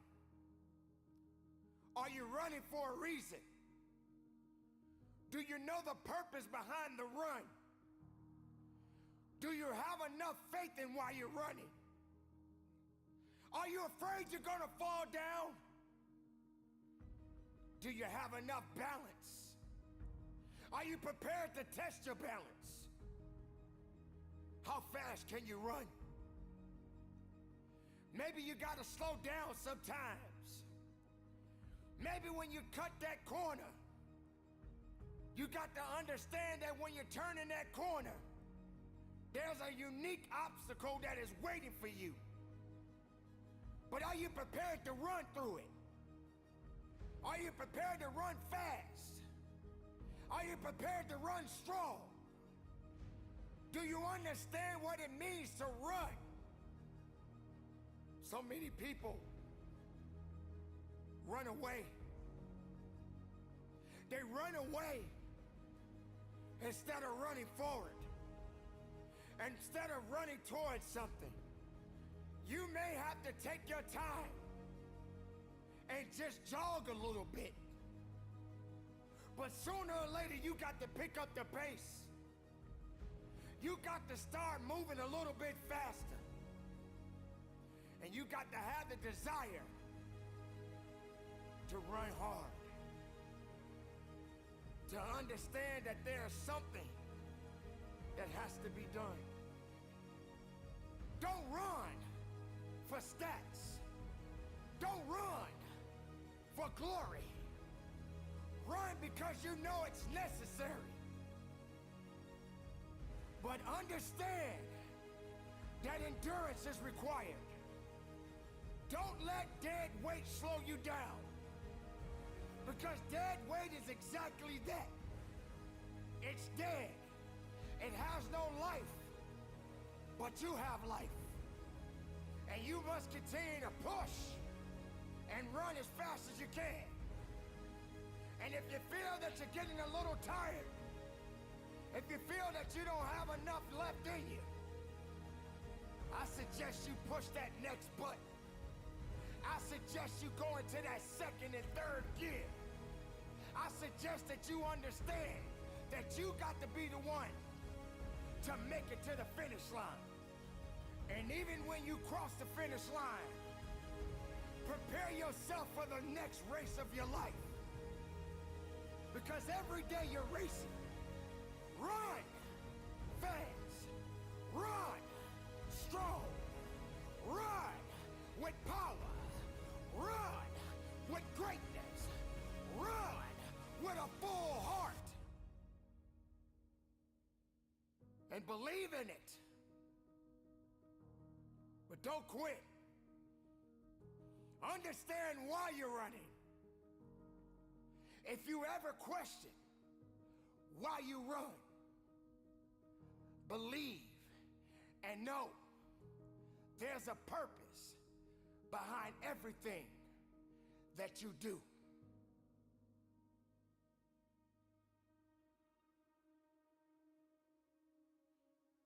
It is time to run for your life.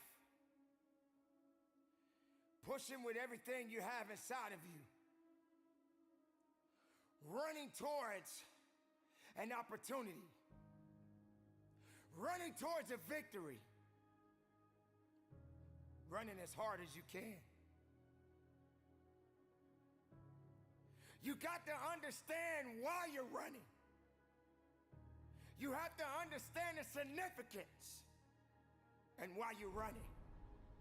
Don't run away from the challenges. Don't run away because it's not going the way you want it to go. Run. Run with a full heart. Run with everything you have in your heart. Get your legs moving and run. Sometimes you may ask yourself, how fast can I run? How fast can I get to my destination? But you have to also understand, when you're running, you got to have in your mind that you got to pace yourself. You got to be able to pay attention when you're running.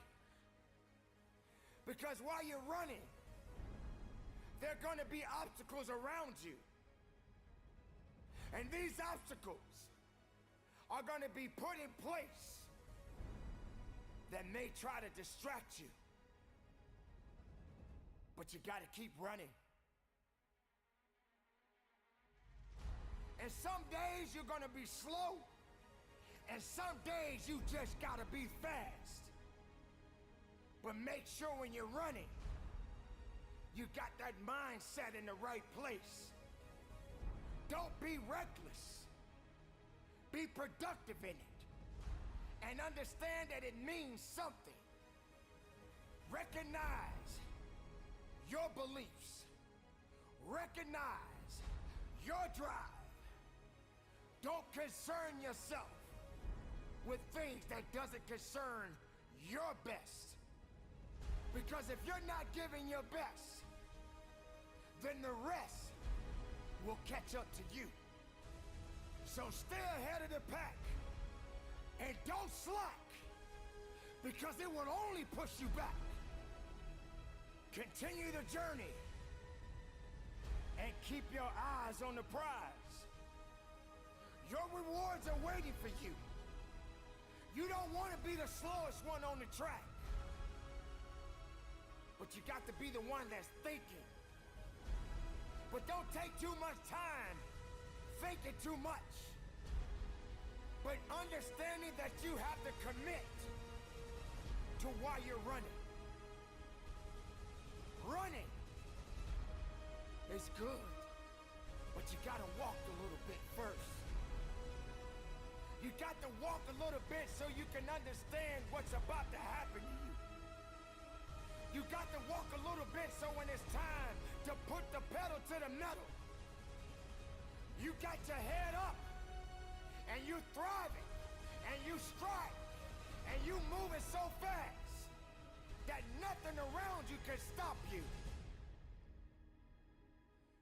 So don't be late for the celebration of your victory, because your victory belongs to you, no one else. Take pride in it, believe in it, stand on it, earn it, because it's yours. Keep it moving, be productive, be powerful, and from the bottom of my heart, run strong, run hard, and conduct your business.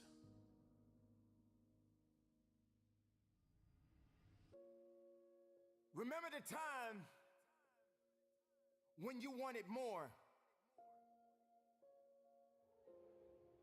Remember the time when there were people in your life that did not believe in you. Remember the time when you honestly gave up on the possibilities of the uniqueness that you had inside. Remember there was a time that you complained so much, but yet did so little.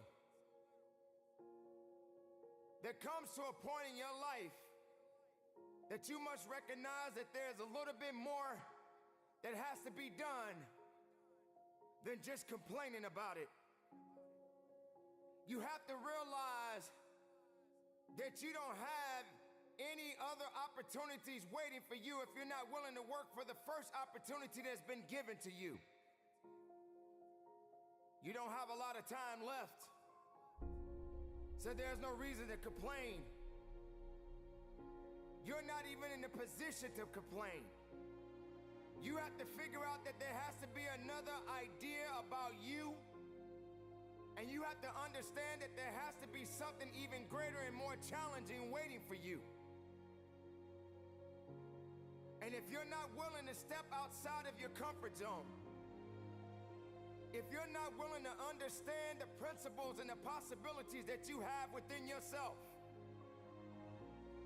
then everything that you are thriving for, everything that you are hungry for, will soon come to an end. Now, I'm not here to preach to you about this. I'm here to let you know that there are things that are going on around you right now that are far greater than your complaining.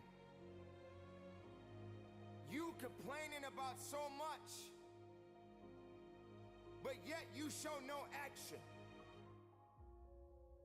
If you could trade places with someone right now, And the person that you're trading places with may have it just a little bit tougher than you have it going on in your life right now.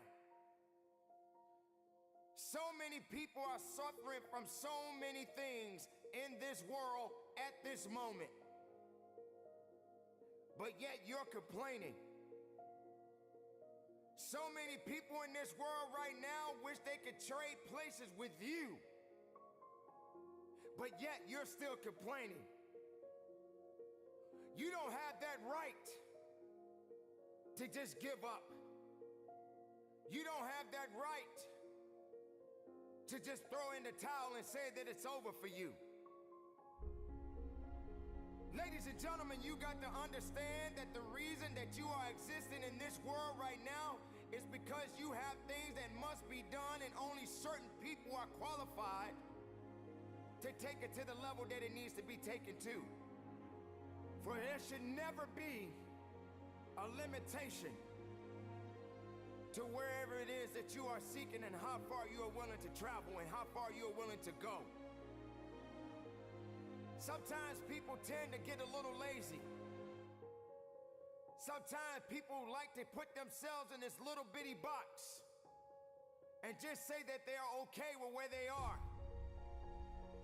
There can never just be an okay to anything when it comes to that life. There should never just be a complacent mindset. How do we evolve? How do you evolve? How do you grow? One thing about success, there are going to be many struggles. There are going to be many challenges. And there are going to be a lot of things that you may not even understand. But you got to go back to where it started. Remember when you wanted more. Because you cannot satisfy your hunger with negative energy. Being negative doesn't help you to grow. Being doubtful doesn't give you the power that you need. You have to come to a point in your life that you must realize that there are things that are going on that is testing you. And maybe you may be in a position where you feel that you are broken, or you feeling that you're going to be broken. But I'm here to let you know, ladies and gentlemen, that you are built to last. I'm here to let you know that you don't have the right to complain anymore. I'm here to let you know that you got to keep on living and living on strong.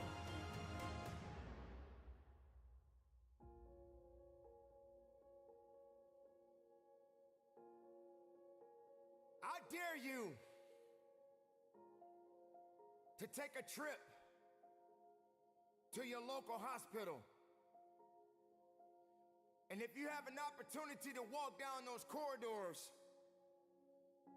and witness so many different people, different age groups, different ethnicities, and each one of these individuals are fighting something.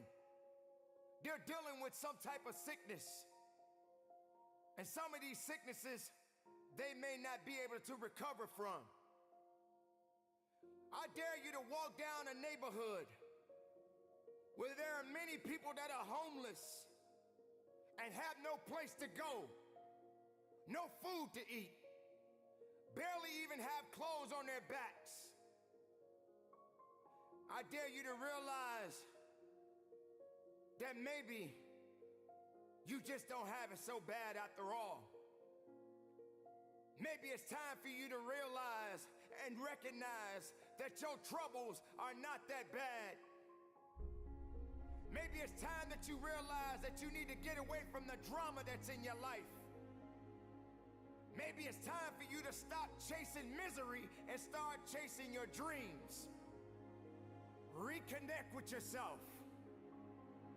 Because this is not the time for you to be wasting, putting yourself back instead of pushing yourself forward. Ladies and gentlemen, you have so much So much to offer, so much to give, so much to do. But doing it and sitting around waiting for it to happen, it's just gonna stay in neutral. You have to electrify the desire that you have, that you once had. So the next time you feel like complaining, you feel like worrying, and you're so concerned about other things that doesn't necessarily concern you, ask yourself, is it making you better? Is it taking you higher? Are you going further? Or are you just being complacent? Complacent and complaining and worrying and doing things that are not better for you? Are you gonna realize that maybe just going up that mountain does take a little bit more work than just having something handed to you? Are you gonna be that person that realizes that if and when you get to the top of the mountain, it don't just stop there? You got to figure out another way to go even higher. You have to electrify and get all the things that are necessary within you to start doing the things that you need to do, so when the time comes, you can kick down that door and move towards the possibilities of being the best of who you really are.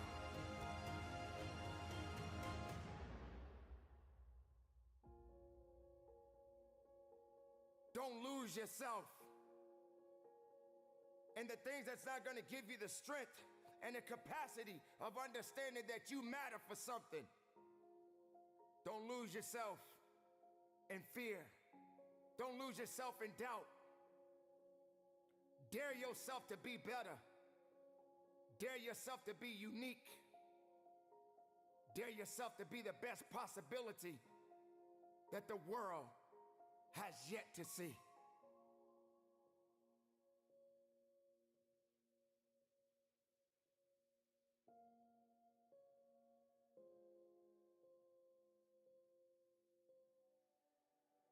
Life, how beautiful it is. How amazing it is to be able to rise up in the morning and have that sun shine on your face rather than on your grave. What makes life so unique and so beautiful? It is beautiful because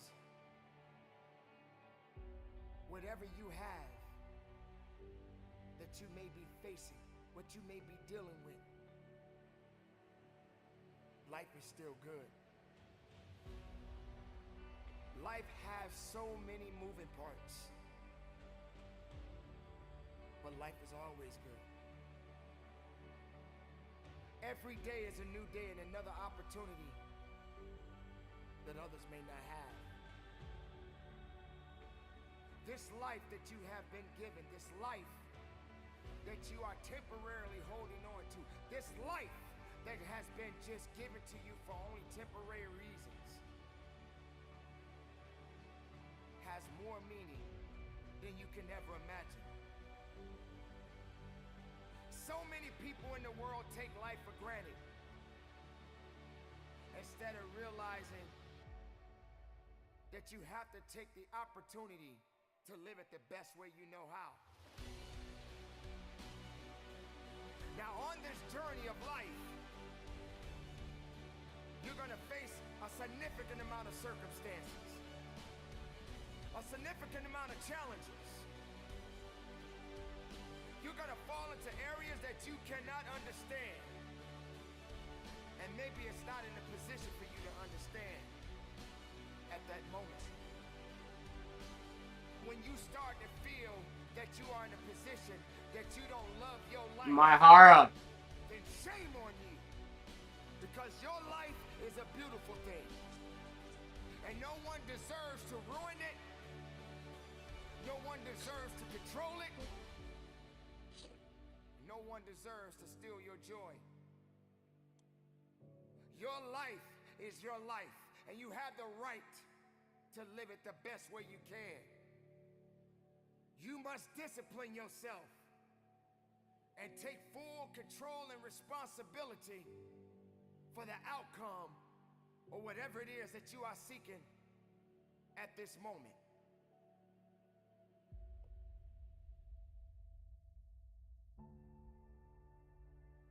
There are going to be so many different things that you will embark on. There are going to be so many different things that's going to try to slow you down. There are going to be so many different challenges that you must face. But instead of running away from the challenge, run towards the challenge. Be able to understand that life has meaning. It has reason.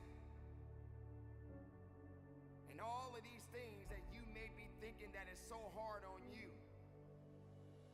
just remember, sometimes you're gonna have to go through these changes, these circumstances that puts you in a position to make you feel that you're not worthy anymore.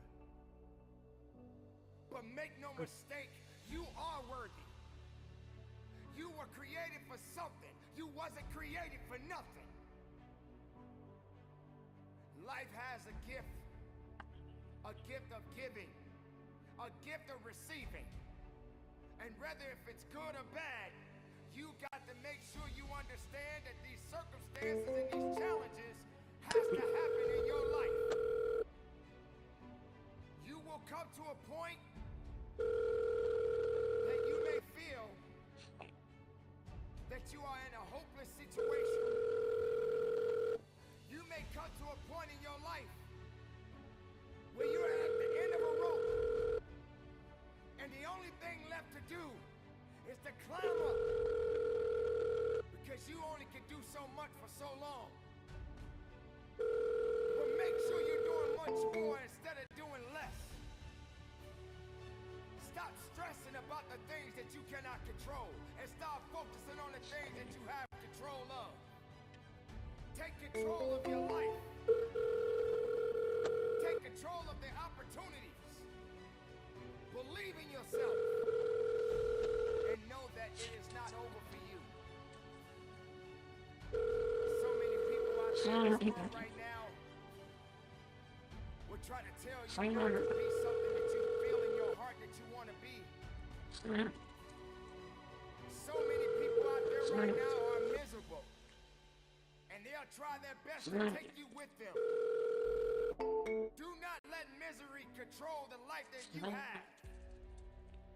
Do not let anyone tell you how to live it. Do not let anyone validate your purpose. Do not let anyone validate your destiny. Someone told you a long time ago that you wasn't worthy.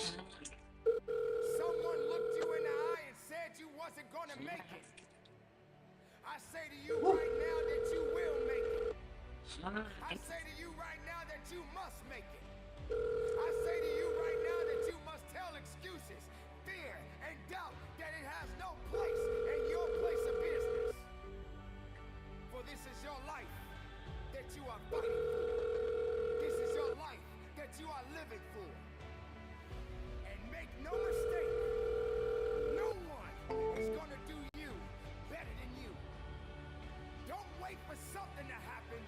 You make it happen. You make it happen for a reason. And take full responsibility and control of this thing we call life.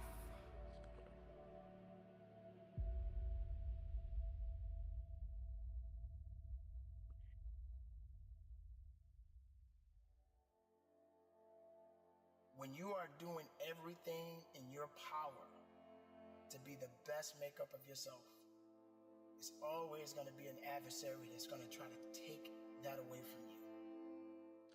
Now, the best way you can overcome this is having the faith. Now, it doesn't matter what you believe in, as long as it's something that's positive, that's going to get you through it. A lot of people don't have that ability to be strong. And And I'm not talking about the physical aspect of strength. I'm literally talking about the mental and, of course, spiritual aspect of strength. All right. Wrap up this live stream for the day. Don't let pride. Oh my God, I've been streaming for almost 5 hours. Most of the time, I've not been in front of my desk, but you see, I've been in and out of the office. That was the hardest thing that I had to deal with. And to so, this day, I still yeah, think tomorrow, about that woman that gave me life. well, for the rest of today, I'm going to be packing, When I'm happy about the good times, but getting I everything also ready have my moments for our when she flight left this tomorrow world. morning. But that's just one We'll be thing, that's flying just for one 7 hours circumstance. There are tomorrow, many circumstances I can touchdown. talk about. But I don't you even know when we're continue going to to touch move down on. at our place, but it's going to be in the late afternoon, early evening, No matter how tough you think you are, or maybe even like just in the evening time, 5, 6 o'clock. Hopefully start to kind of get settled in. And yeah, and we'll more than likely be back. I might even do like a short, no, I don't know. Maybe I'll stream once I touch down. Do you have the ability to go through the hurt and the It'll be pain too early to of that stream loss? for my flight, Regardless of 5 in the what you're morning. going through, So, the best time maybe I'll you stream know when I that touch you are down. strong is when you're at the But until next weakest time, point of your life. you both. When you are so far down that hole, you looking up and you don't see Traveling no light, mercies, but yet you know safe there's an travels, end to safe this flights. darkness. I'll be scared That's of when you'll planes. find out just how strong you really are. This is a process, and you have to hurt just But, a little bit so you can understand what it y'all gonna be means to be strong. So Tools. don't give up on your hopes. Tools. Don't I mean, give up on your dreams. Don't give up on yourself. two. Just keep